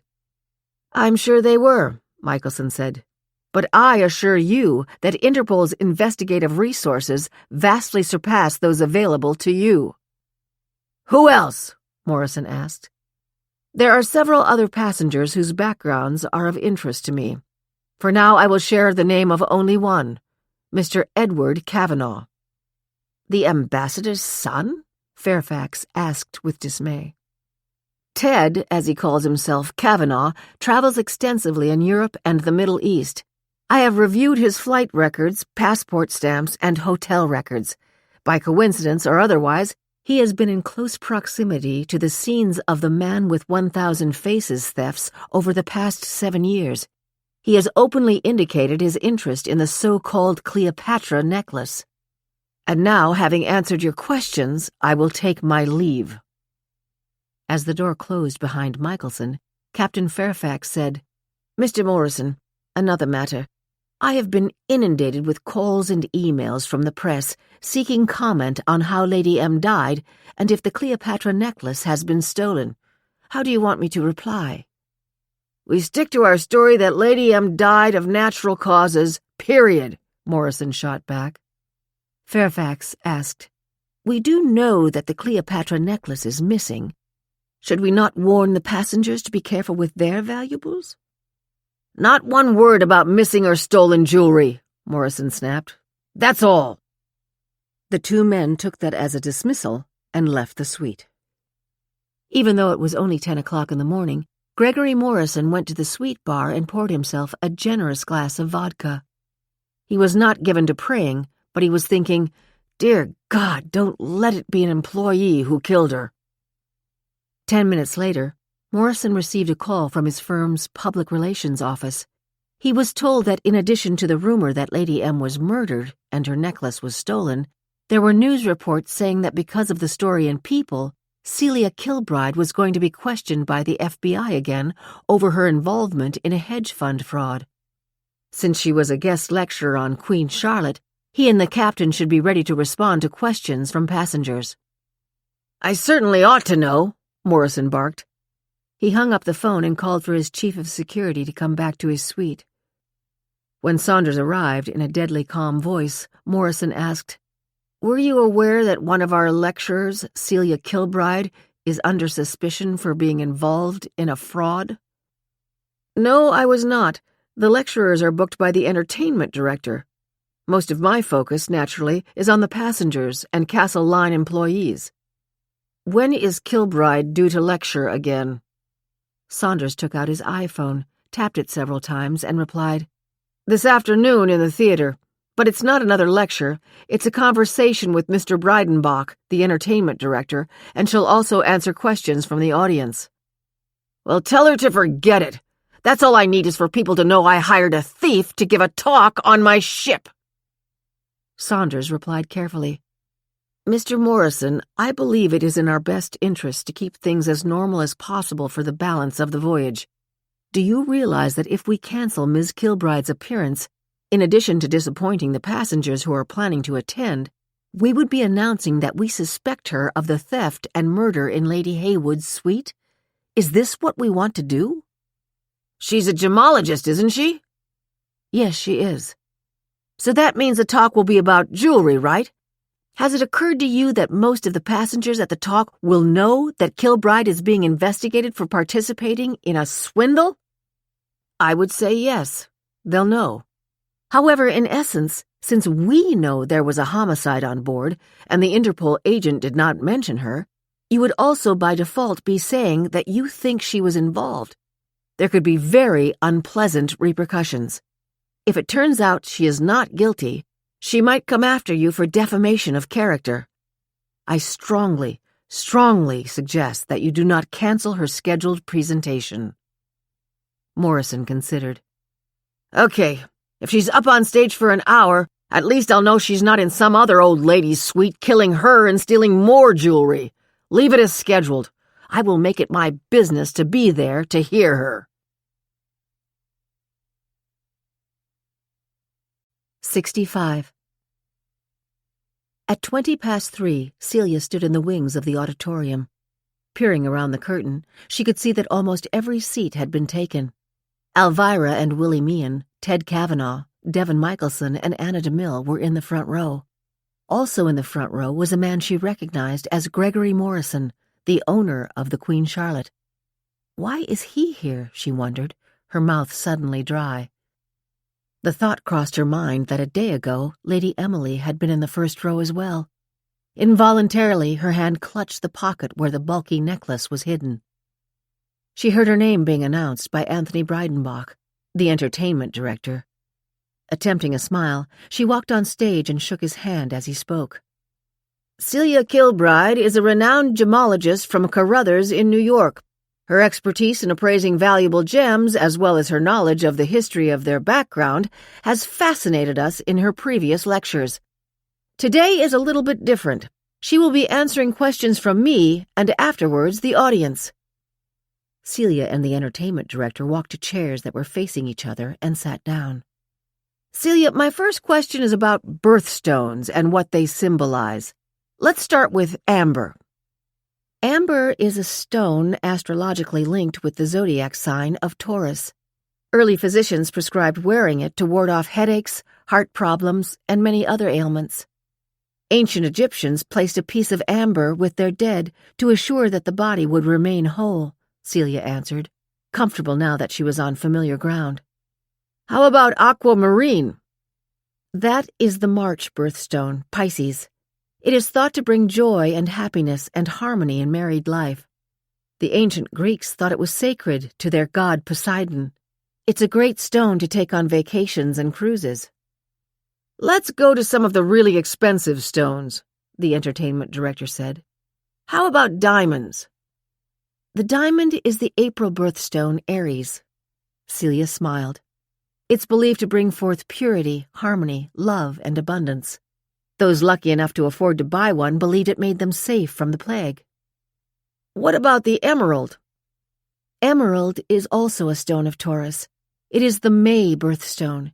It is supposed to secure love and attract wealth. During the Renaissance, emeralds were exchanged among the aristocracy as symbols of friendship.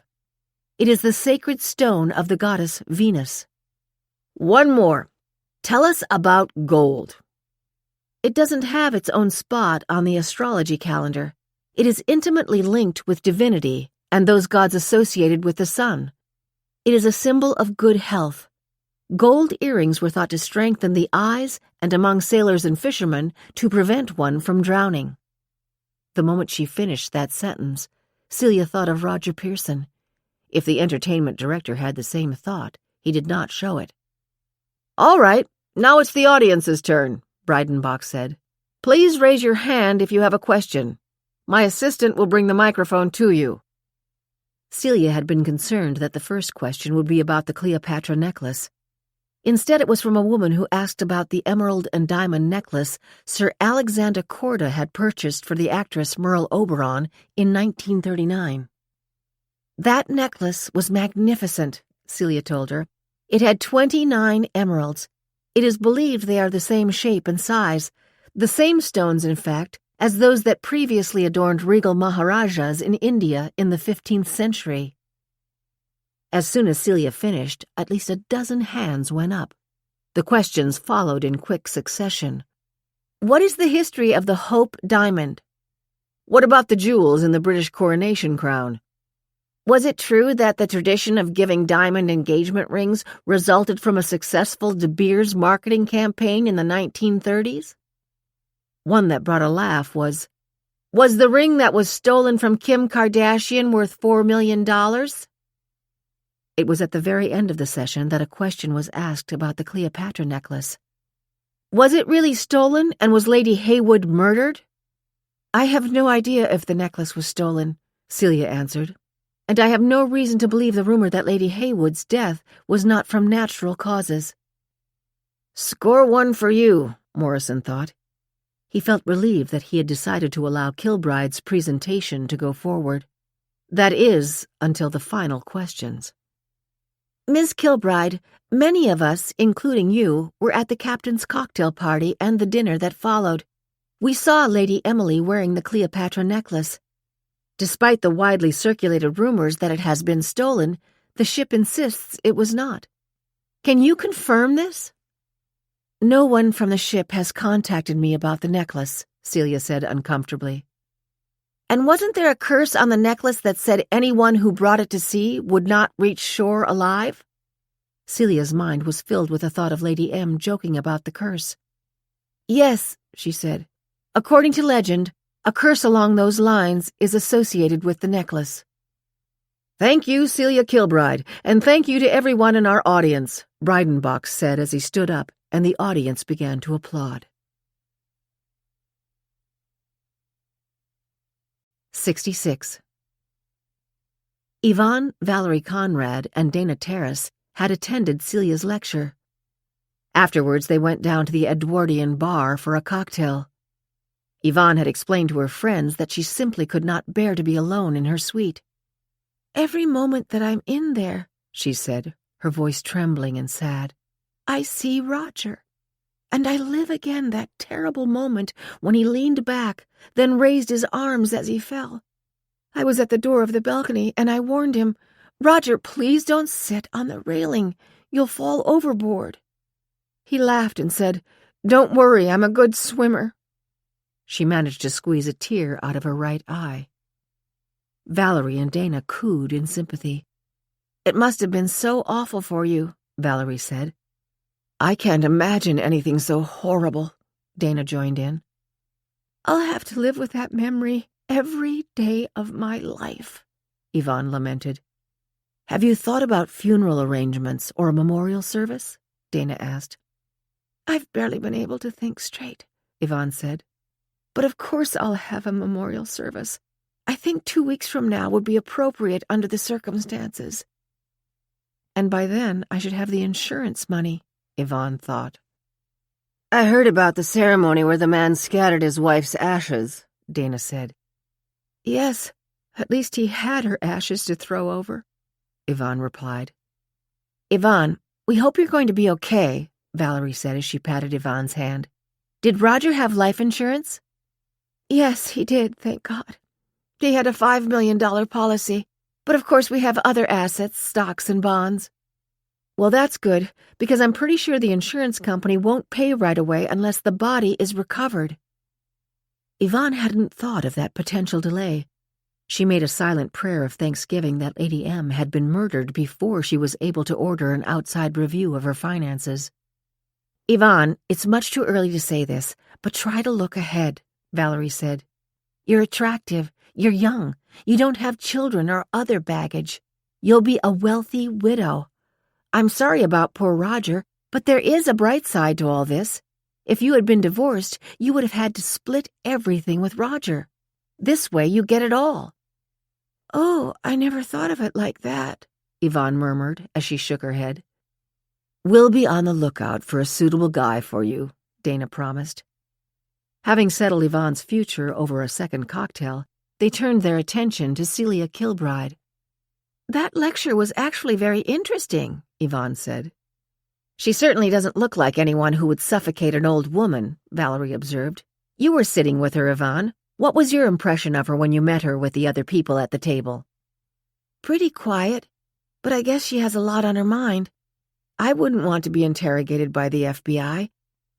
And I would be if Lady M were still alive," she thought. "For all I know, Roger might have included my name on some of the documents he used to cover the theft. If Celia is the one who killed Lady M, I say, God bless her." "If Celia has the necklace, what is she going to do with it?" Dana asked. "I mean, it's priceless, but unless she sells it to a Saudi prince, I don't know who would buy it." "My guess is that she'd break it up into individual emeralds," Valerie chimed in. "She'd get a fortune for every one of them. Don't forget, she's in the business. She must know plenty of buyers who wouldn't question the source." The three turned their attention to Ted Kavanaugh. "Beyond handsome," they agreed. "And did you notice how he was trying to get close to Lady M? The first night when Lady M took a seat at a table, he rushed to get the table next to hers," Yvonne said. "I was sitting next to Lady M, and I could see that he almost knocked over people to grab the table to our left. He sat with the lottery winners, Devin Michelson, the bereaved widower who probably had a girlfriend even before his wife's death, and the church lady from the Midwest."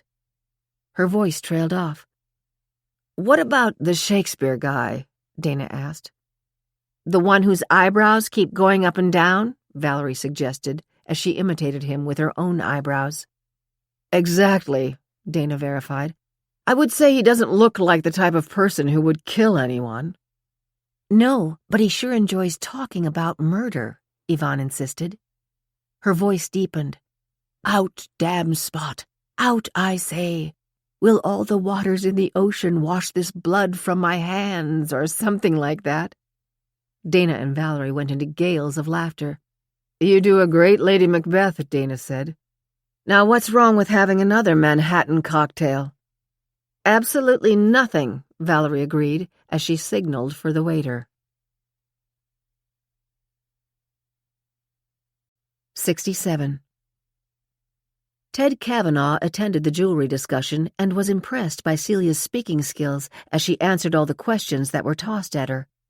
He was also once again aware of the fact that she was a beautiful woman, and he admired her poise as she handled a question about Lady M's death.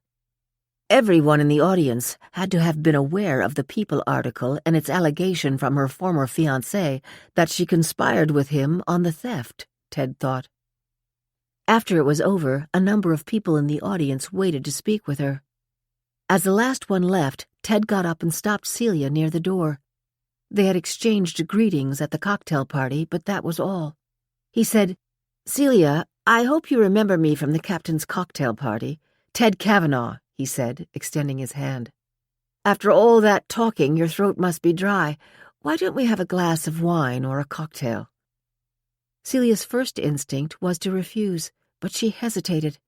She definitely did not look forward to being alone with the constant weight of her thoughts. "And the weight of the necklace," she added silently. "That would be nice," she answered. "The Regency bar is nearest. Why don't we try it?" "Sounds fine to me."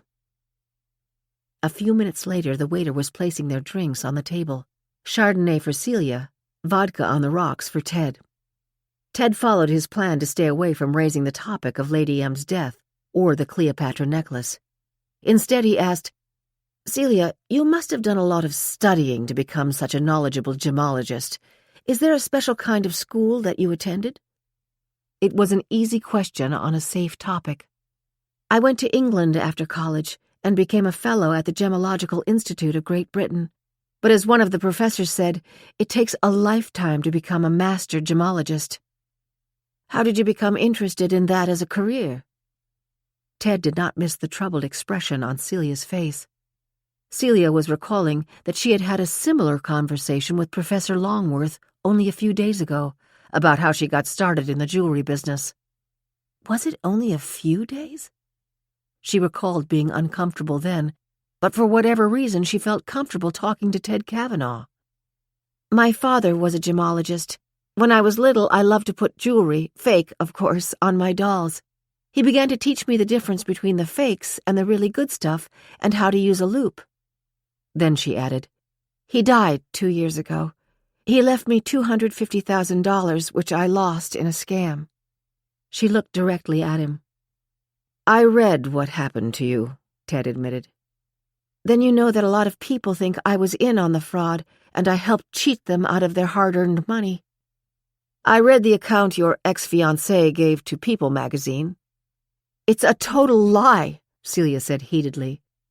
Ted considered, then responded, "If it's any consolation, I simply can't envision you as a thief or a murderer." Why am I making a statement like that, he asked himself. Because it's true, he thought. Why would he do this to me? I think the obvious first reason is revenge that you didn't stick by him. The second obvious reason is that he's looking for a better plea deal from the U.S. Attorney's Office. He basically confessed in the article, but he knows they already have the evidence to convict him. He's telling them that you were involved and he'll cooperate with them against you. I really think that's what's going on. But I was a victim too, Celia protested. I know that, Celia. I know that. He went back to a safe subject. You said that your father was a gemologist and that he died 2 years ago. How about your mother? She died when I was a baby. Brothers, sisters? None. My father never remarried. And can you believe I'm angry at him that he didn't? I would love to have brothers and sisters. Ted thought of his own background. His mother and father were still in great shape, and they and his 2 brothers were a frequent presence in his life. I'm sure you have a lot of good friends. Celia shook her head. I used to. I'm afraid I lost some very good friends, the ones who invested in Stephen's fund. Surely they don't blame you. I introduced them to Stephen, and he has a golden tongue. That doesn't make me very popular with them. My friends weren't wealthy.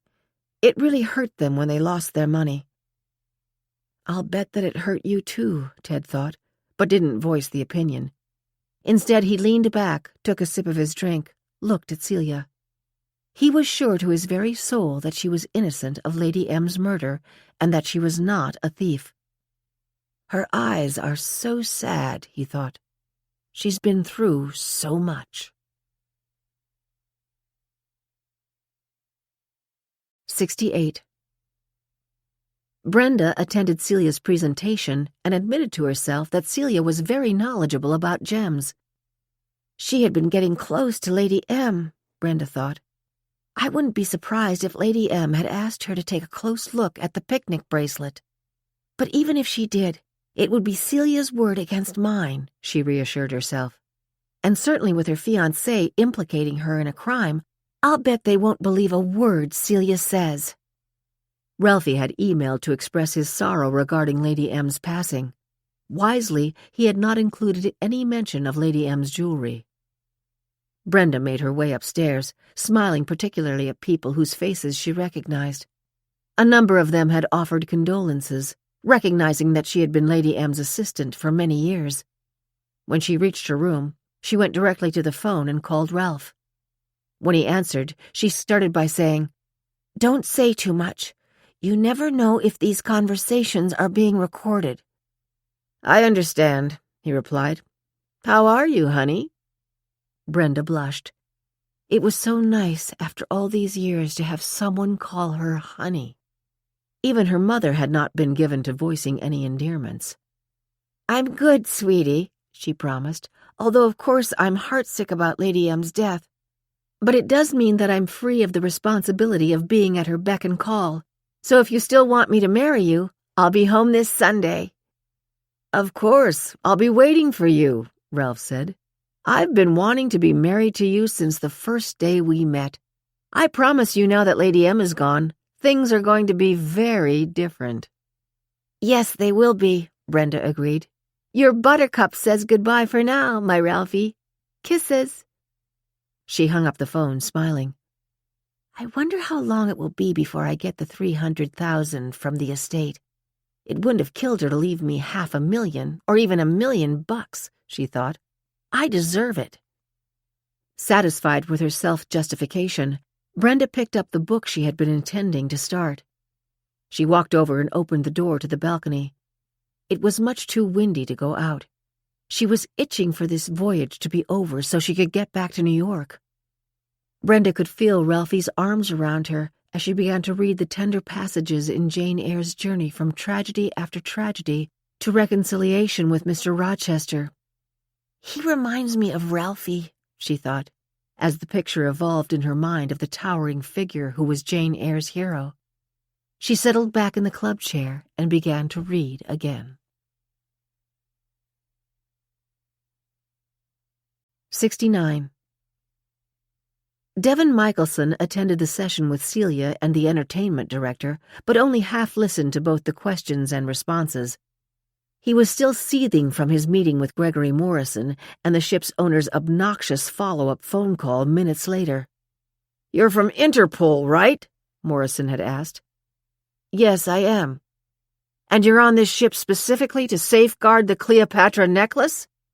"That is true." "Well, I must say you've done a lousy job. Our most prominent passenger has been murdered and the necklace has been stolen, and it's obvious you've made no progress finding the man with 1,000 faces. All this time you were busy throwing ashes over the side of my ship. If you were my employee, I'd fire you." "Fortunately, I am not your employee, Mr. Morrison. I work for the best international detective agency in the world. And I might add that under no circumstances would I ever consider working for you." When the jewelry presentation was finished, Devin lingered near the door long enough to see Celia leave with Ted Kavanaugh. "A romance in the making?" he wondered. "I don't care one way or the other. There are less than 2 days left on the cruise. Before we reach Southampton, I intend to find that necklace, and I'd love to shove it down Morrison's throat," he thought. 70. Professor Henry Longworth had not intended to go to Celia's third presentation. However, after his lecture was finished and he had had a quick lunch, he decided to go. He got to the auditorium just a few minutes before Celia was introduced and stayed at the back until just before the program was set to begin. When he saw Brenda come in, he shrank against the wall.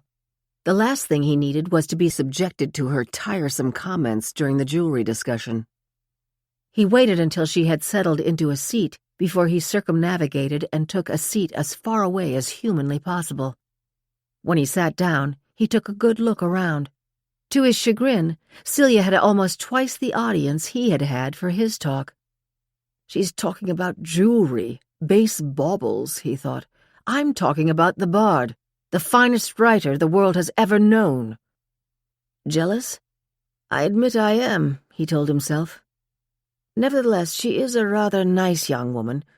Is she poor Cordelia, falsely accused and misunderstood? Or is she Lady Macbeth, a cold killer encased in lovely femininity, he mused. He recognized that he was engaging in his favorite dalliance, trying to decide if anyone would guess who murdered Lady M. By the end of Celia's lecture, he was sure no one would suspect her. Then who would people suspect? He looked around. How about Brenda Martin? There she was, sitting 5 rows ahead of him and far to his left. He thought of how she had bolted up from the table after the captain's announcement that Lady Heywood had died in her sleep. But then she had returned only a few minutes later. It was obvious that what should have been distressing news, that her employer had died, had not affected her appetite. To his disappointment, she did not discuss what had happened when she reached the suite. Of course, by then, speculation was widely available on news sites that Lady M had been murdered and her famous necklace stolen. He glanced over at Brenda inadvertently and caught her eye. I'd love to read your mind, he thought. I wonder what I'd find there. False face must hide what the false heart doth know. When the hour ended, he stood up with the others, waited until Brenda had left the auditorium, then sauntered out with the few remaining guests. He did not feel any need for company and went directly to his suite. There he opened the bar and made himself a gin martini. With a sigh of satisfaction, he settled in the club chair, put his feet on the hassock, and began to sip.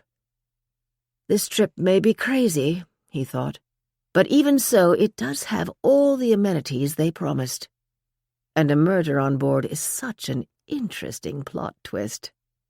He began to laugh. 71. When she left Ted Kavanaugh, Celia went straight to her room. She admitted to herself that she had really enjoyed sharing a cocktail with him, but did not want to dwell on it. Instead, she was desperate to know what people really thought of her. She had spotted Yvonne and her 2 friends in the audience. She could only imagine how Yvonne was feeling. I hope my presentation took her mind off things for a while, Celia thought. She had barely reached the suite when the phone rang. She hoped it was Elvira, and she was pleased to hear her voice. Celia, your presentation was simply wonderful, Elvira said. I thought you were terrific the other day, but you were even better today. Take refuge, my heart, Celia thought to herself, but she had to admit Elvira's compliment made her feel much better. I've been giving a lot of thought to your situation, Elvira continued. I'd like to come see you in your room. I could use a friend. Come on over. She was so used to seeing Elvira and Willie together that it was a surprise to see Elvira alone at her door. When she let her in, Elvira anxiously asked, Are you sure this isn't an intrusion? I know you might be tired after your presentation. Frankly, I'm glad to have your company, Elvira. When I'm alone, I have too much time to think. Well, that makes me feel better, Elvira said as she sat on the couch. Celia, Willie and I know perfectly well that there is no way on God's earth that you ever would or could have harmed Lady Emily or stolen her necklace. Thank you, Celia murmured. Should I? She asked herself. She decided the answer was yes. She reached into her pocket and took out the Cleopatra necklace. Seeing the shocked expression on Elvira's face, she said, I didn't steal it. Lady M gave it to me. Let me explain what happened. Right after I got back to my suite last night, Lady M phoned and asked me to come to her suite. She told me to bring my loupe, the eyepiece I use to examine jewelry. When I got to her suite, she handed me a bracelet and asked for my opinion regarding how valuable it was. It was easy to see that it was composed of inferior diamonds. It was virtually worthless. When I told Lady M, she looked terribly sad. She told me that she believed her assistant Brenda had been switching her good jewelry for cheap imitations. "But Brenda has been with you for 20 years, I said. Lady M told me that she was very sure of what she was saying, and that Brenda looked extremely uncomfortable when Lady M told her the jewelry didn't look right. Then she said she felt so disappointed because she had always been so kind to Brenda and very generous." "How sad," Elvira sighed. "That isn't all," Celia continued. "Lady M also told me that she was convinced that Roger Pearson was cheating her. Apparently she told him yesterday that she was planning to have an outside accountant go over all of her affairs, and he looked very distressed." "I can understand that," Elvira said. "Willie and I heard him shouting at Yvonne the other night when we walked past their suite. He was saying that he could go to prison for 20 years. "Elvira, what do I do about the necklace? Lady M told me she had decided to do what Ted Kavanaugh asked. When she returned to New York, she would give the necklace to her lawyers, and they would turn it over to Ted. Apparently, at the cocktail party, the captain had suggested to Lady M that she give it to him to keep in his private safe. Last night, Lady M gave it to me and asked me to bring it to the captain this morning." Celia shook her head. "I've been so afraid to tell anyone that I have it. I'm sure there are plenty of people who already think I'm a thief because of the hedge fund. It will be easy for them to believe that I killed Lady M and stole the necklace." "You're right," Elvira agreed. "But you can't be walking around with it in your pocket, and it will look terrible for you if someone finds it in your suite." "That's my point," Celia sighed. "I'm in trouble if I admit having it, and I'm in trouble if I hold on to it." "Celia, do you want me to hold it for you? I'll give it to Willie. Let him be the one carrying it around. It will be safe with him. I can guarantee you that." "But what happens when we reach Southampton?" Celia asked. "What will you and Willie do with it then?" "I have a little time to figure that out," Elvira said grimly. "I'm considered a pretty good detective. Let's see if I can solve this case before we reach Southampton." With a sense of being unburdened, Celia picked up the necklace and handed it to Elvira. "It is so beautiful," Elvira commented as she put it in her pocketbook. "It is," Celia agreed. "I think it is the most beautiful piece of jewelry I have ever seen."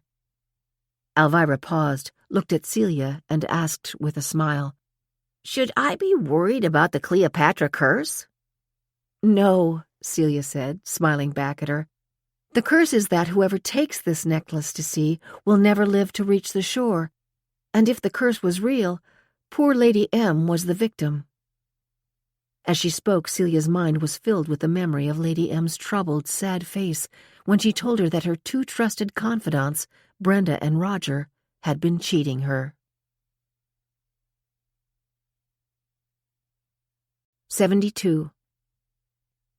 Raymond Broad, Lady M's butler on the ship, had been sure that the information he sent to the gossip website PMT about Lady M's murder and the stolen necklace would be traced to him.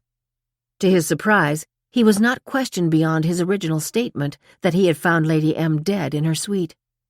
The security chief called to admonish him to not speak to guests or anyone else about what he saw in Lady M's room. But they appeared now to be assigning the blame for tipping off the news media to a mysterious jewel thief who was purportedly on the ship. His thoughts returned to when he was in the suite and realized Lady M was dead. A few feet from her bed, the door of her wall safe was open, and jewelry was scattered on the floor. He regretted that he had not followed his first impulse. Take some of the jewelry. Maybe take all of it. It would be assumed that whoever killed her and opened the safe would have taken it. He had even considered hiding it in the breakfast cart which he wheeled away after being dismissed by Dr. Blake. But what if they had treated him like a suspect? Would they have searched him or the breakfast cart? Kicking himself, he realized that if he had merely closed the door of the safe, no one would have focused on a robbery. He could have left with the jewelry, and no one would have been the wiser.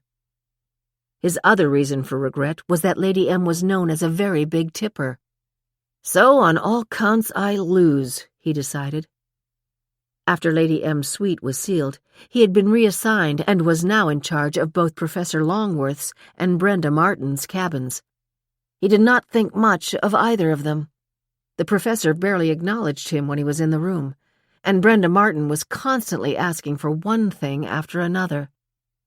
Broad had received a call from his contact at PMT confirming payment to him for his tip about Lady M and asking him to be very sure to notify them immediately of any further developments on the murder and the theft. Raymond had eagerly assented, even while he admitted to himself that it was unlikely he would uncover any new information before Queen Charlotte arrived in Southampton. The phone in his little kitchen rang. It was Brenda Martin. She wanted afternoon tea served in her suite. It was not necessary for her to add that she wanted the tiny sandwiches and pastries that were always served with afternoon tea. There won't be a crumb left when she's finished, Raymond thought.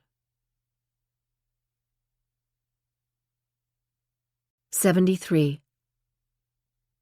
The man with 1,000 faces had narrowed down the number of suspects who might have taken the necklace to only one, Brenda Martin. He knew she had a key to Lady M's suite. What would be more natural than for her to go there ostensibly to check on Lady Heywood? It had been obvious that Lady M was not feeling well when she got up from her final dinner. As he straightened his tie and started down to dinner, he wondered what he would say to Brenda if he saw her. He was tempted to say, "Brenda, have a good meal. It may very well be your last supper." 74. Roger did not realize his arms had stopped flailing. He did not hear a voice shouting, "Grab him, he's sinking!" He did not feel arms go under both his shoulders. He was not aware that he was being pulled up and lifted onto something. He did not feel a blanket being thrown over him. He was unaware of the sound of an engine starting to roar, or that he was being lifted up and hoisted over a railing. In his mind, he was beginning to sink. The waves breaking over him were making it impossible to breathe. He could barely hear the ship doctor say, "Take him down to the infirmary. We've got to warm him up." On those comforting words, Roger drifted off to sleep. 75. Elvira held her pocketbook tight after she left Celia and went back to her room. Willie was there and looked up expectantly. He was surprised that Elvira, before she even greeted him, turned around and bolted the door of the suite. "What's that about?" Willie asked. "Let me show you what it's about," she whispered, "and keep your voice down." Opening her pocketbook, she reached into it and pulled out the Cleopatra necklace. "Is that what I think it is?" he asked as he took the 3-strand necklace from her hand. "Yes, it is," Elvira answered. "Where did you get it?" "Celia gave it to me." "How did she get it? Don't tell me she was the one who smothered that poor old woman." "Willie, you know as well as I do that Celia Kilbride is no murderer or thief. This is what happened." Her voice still low, she told Willie everything Celia had shared with her. She finished by saying, "You could understand how frightened she is. She was absolutely certain that if people found out she had the necklace, they would never believe that Lady M gave it to her." "I can see that," Willie agreed. "So what do we do now? I don't want anyone to find out you have it and end up killing you." "You're right, Willie, and that's why you have to hold on to it. Keep it with you at all times. It will be safest with you." "But after we get off the ship, what do we do with it?" Willie asked. "Celia told me that Lady M was planning to give it to Ted Kavanaugh because she agreed with him that it belonged to the people of Egypt." "Well, I just hope they don't frisk me," Willie said matter-of-factly. He stood up and slid the necklace into his pants pocket, where it immediately caused a visible bulge. Elvira saw the look of dismay on his face. "When you put your jacket on, nobody will notice," she said. I hope not. After a pause, Willie asked, "Okay, what do we do now?"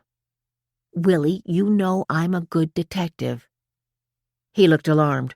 "Don't tell me you're going to try to solve this mystery. Don't forget, you're dealing with a killer who didn't get what he or she wanted." "I understand that. But when you think about it, Lady M told Celia that she was sure both Roger Pearson and Brenda were cheating her. Isn't that awful?" "We heard Roger and Yvonne at each other's throats the other night. It's a heck of a coincidence that Roger was dead less than 24 hours later." "I know it is. And Lady M was dead only hours after she told Celia that Brenda had been switching her jewelry." She continued, "You know, Willie, I've been wondering if Roger Pearson fell overboard or if he got a little help from Yvonne." "You don't think she pushed him over, do you?"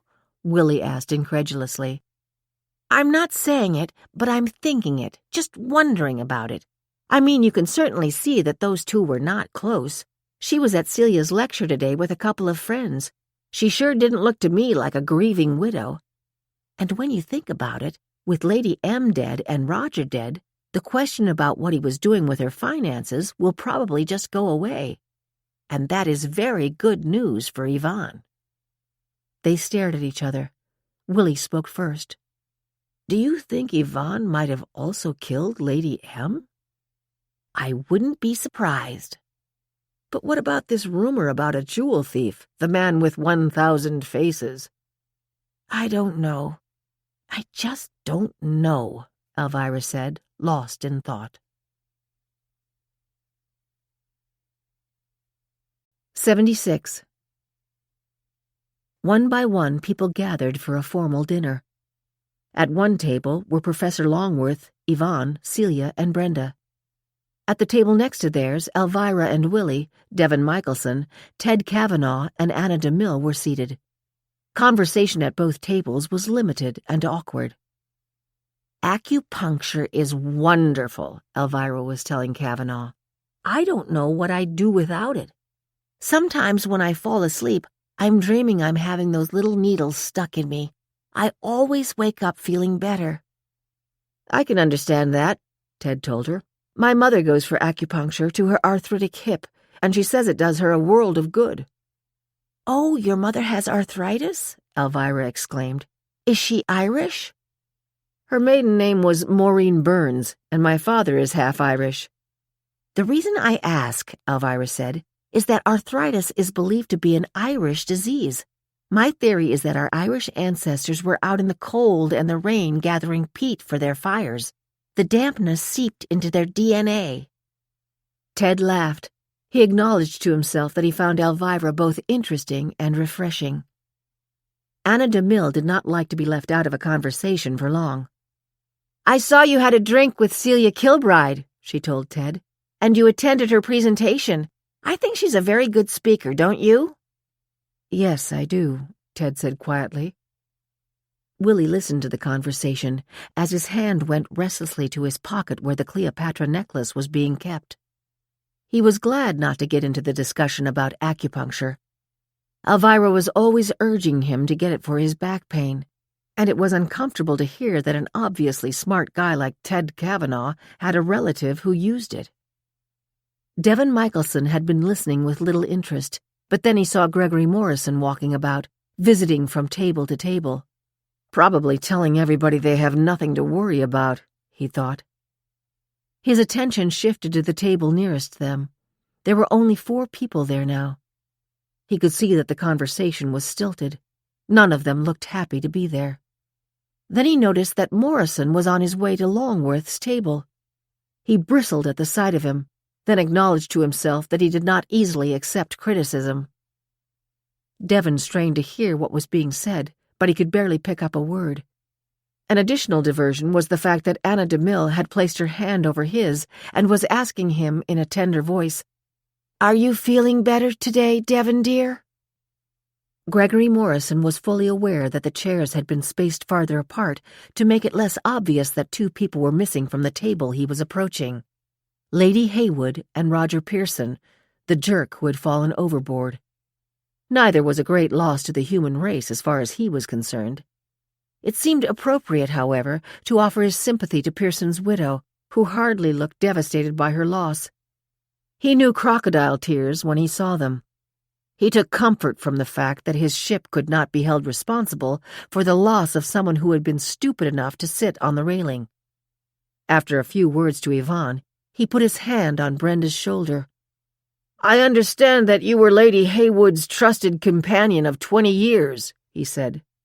"And I wonder if you killed her," he added silently to himself. Brenda's eyes became moist. "They were the best 20 years of my life," she said simply. "I'll miss her forever." She must have been left some money by Lady Heywood, Morrison thought. I wonder how much. "Mr. Morrison," Brenda said, "in addition to the missing Cleopatra necklace, Lady M brought a lot of expensive jewelry on this cruise. My understanding is that it was on the floor near her bed when they found her. Are you taking steps to assure that nothing happens to it?" "I am sure that the captain and our security chief are following all appropriate procedures." Morrison turned away from the table. He saw that Devin Michelson, Interpol's Dick Tracy, was at the next table and steered around it. He spread his charm at other tables, then went back to his seat next to the captain. "They all appear to have gotten over the unfortunate incidents," he told Fairfax, then turned his attention to the smoked salmon on the plate in front of him. 77. Though Professor Longworth found Brenda boring, he would not have been happy to know that his opinion was reciprocated. She considered him an absolute dud. "If those eyebrows go up one more time, I will throw my dessert at him," she thought. Without waiting for that to happen, she ate the warm apple pie and vanilla topping as quickly as possible. She finished half the cup of coffee and then got up. All she wanted to do was to talk to Ralphie. She looked at her watch. "It's 8:30 now. That means it's 4:30 or 5:30 in New York. A good time to call." Brenda had a funny feeling when she entered her suite. She looked carefully around, but it was obvious that it was empty. "I'll call Raymond and tell him I want another slice of pie," she thought, "and another cup of coffee." She placed the call and told him, "Make it about 10 minutes." She disconnected and phoned Ralphie. Brenda had no way of knowing that Ralphie was fully packed and ready to leave.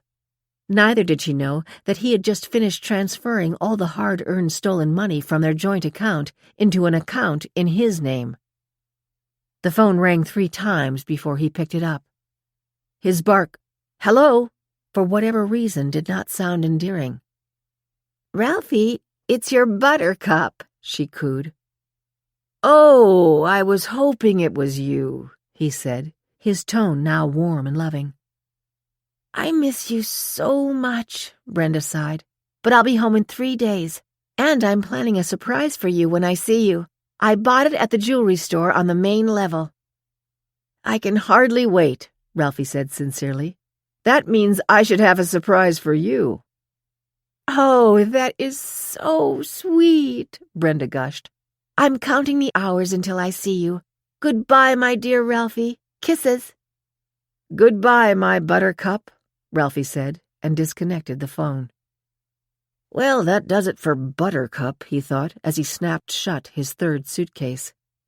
He glanced at his watch. He was meeting his new girlfriend, not really new, but at least now they wouldn't have to sneak around anymore.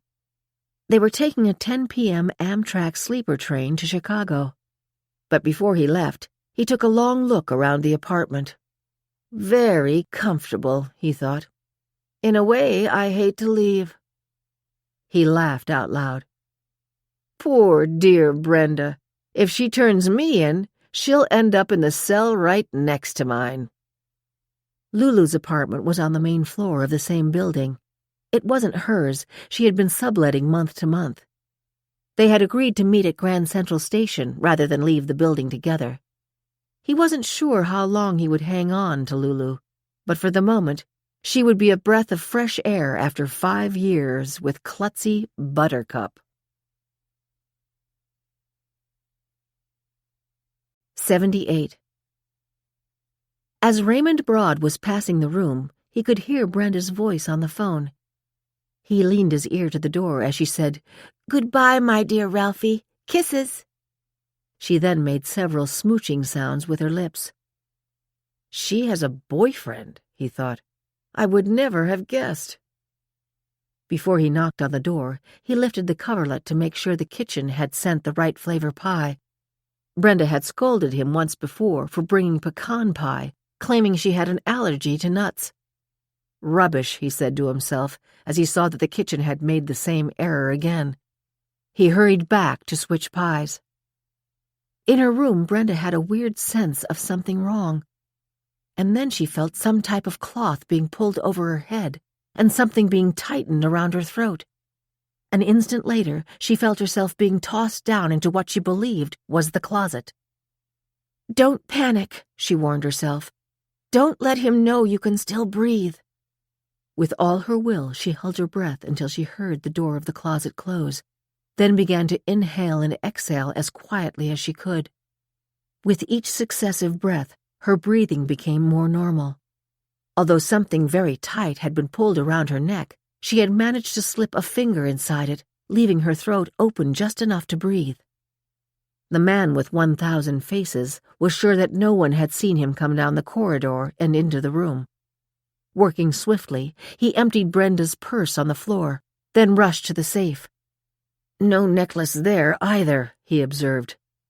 Then he rifled through the suitcases and dresser. I'd have sworn she was the one who had it, he grumbled, as he opened the cabin door an inch and saw that the coast was clear. Walking swiftly but at the same time trying to appear casual, he quickly covered the distance back to his own room. Less than 2 minutes later, Raymond returned to Brenda's room and tapped on the door. Hearing nothing, he opened the door and went in. He was surprised to see that there was no one there. He placed the coffee and dessert on the cocktail table, but then he heard the sound of someone grunting and kicking in the closet. Not sure that he was hearing correctly, he walked slowly to the door and opened it. He was greeted by the sight of Brenda sprawled on the floor, one hand over her pillowcase-covered head and the other on her throat. Raymond scrambled to the dresser for a pair of scissors. He rushed back, knelt down, and said, "I have you. Let go of the rope." Slipping his finger into where Brenda's had been, he carefully slid one blade of the scissors between her neck and the rope. A moment after he applied pressure, the cord snapped. He used the scissors to cut away the pillowcase and ripped it away from her face. She breathed in life-giving air. He waited a few minutes until she began to caress her throat with her hands. He helped her to a sitting position and then dragged her to her feet. "What took you so long?" she gasped. "I could have been choked to death." "Miss Brenda," he said, "let's get you into a chair. A cup of coffee will help get you settled." Leaning over him, Brenda collapsed in a chair and reached for the coffee. Raymond picked up the phone and called the chief of security to report an incident that had occurred in Brenda's room. Saunders promised to come right over and bring Dr. Blake with him. Turning back to Brenda, Raymond said, "Is there anything I can do?" She cut him off. "Go get me a towel with some ice cubes in it. I want to wrap it around my neck." "Ma'am, I think it would be a good idea if I stayed with you until—" "I said get me a cold towel." "Right away, ma'am," Raymond said, delighted to have a reason to leave the suite. Before Raymond left, Brenda called out to him, "Tell the captain someone tried to strangle me, and I insist on getting better protection until we reach Southampton." Too bad that her dear Ralphie isn't around, Raymond thought as he tiptoed out. He went directly to a storage closet and closed the door behind him. As soon as the connection was established, he whispered, "Another attempted murder. This time Lady Haywood's personal assistant, Brenda Martin, was the intended victim. He tried to strangle her, but she managed to slip a finger under the cord and keep breathing. She didn't talk about anything missing from her room, so the motive is not clear." Raymond slipped the cell phone back into his pocket and exited the storage closet. 1 minute later, his phone registered that he had received a text. It was from John Saunders, the chief of security. He was being summoned back to Brenda's suite, where the captain and the ship owner were waiting for him. With a towel and ice bucket in hand, Raymond hurried back to her cabin. Brenda was still in the armchair where he had left her. Raymond's first glance revealed that she had finished the vanilla ice cream, the apple pie, and the coffee in the few minutes she had been alone. But there was no missing that she had an ugly red bruise all around her neck. She could have been asphyxiated, he thought. But the first thing he heard her say to Dr. Blake was that she wouldn't be alive if Raymond hadn't rescued her. She added that she planned to sue the cruise line because even though they knew there was a murderer on board, they had not taken the trouble to secure the hauls from a serial killer. Captain Fairfax began a lengthy apology, but he was cut off by Gregory Morrison. The ship owner assured Brenda that he would take good care of her if she would agree not to say a word to the other passengers about what happened to her. "Whether or not I say a word won't matter to what you are going to pay me," Brenda gasped as she ran her fingers over her sore neck. "I could be dead," she moaned, "and it would be because all of you failed in your duty to protect us. The next thing you know is we'll all be on deck singing, 'Nearer, my God, to thee, nearer to thee.'" 79. 500 nautical miles away, the Paradise ship's doctor was anxiously studying his new patient.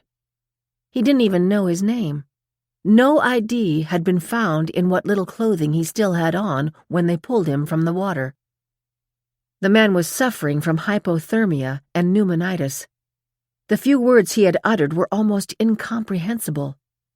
"Pushed me. Get her," were repeated several times. But with a temperature of 104, the doctor attributed them to delirious rants. He looked up as the door opened and the ship's captain came into the room. The captain did not waste time on pleasantries. "How is he?" he asked brusquely as he studied the unexpected passenger who had been brought aboard 10 hours earlier.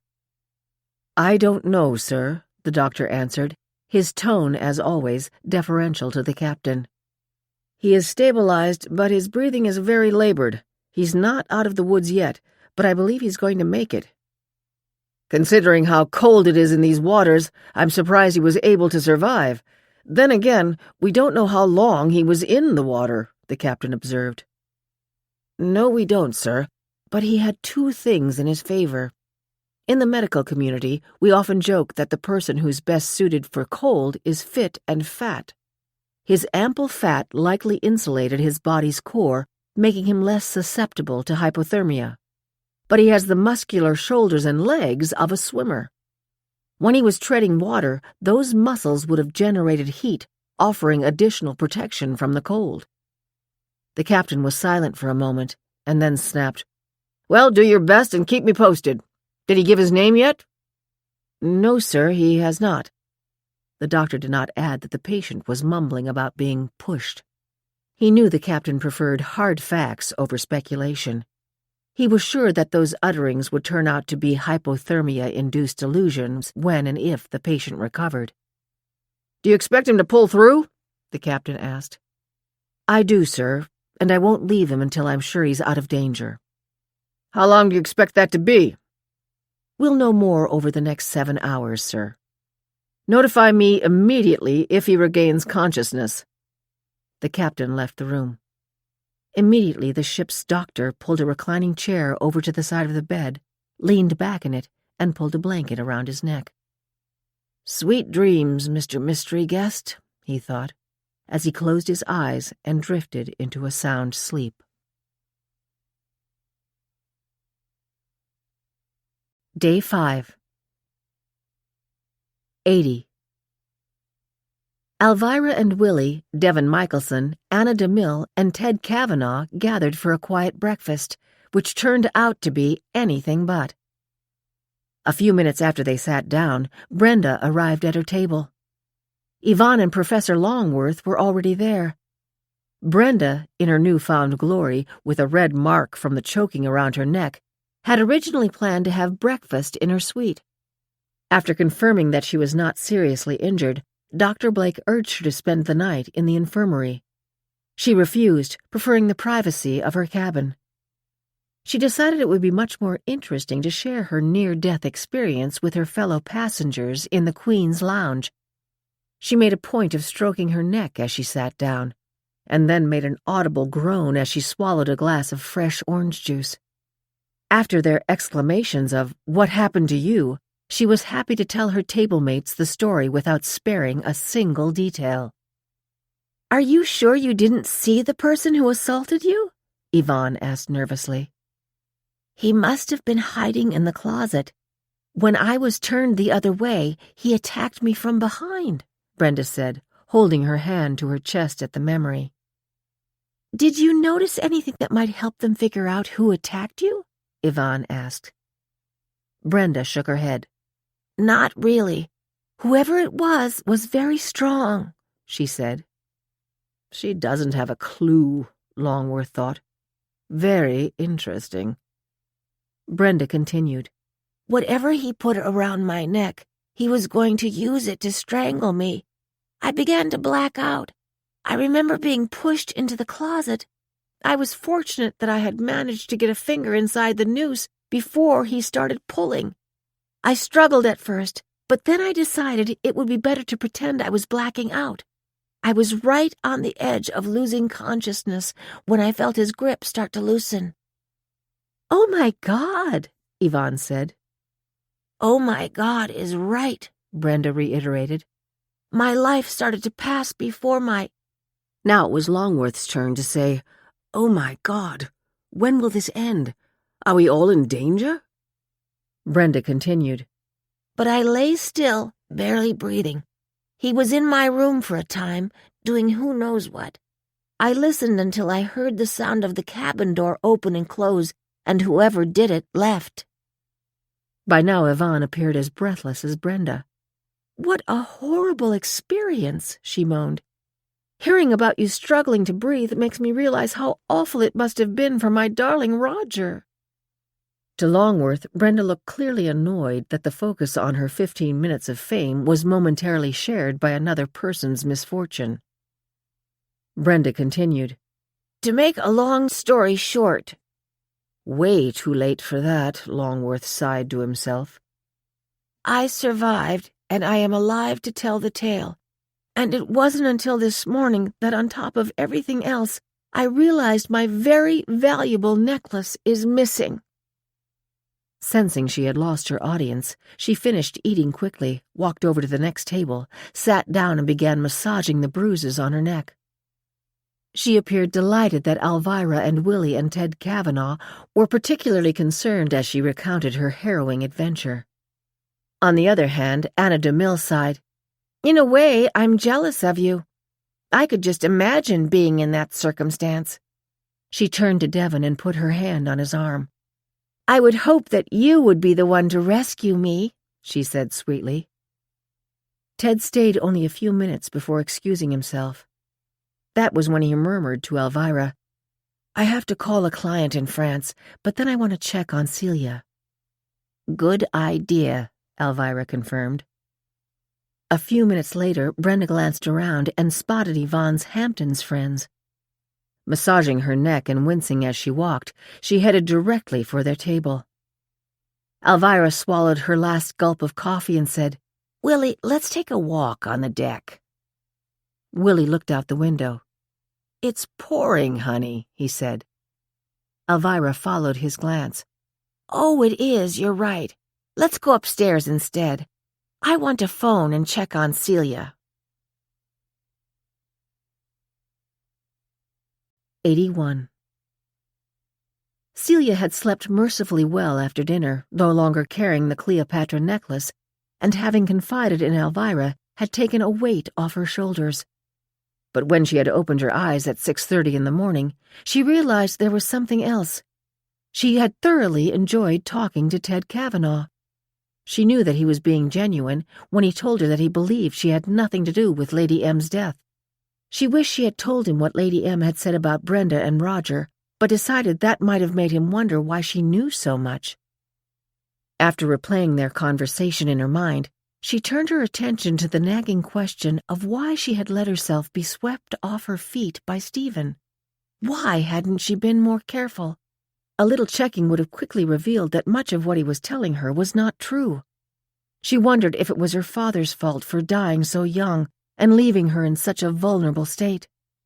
But at that thought, she was embarrassed and angry that she would even consider blaming him.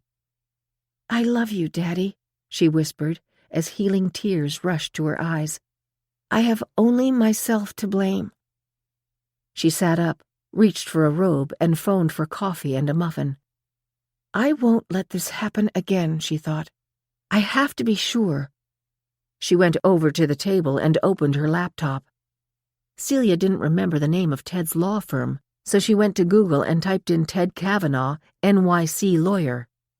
A website for Boswell, Bitzer, and Kavanaugh firm was one of the links. After clicking on it, the face page came up. She clicked on Our People, and when Ted's picture appeared, she scanned the brief bio below it. Celia heaved a sigh of relief. Ted is exactly who he said he is. Minutes later, her phone rang. It was Elvira. "Celia, I just wanted to say be careful," Elvira warned. "Brenda Martin just came down to breakfast. She said someone tried to strangle her and that she would have died if the butler hadn't entered her room before she choked to death." "Oh, poor Brenda," Celia sighed, even as she remembered that Lady M had told her that Brenda was a thief. "My worry is that the thief may be searching for the Cleopatra necklace," Elvira continued. "So you must be very careful over the next 2 days, and be careful when you're walking. The ship is starting to roll from side to side. If you haven't been outside yet, you might not know that we're having a terrible rainstorm." "I haven't," Celia answered. "Elvira, I'm worried I might have put you and Willie in danger." "Oh, we'll be okay," Elvira said confidently. "No one is going to kill me while Willie's around, and I don't think anyone is going to tangle with Willie." "That makes me feel better," Celia said. "But please, be careful." "We will be," Elvira promised. Celia had barely hung up the phone when it rang again. It was Ted Kavanaugh. His voice was solicitous. "Celia, you didn't come down to breakfast. Are you all right?" "I'm fine," Celia assured him. "I slept late this morning, which is the first time I've done that in recent memory." "I'm calling to warn you to be careful," Ted said. "Brenda was almost murdered last night. She said someone attacked her in her room and tried to strangle her. She was robbed of a very valuable pearl necklace." Celia did not say that Elvira had just called her. She also didn't tell Ted that the only necklace she had seen Brenda wearing was one of very poor quality, unless the necklace she claims was stolen was one of Lady M's. But she kept that thought to herself. "Celia, my office just sent me material for a brief I have to finish tonight. Let's have lunch tomorrow." "I'd like that," Celia said simply. "Good. How about 1 o'clock in the tea room on your deck?" "That will be fine," Celia confirmed, then held onto the phone for a moment after Ted disconnected. "I don't feel all by myself, alone right now," she said aloud as she hung up the phone and picked up her coffee cup. 82. Gregory Morrison watched as Captain Fairfax and his chief security officer entered his room. He looked at them and past them. "Where's Inspector Clouseau from Interpol?" he demanded. "I said I wanted him here as well." "I asked Mr. Michelson to join us," Captain Fairfax said nervously, "but he told me he had absolutely no intention of coming here to be humiliated by you." "You weren't supposed to ask him to come. I told you to tell him to come." Morrison sighed. "Forget it. He's useless anyhow." Morrison paced around his suite as he spoke. "That cow, Brenda Martin, is running all over the dining room showing her swollen neck to anyone who will give her the time of day. Don't you people realize that all the passengers will be afraid of being in their rooms alone?" He looked John Saunders squarely in the eye. Can you give me any good reason why I should keep paying you? After a passenger is murdered and her jewelry stolen, why didn't it occur to you to have someone in the hallway to stand guard?" Saunders had taught himself to overlook Morrison's constant jibes. "May I remind you, Mr. Morrison, we agreed to try to keep things on board as normal as possible. Armed guards in the hallways outside the passengers' suites is not normal. I specifically recall your saying that we are not running a prison." "I suppose you're right," Morrison said grudgingly. Captain Fairfax took over. "Frankly, Mr. Morrison," he said firmly, "we should be focusing on how we are going to respond to this latest incident. It had not been picked up by the news sites before I came up here, but—" Morrison rummaged in his pocket and found his phone. He tapped in the name of the ship. "Just what I was afraid of," he snarled. "The first headline is, 'Another passenger attacked on Queen Charlotte?'" Morrison continued to read. "Can you believe this? They're already referring to the ship as the 21st century Titanic." No one spoke. "My ship," Morrison added, his voice breaking. "Now you two get out of here and make sure nothing else happens before we reach port."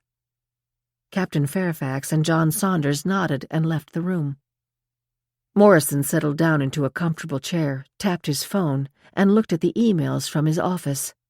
There was one from his chief financial officer 10 minutes earlier, saying that 30 passengers who were scheduled to board the ship in Southampton had canceled their reservations.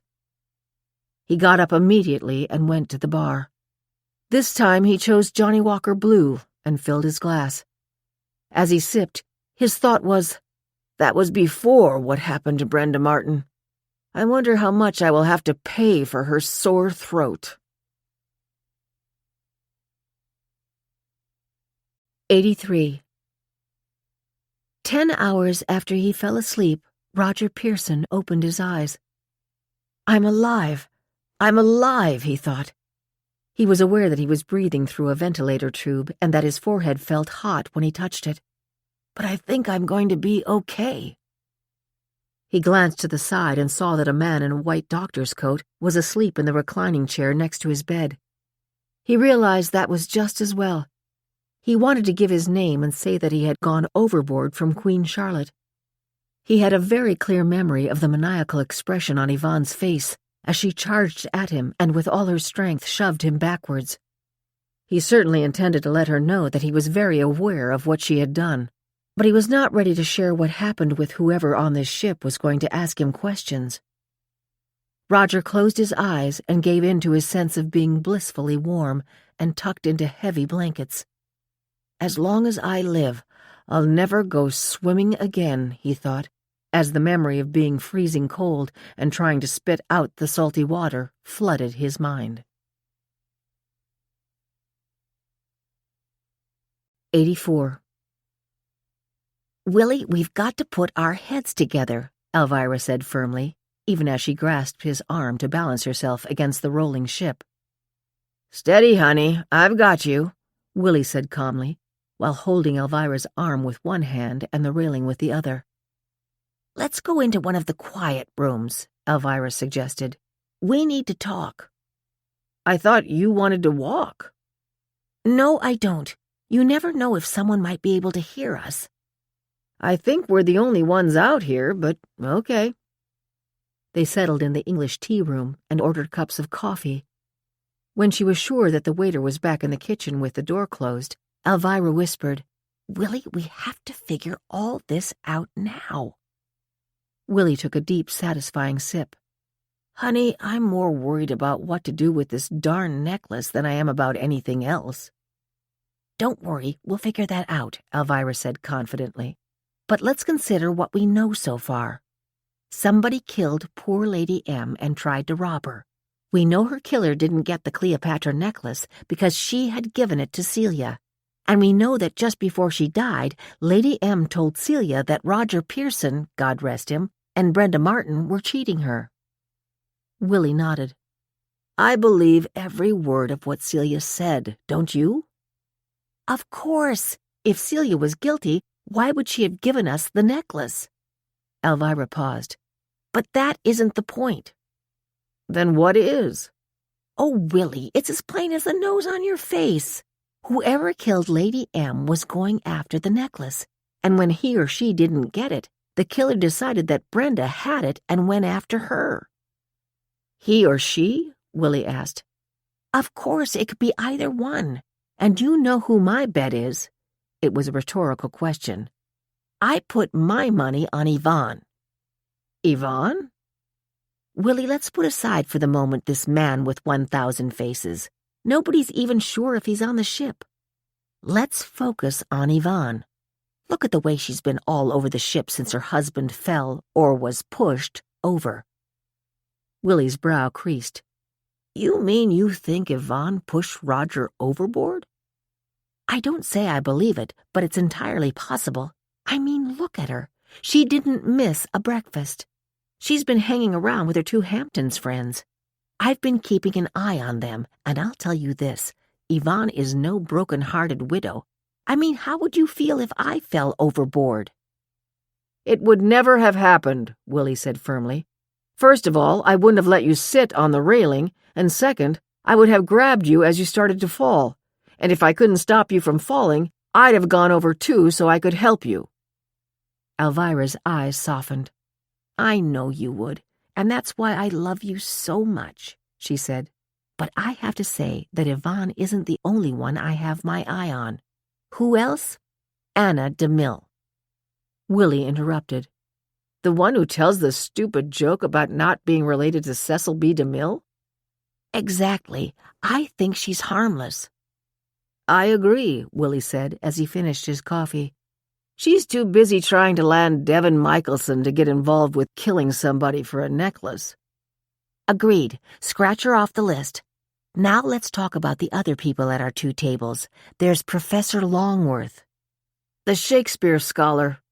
Willie shook his head. I don't know about him. He strikes me as a little odd, but not the killer type. But what about Ted Kavanaugh? He was certainly trying to cozy up to Lady M. Yes, he was, Elvira agreed. But somehow I can't picture him killing Lady M. And why would he do it? Celia said that Lady M was planning to give the Cleopatra necklace to the museum in Cairo. That's what Kavanaugh wanted, but did he know that at the time Lady M was killed? Elvira shook her head dismissively. Celia probably didn't tell him because it would have meant admitting that she saw Lady M the night before she died. I'm pretty sure we're the only ones Celia trusted with that information, but I just don't believe Kavanaugh would kill anyone. He's from such a nice family. I mean, his father was an ambassador twice. A lot of people from nice families turn out to be killers, Willie commented. Elvira ignored that possibility. Let's think about it. Who else has been at our tables? Devin Michelson? Oh, of course. He could be the one, but somehow I don't think so. I mean, he was on this ship to scatter his wife's ashes, poor soul. He probably spends most of his time hiding from Anna DeMille. Let's get back to Professor Longworth. He travels a lot. He's a regular speaker on these cruises, just as Celia is. Except that Longworth is retired. Celia has a full-time job at Carruthers.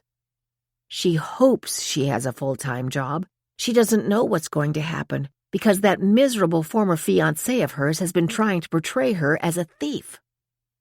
Well, he'll have no luck, I'm sure of that. He may have no luck tying her to his fraud, but that hasn't stopped him from making Celia's life miserable. And, honey, I'm getting worried. What are we going to do with this necklace when we get to Southampton or when we fly home? As he spoke, Willie fumbled in his pants pocket, but then was reassured when his fingers touched the emerald necklace. We get home, call Ted Kavanaugh, and turn the necklace over to him. And how do we explain that we have it? I'm still working on that, Elvira said. Giving the necklace to Ted is what Lady M wanted. Ted is right. It belongs to the people of Egypt. Cleopatra was their queen. A lot of luck it brought her. Willie stared at his empty cup, but knew Elvira would not want him to signal the waiter back. I still have questions about Yvonne, Elvira reflected. But think about it this way. Someone will do anything, even kill, to get that necklace. Agreed? Agreed, Willie echoed. That someone killed Lady M and tried to kill Brenda, but still didn't get the necklace. That makes sense, at least as far as we can figure it so far. The captain could have announced that the necklace was secure in his safe, but he hasn't done that. What does that tell the killer? That somebody else, one of the passengers, has it. So if you're the killer, whether you're somebody we know on the ship or this man with 1,000 faces, and you're trying to figure out who has the necklace, and you know it wasn't Lady M or Roger or Brenda, who would you guess has it? Celia Kilbride, Willie said promptly. That's the way my mind is going, Elvira confirmed. There's no question that with the killer still on the loose, Celia is in grave danger. She looked down and realized she had only swallowed a few sips of her coffee. Resisting the urge to grab it, she pushed it over to Willie. I've been watching you staring at your empty cup. You could use a little more. Thank you, Willie said as he eagerly reached for the cup. Willie, it's up to you and me to make sure that nothing happens to Celia before we get to Southampton. If we get to Southampton, Willie said, as they felt a particularly dramatic roll of the ship. Day 6. 85. After speaking to Elvira and Ted, Celia reveled in the luxurious feeling of having nothing to do. No more lectures, she thought. Just a final day of R&R before Southampton. She threw back the down comforter, got out of bed, stretched, and walked over to her balcony door. She slid it back and felt a stiff, cool breeze, which made her nightgown flutter. The sea that had been very stormy and rough yesterday was only slightly calmer this morning. Celia phoned and ordered scrambled eggs, an English muffin, and coffee. When it was delivered, there was the daily newspaper also on the tray. She was tempted to ignore it, but she couldn't resist the temptation to glance through it. Not surprisingly, there was no mention of what happened to Lady M or the necklace, but there was a notice about Stephen's case. His bail had been raised after the People magazine article in which he openly admitted guilt, the judge saying that he considered Stephen an enhanced flight risk. "You bet he is," Celia said aloud. She pushed away the thought that as soon as she got home, she would have to meet with the FBI to be questioned again. She finished breakfast, lingered over coffee, then slowly got up and turned on both the shower and the steamer in her bathroom. This is heaven, she thought, as she stood in the shower and washed her hair.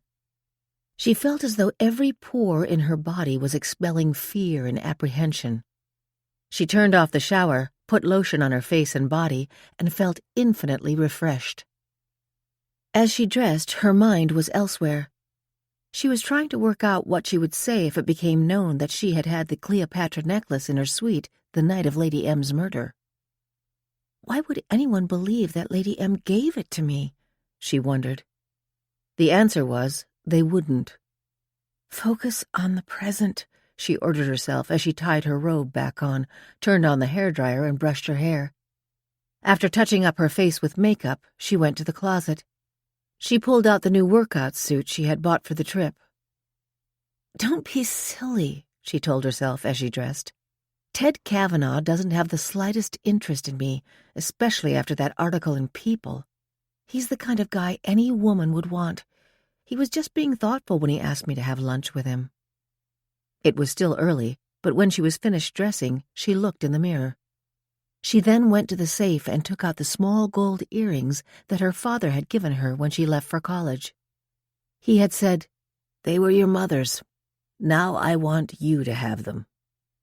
Then he added, "You have her face, her eyes, and her laugh." What was my mother like? Celia asked herself. I suppose I should have missed her more than I did, but I was so young, and Daddy was always there for me day and night. I wonder if I demanded too much from him. Maybe he would have met and fallen in love with someone else if he hadn't always been so concerned about me. It wasn't a pleasant thought. I've been so selfish to blame him for my problems. It would have been more honest to blame myself. I've been blaming him for dying before I met Stephen, for not being there to give advice. What made me so anxious to fall in love? I was stupid, absolutely stupid. But I know one thing. Daddy is with my mother, and I'm sure that he is happy. She did not have time to pursue that thought as the phone rang. It was Ted. Is it okay if I come by in a few minutes to pick you up? All set whenever you are. When he tapped on the door, she opened it. She could see the approval in his eyes as he linked her hand in his. It's pretty rocky out there, he said. I think it would be a good idea to hold on to each other. Celia snapped her lips closed before she could say, Gladly, Ted. Gladly. 86. Gregory Morrison went to the Queen's Lounge for breakfast reluctantly. He had no desire to see the questioning looks on people's faces or answer their stupid questions about whether he thought anyone else was going to be suffocated or strangled. But it would look as if he were hiding from them if he took his meals in his room. As if he didn't have enough to worry about, Captain Fairfax had called him to say the storm was intensifying instead of diminishing. Dr. Blake told him the infirmary was getting overwhelmed by passengers with cases of seasickness. This is just great, he thought to himself bitterly. On my beautiful ship, if you were lucky enough to not get suffocated or strangled, you spent part of the voyage with your head in the toilet. He had one consolation. Brenda Martin had not already come to her table. She's probably in the galley torturing the pastry chef, he decided. The truth was that the rolling of the ship had made Brenda queasy. She had been forced to cancel her plan to make her way to the lower 3 floors and regale the rest of the passengers by sharing her damsel-in-distress story with them. Professor Longworth and Yvonne were at a table. Morrison was too distracted to realize that Yvonne was eyeing him with interest. She had researched him online and learned that he had been divorced for 10 years and had no children. Besides being the sole owner of the Queen Charlotte, he was also the owner of a fleet of 20 ships that specialized in river cruises. He's 66, she thought. About 20 years older than me, but that's not too bad. I'll have to invite him to visit East Hampton around Easter. She smiled as Morrison chose a seat next to her. What was he saying? Oh, yes. Did you realize that Queen Charlotte is in no way responsible when a passenger falls overboard? We'll see about that, she thought, as she gave him an even bigger smile. Then she noticed that a crew member had rushed over to Captain Fairfax and was whispering something to him. She watched as a surprised expression came over the captain's face, and he hurried over to Morrison. I need to have a word with you, Mr. Morrison. Please excuse us, ma'am, Fairfax said as they moved a few feet away. The captain spoke too softly for her to hear, but there was no mistaking Morrison's response. You mean the poor guy was floating for almost 11 hours? Oh, no. Oh, my God, no, Yvonne thought, but she made sure her expression revealed none of that as Morrison walked quickly toward her and said, Wonderful news, Mrs. Pearson. Your husband was picked up by a passing ship. He has pneumonia, but he is recovering fast. He'll be in Southampton 1 day after us. Oh, I don't know what to say, Yvonne managed to utter before she closed her eyes and fainted. 87. Time was running out. Tomorrow at dawn they would dock in Southampton. There was less than 24 hours left to get the Cleopatra necklace. He had been so sure that Brenda was the one Lady M would have trusted with it. Obviously, he had been wrong. Who else? He asked himself as he paced the promenade deck.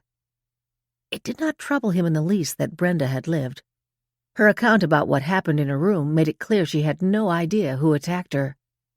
He wondered what had motivated her to make up a story that her assailant had stolen a pearl necklace from her room. By pulling the pillowcase over her head and then throwing her in the closet, he had been able to search her cabin. The Cleopatra necklace was not there. He had not wanted to kill Brenda any more than he had wanted to kill Lady M. But Lady M woke up in time to get a clear look at him and might have seen through his disguise.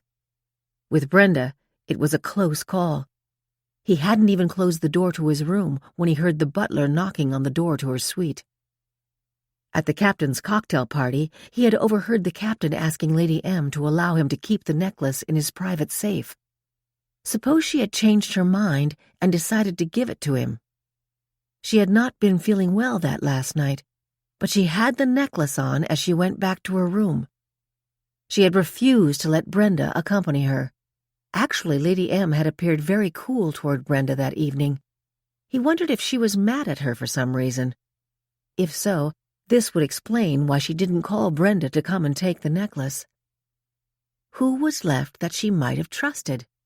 Probably Roger, but he had fallen overboard. She didn't seem close to Yvonne, and certainly Yvonne looked bored whenever Lady M spoke. The man with 1,000 faces was angry at himself.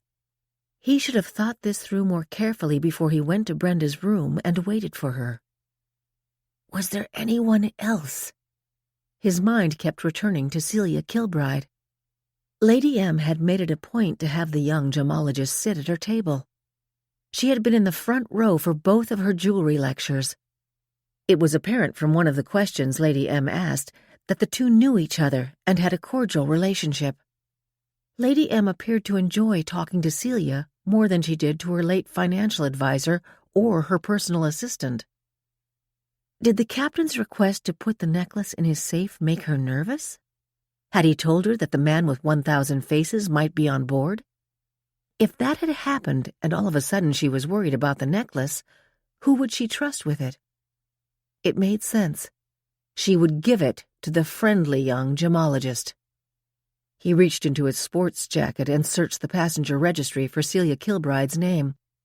Her room was a short walk down the hallway from Lady M's suite. She has to be the one, he decided. 88. Yvonne was helped to her cabin by 2 stewards.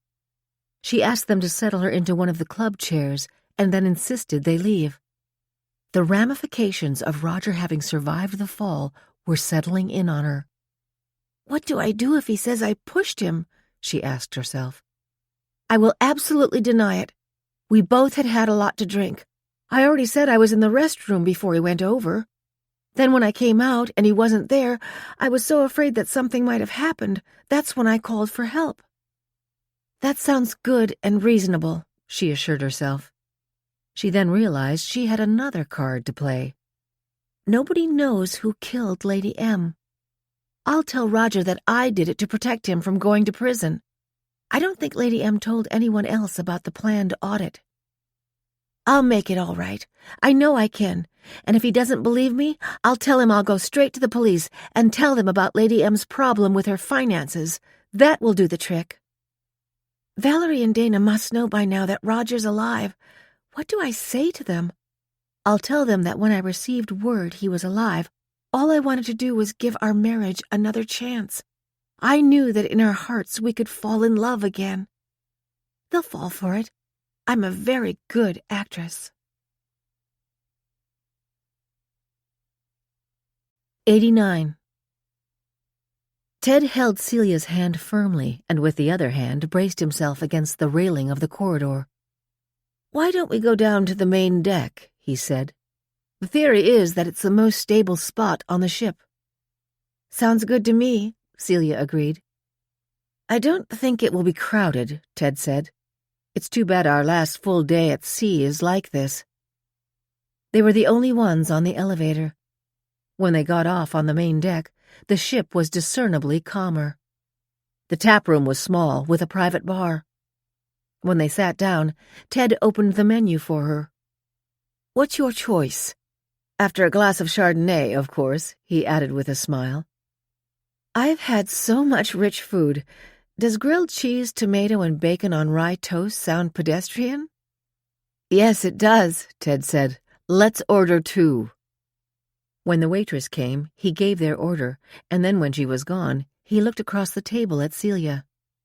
I know you said you slept well. Does that mean you're feeling better about things?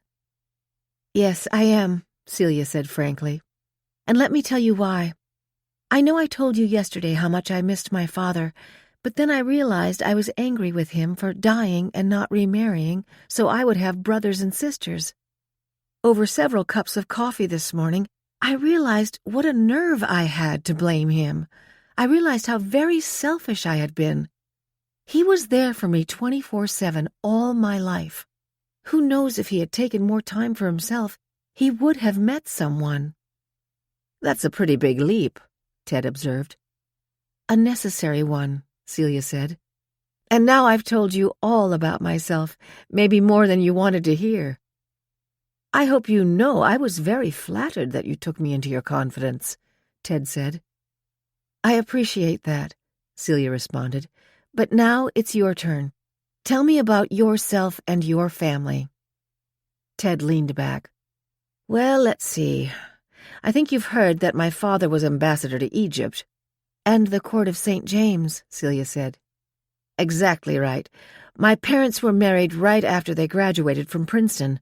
My father went on to law school and eventually became a federal judge. My mother would have happily lived in Westchester County all her life and raised us there, but my father was offered a job as a diplomatic attaché in Egypt. We moved there when I was 6 years old. My 2 little brothers were born there. Where did you go to school? Celia asked. I went to the American International School in Cairo. That's where most of the diplomats' kids went.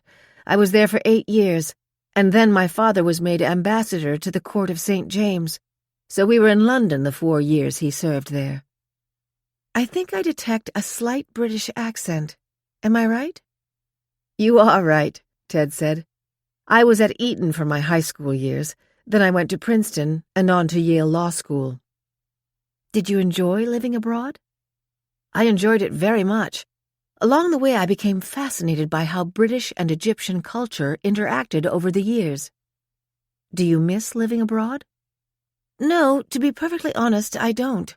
I loved every minute of it, and I'm happy to travel back. One of my clients is Egypt's Minister of State for Antiquities. I work to recover lost and stolen Egyptian artifacts throughout Europe and the United States. But like my mother, my preference is to live in the New York area. That's really interesting. How did you end up in the area of law you're practicing? Like so many things in life, it was chance. In my 3rd year of law school, I wasn't sure what I wanted to do. I was interviewing with several of the big-name litigation firms in New York.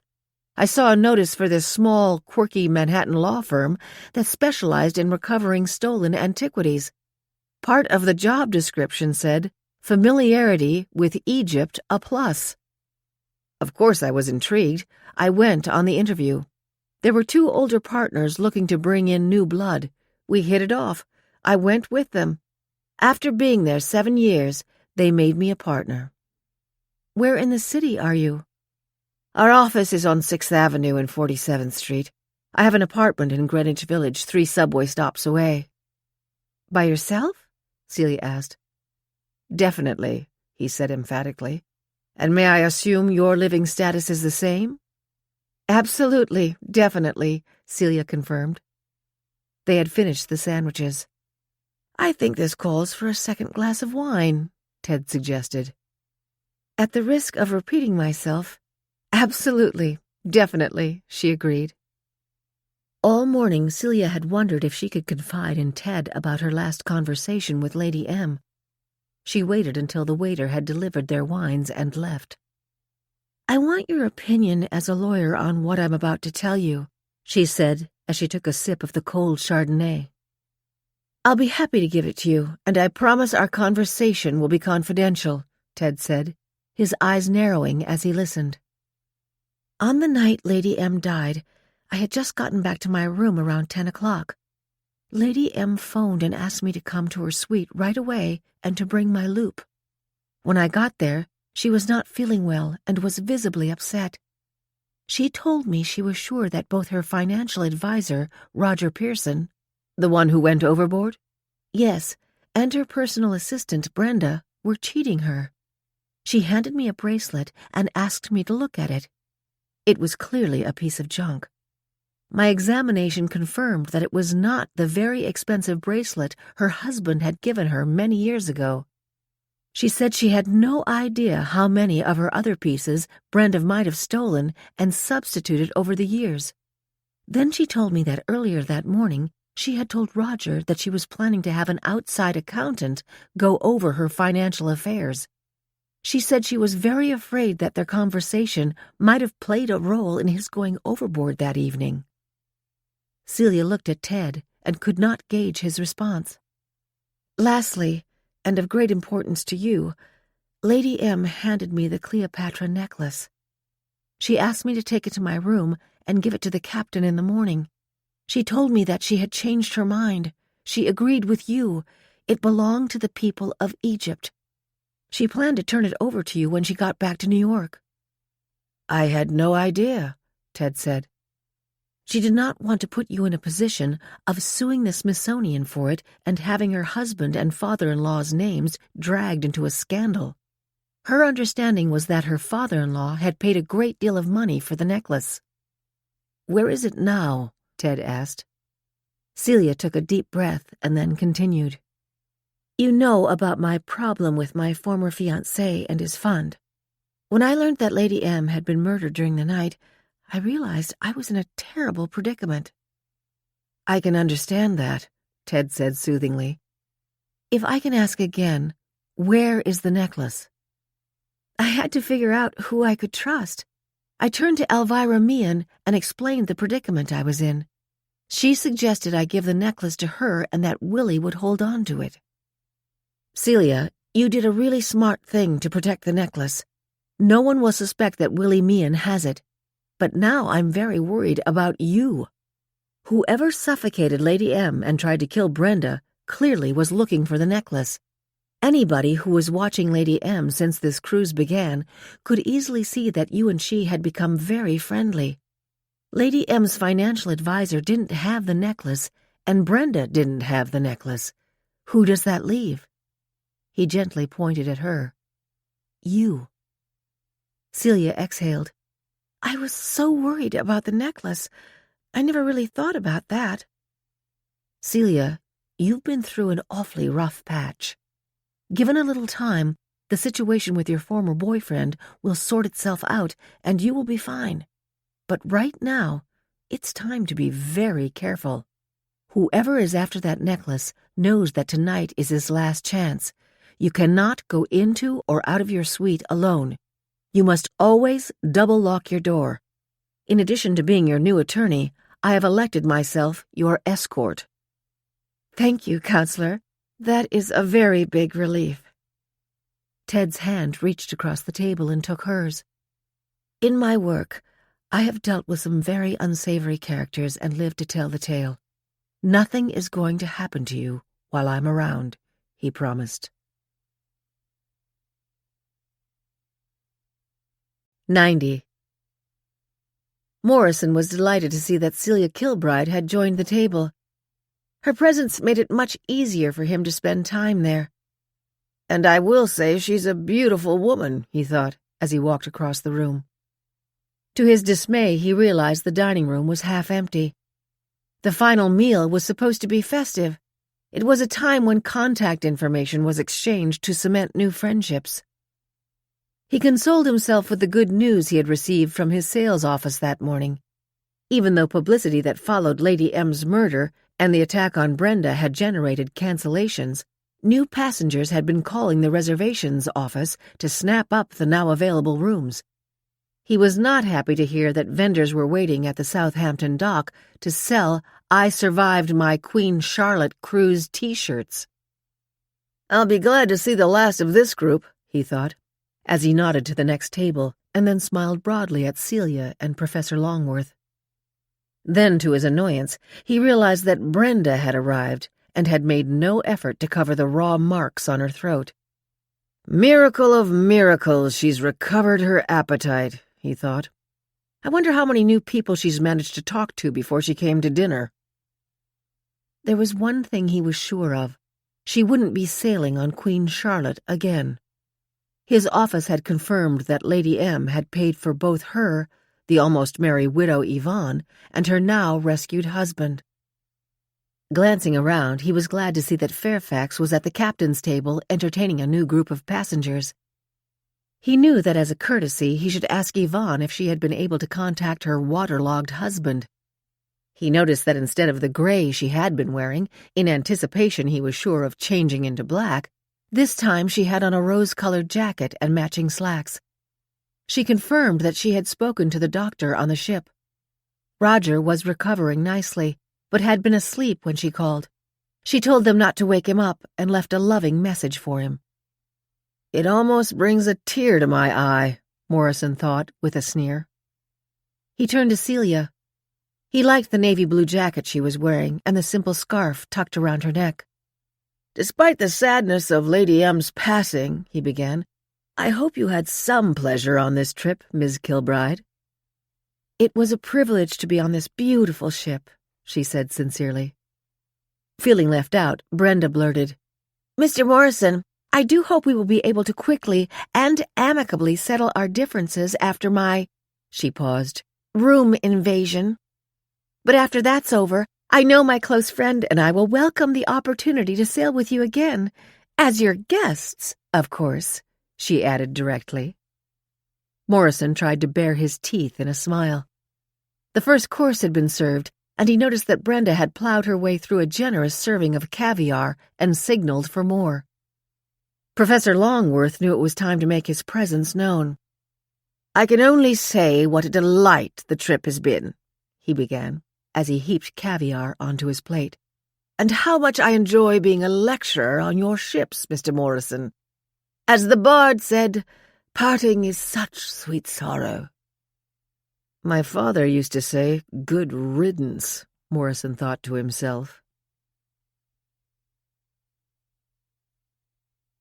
91. Ted and Celia had both gone back to their cabins to pack. Their luggage had to be outside their rooms by 10 o'clock that evening.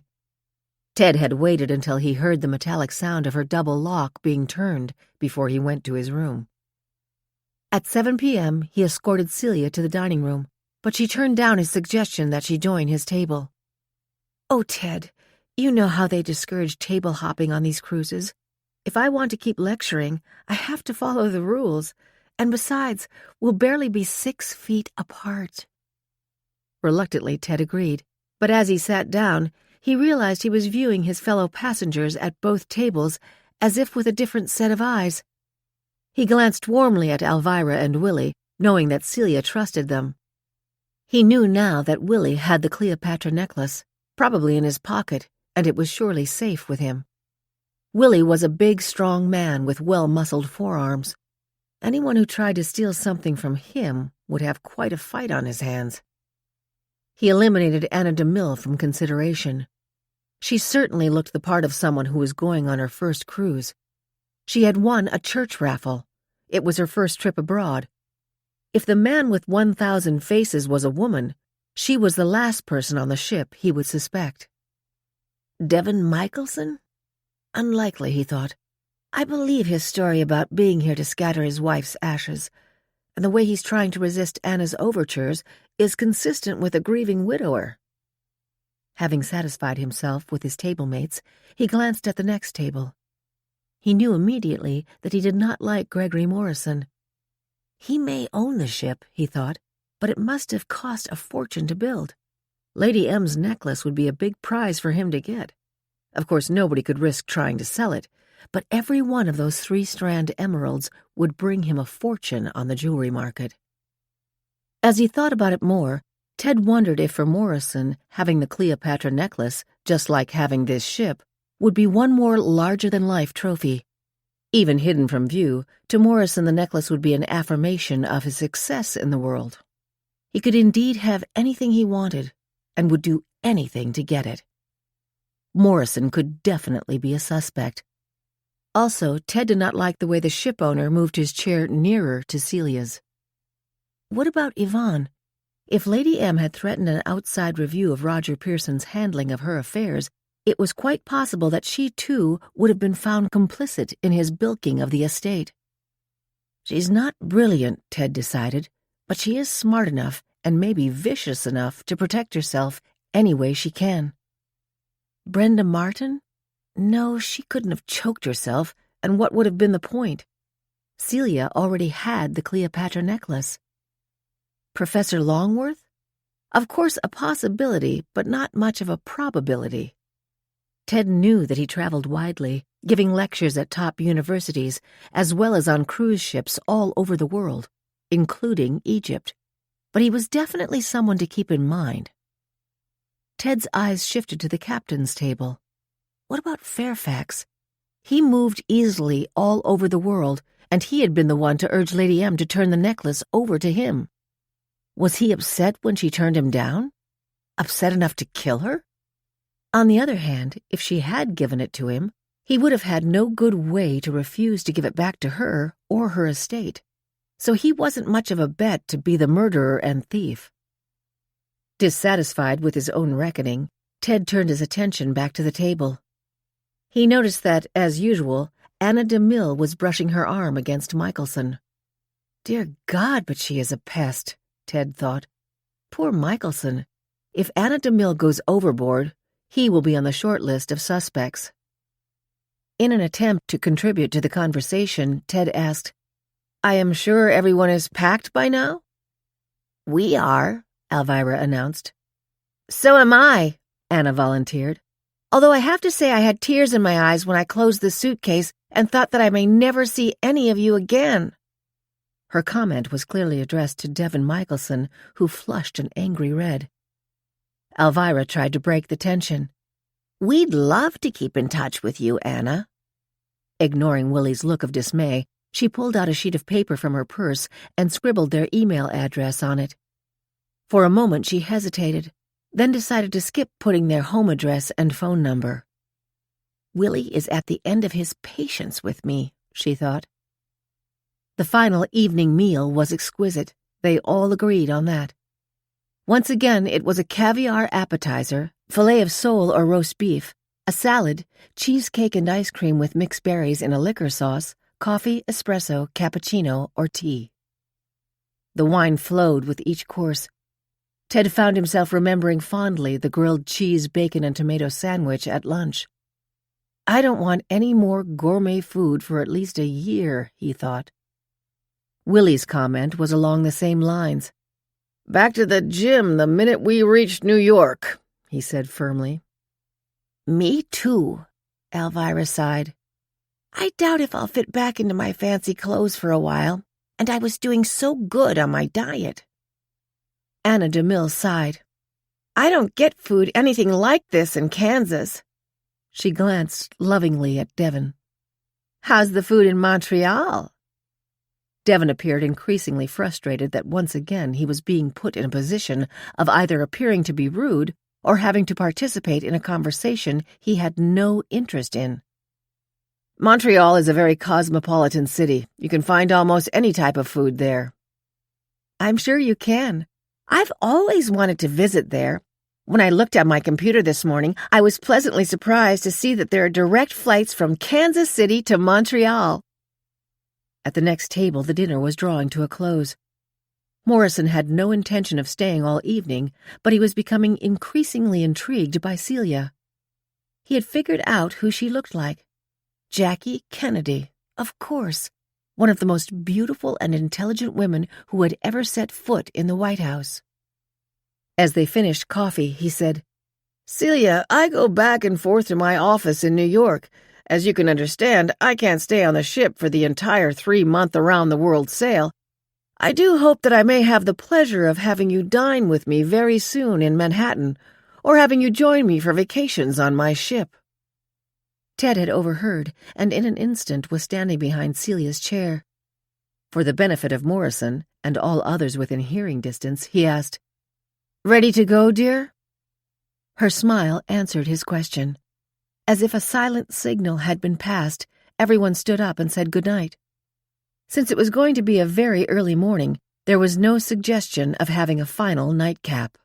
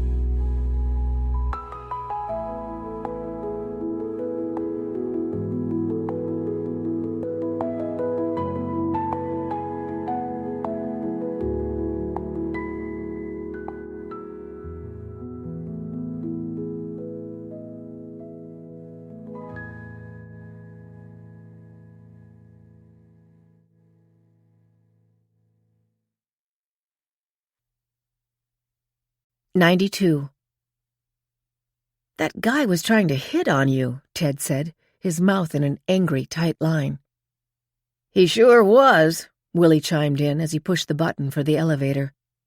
Just because he owns this ship, what makes him think he has any right to start rubbing your arm? He's a disgrace, Elvira said firmly, but her mind was elsewhere. As they started down the corridor to their rooms, she turned to Celia. I have to say that I am very nervous about your being alone, she began. As we all know, someone managed to get into Lady M's room and Brenda's room as well. And I bet my bottom dollar that whoever is looking for the Cleopatra necklace has figured out that Lady M gave it to you. I absolutely agree, Ted said emphatically. Now what do we do about it? I put my thinking cap on, and I have a great idea, Elvira volunteered. Celia, you should come in with me, and Willie can sleep in your room. I can tell you this right now, nobody is going to suffocate or strangle Willie. I think that's an excellent idea, Ted agreed. Celia shook her head. No way. We're all stressed out. I'm not going to have Willie lying awake most of the night and Elvira worrying about him. I promise I'll put the chain on my door.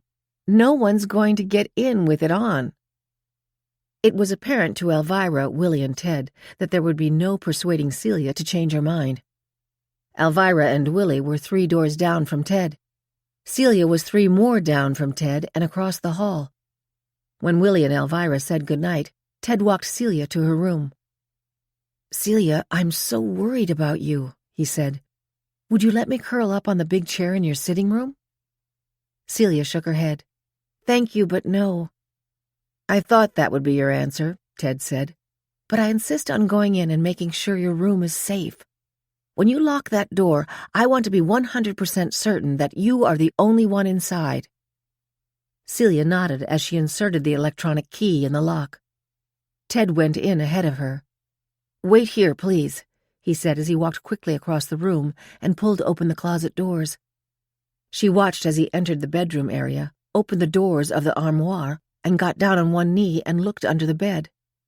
He then slid open the glass door to the balcony, went outside, and looked around.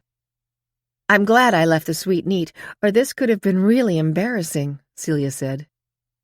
Celia, please, this is no time for jokes. I want to ask you one last time. Celia shook her head. I really appreciate the offer, but no. We all have to get up early, and then we'll be herded off the ship. I promise if someone tries to come into my room, I'll scream like a banshee. That doesn't make me feel any better, Ted said. In Irish folklore, a banshee is a spirit in the form of a woman who appears to a family and wails when someone is about to die. I thought I was the expert on legends, Celia said with a smile. I'll be fine, counselor. You're very stubborn, Ted said as he put his arms around her. To his dismay, he realized how thin and fragile she seemed. He was sure that the stress of her ex-fiancé's arrest and the accusations against her had caused her to lose weight. Okay, you win, Ted said. I want to hear you double-lock the door. Right now, immediately, Celia promised.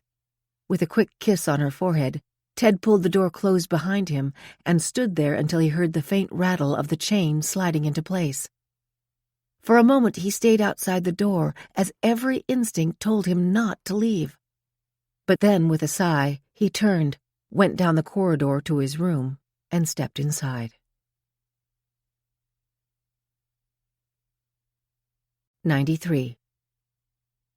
In his usual way, Willie fell into a deep sleep the minute he shed his clothes and got into bed. His T-shirt and boxers were always his chosen night garments, despite Elvira's gifts of pajamas and robes. These gifts were promptly exchanged for shirts and chinos.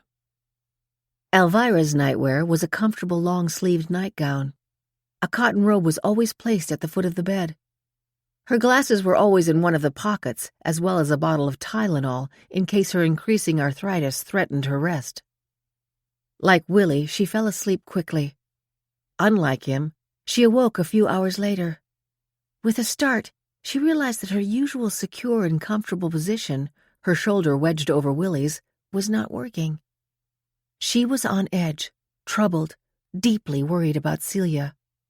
"Why wouldn't she come in here and stay with me?" she fretted. "Suppose someone got into her room. Brenda is a big, strong woman, but she had been overpowered by whoever broke into her room. What chance would Celia have in a struggle?" And so it went.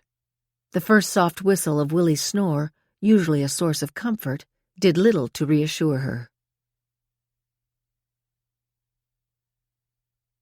94. It was now or never. The man with 1,000 faces deliberately walked up the 2 flights of stairs to avoid meeting anyone in the corridor. He stepped slowly into his suite and began to put his plan into action. The first order of business was to completely change his appearance. Although he was almost certain that no one had seen him the nights he had broken into Lady M's and Brenda's rooms, he would use a different disguise.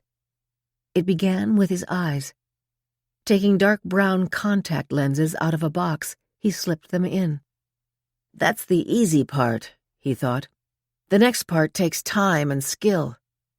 He opened his makeup kit, glanced in the mirror, and began practicing an art that had started when he volunteered to work on theatrical productions during his high school days. A face cream turned his complexion sallow. Eyebrow pencil turned his thin brows into a dark, belligerent midnight brown. Slashes of deep lines totally altered his face. He pasted into place a medium-length graying beard. Satisfied that it was on straight, he took a brown wig, stretched it over his head, and patted it into place. Experience had taught him that a potential witness would be more likely to focus on the contrast between the dark hair and the graying beard and spend less time looking at the face. He took a long, slow look at himself in the mirror, turning his head from side to side. "Excellent," he thought with satisfaction. He reached into his suitcase for the shoes. The lifts on them would add 3 inches to his height. He pulled on the butler's jacket he had stolen from the kitchen on his floor. It was a reasonably good fit, with some extra room in the shoulders and waist. He took masking tape from a compartment in his suitcase and slipped it in the jacket's side pocket. A pair of wire cutters was carefully placed in the opposite pocket. For the next 15 minutes, he practiced limping slightly to the left and dragging his foot on the ground. 95. A few hours later, Elvira awakened with a start. She felt her heart racing as she tried to calm herself after dreaming about Celia. "There's no way I'm going to fall back to sleep," she thought, as she pulled on her robe and went into the outer room of her suite. Not quite sure why, she opened the door to the hallway. The soft light made her eyes blink. "I should go down to Celia's room, knock on her door, and make sure she's okay," she thought. A glance at her watch made her feel foolish. All Celia needs to really scare her to death is my banging on her door at 3:30 in the morning. I should mind my own business and go back to bed. She was in the process of closing her door when she heard it. A sound of metal snapping came down the hallway from the direction of Celia's room.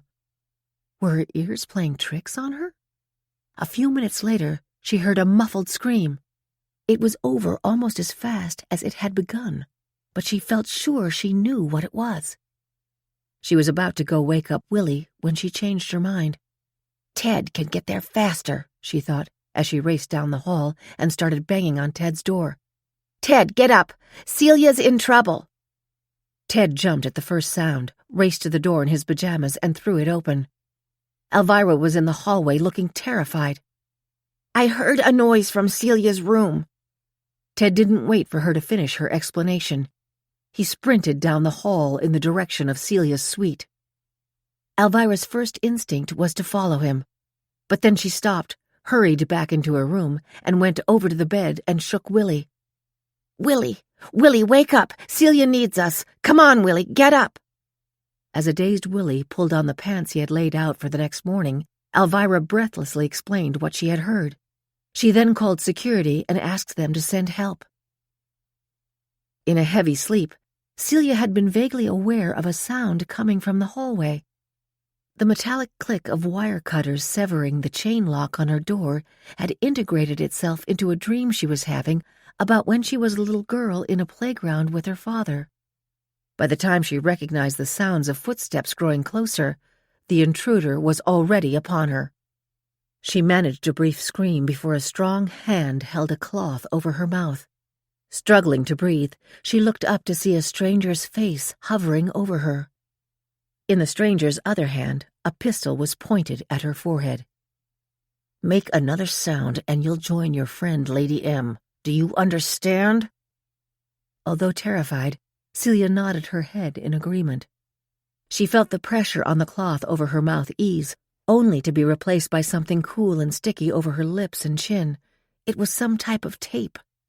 Unlike when the cloth had covered her nose, she was now able to breathe freely. She had no idea who her attacker was, but she thought there was something vaguely familiar about his voice. He started speaking again as he tied her hands in front of her and then her feet. When he spoke, his voice was surprisingly calm and measured.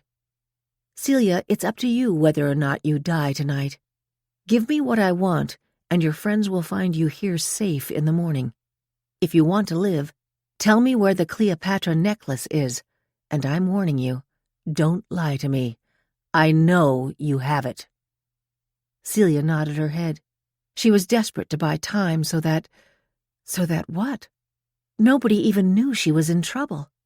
"I can't tell him Willie has it. He'll kill him and Elvira." She yelped in pain as he pulled off the masking tape. "Okay, Celia, where is the necklace?" "I don't know. I don't have it. I'm sorry, I don't know." "That's really too bad, Celia. You know, there's an old expression. There's nothing like fear to help the mind focus." The masking tape was slapped back down over her mouth. Strong arms yanked her out of her bed and dragged her toward the balcony door. Keeping one arm around her waist, he opened the door and pushed her out onto the balcony. It was cold and windy. She began to shiver. He hoisted her up into a sitting position on the railing and leaned her over the dark ocean some 60 feet below. His grip on the rope around her hands was the only thing that prevented her from falling. "All right, Celia, I'm going to ask you one more time who has the necklace," he said as he ripped the tape from her mouth. "If you still don't know, I'll believe you. But then there won't be any point to my holding on to this rope." He loosened his grip and allowed her to fall a little before pulling her back. Celia felt waves of nausea and terror wash over her. "So what'll it be, Celia? Who has the necklace?" "She doesn't have it," Ted shouted as he plunged through the door and raced onto the balcony. "Get her down off that railing now!" The intruder and Ted glared at each other, less than 5 feet separating them. One hand held the rope that kept Celia from falling. The other held the pistol which now was pointed at Ted's chest. "Okay, you want to be a hero? Where is the necklace?" "I don't have it, but I can get it," Ted said. "You're not going anywhere. Get down on your knees. Put your hands behind your head. Now!" Ted complied, never taking his eyes off Celia. Although Celia's feet were tied together, he noticed that she had managed to hook one foot behind the post beneath her. "All right, Mr. Kavanaugh, tell me where the necklace is, or the little lady goes for a swim." "Wait!" Elvira yelled as she opened the door and she and Willie raced onto the balcony. "He doesn't have it. It's in our room," Elvira said. "Free Celia and we'll take you to it." As Elvira was speaking, Willie's hand reached into his pants pocket. He felt the Cleopatra necklace he had hidden there the previous evening and slipped it out of his pocket. "Is this what you're looking for?" Willie shouted as he dangled it in front of the intruder, whose eyes focused on the treasure. Willie briefly made eye contact with Ted, who nodded. It was a chance they had to take. "You must really want this a lot if you're willing to kill people for it.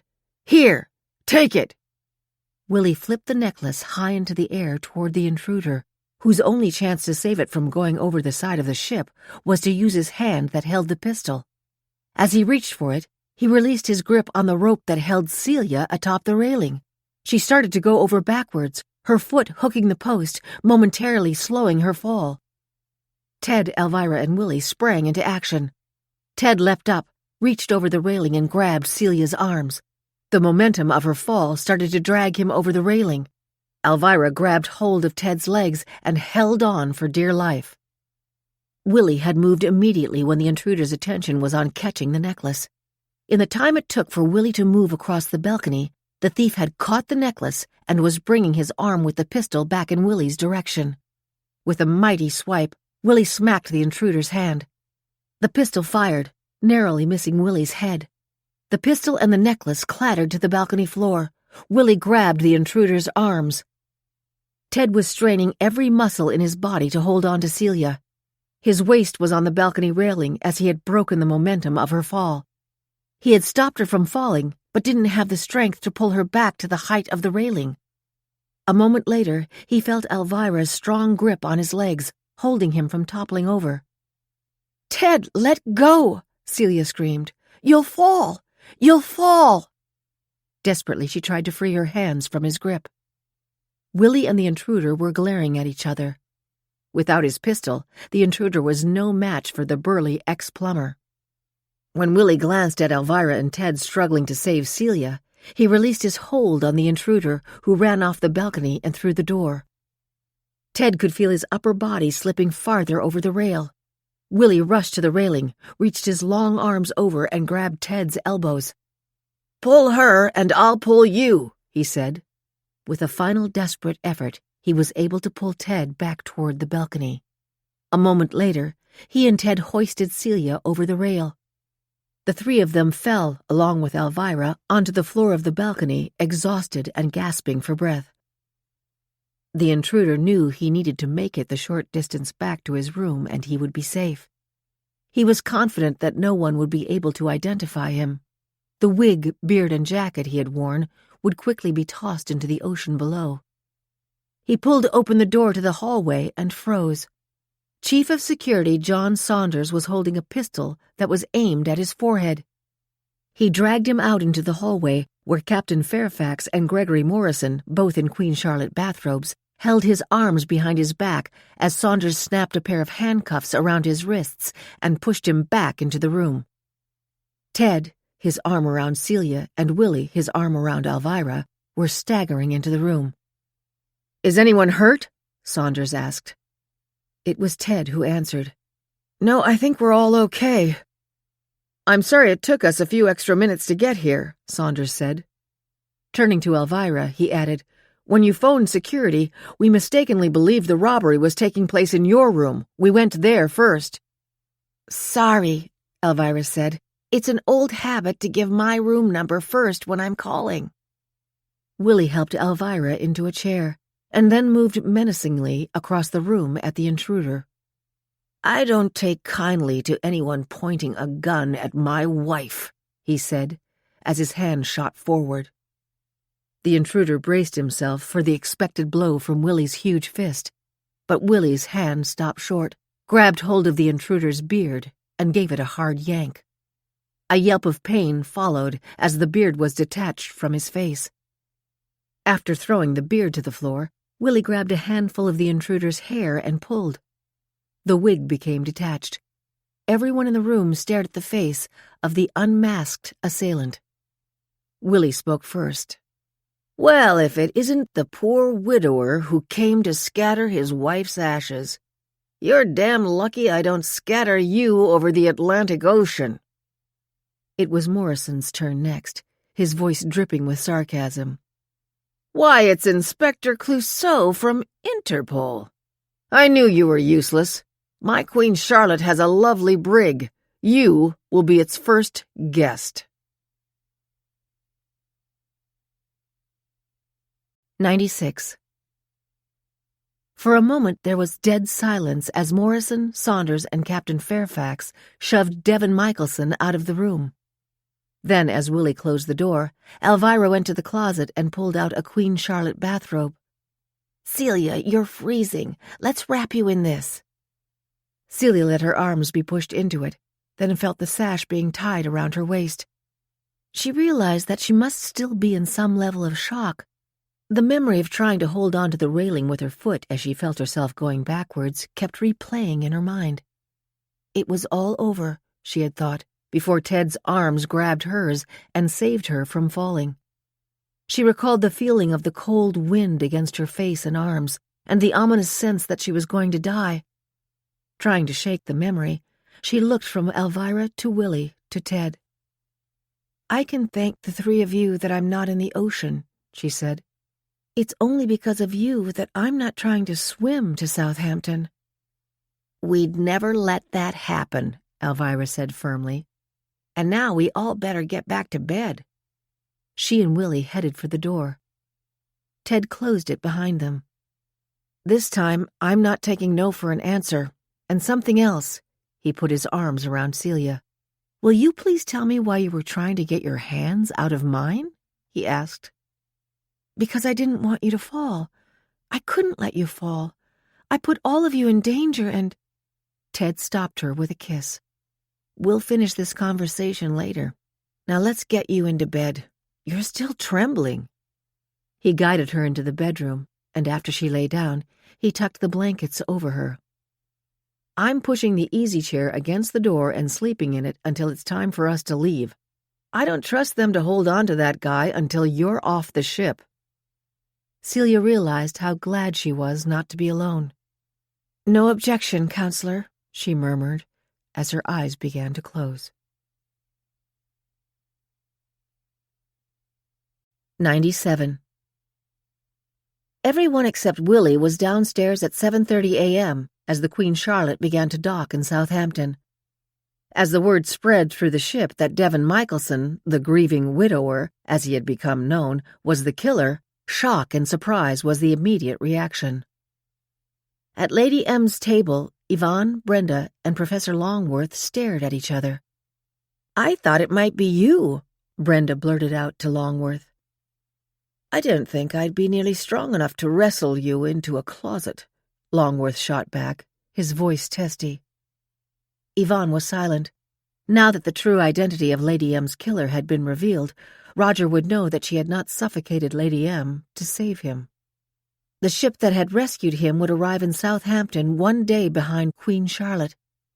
If he tried to tell people that she had shoved him over the rail, she would say that he was traumatized after his ordeal. And if he got nasty, she would tell him that she would blow the whistle on his stealing from Lady M. Celia had come over and sat in the chair that had formerly been Devon Michelson's at the table with Anna DeMille, Ted, and Elvira. Anna was repeating over and over how she had refused the callous advances made on her by Devon Michelson. Devon hitting on her? Elvira thought sympathetically, "I'll certainly keep in touch with the poor thing." A few minutes later, Willie arrived looking relieved. "Elvira and I spoke to Ted before we came down to breakfast. Ted told us that the necklace is evidence in Lady M's murder and the attack on Brenda, and that the necklace had to be turned over to the FBI. Boy, was I glad to hand it over to them." There was no lingering at the table. The goodbyes had been spoken to newly made friends. The room began to empty when the departing passengers, as one, headed onto the main deck. Their progress was briefly delayed as two Scotland Yard officials halted the exiting passengers. Through the windows they could see two men in FBI jackets, each holding one of Devon Michelson's arms, which were handcuffed behind his back. His legs were shackled. They were escorting the suspect down the ramp. As soon as they had passed through customs, Brenda reached for her cell phone. Aware that it was 4 o'clock in the morning back in New York, she began to tap out a loving text. She signed it, "Forever, your Buttercup." Ted had hired a car to take him directly to the airport. He upgraded to an SUV and insisted that Elvira and Willie and Celia ride with him. They were all sleepy, and there was little conversation on the 2-hour trip. He had phoned ahead and booked a first-class reservation for Celia on his flight in the seat next to him. Elvira and Willie were on the same flight in the economy section. "I would never spend the money for first class," Elvira said flatly. "The back of the plane gets there almost as fast as the front." "That's news," Willie muttered. He would have loved to stretch out in first class, but he knew it was hopeless to suggest it. The plane had barely gone wheels up when all 4 of them fell asleep, Elvira in the crook of Willie's arm and Celia with her head nestled on Ted's shoulder. Somehow the thought of going back and facing further questioning from the FBI was not as scary as it had been only a few days ago.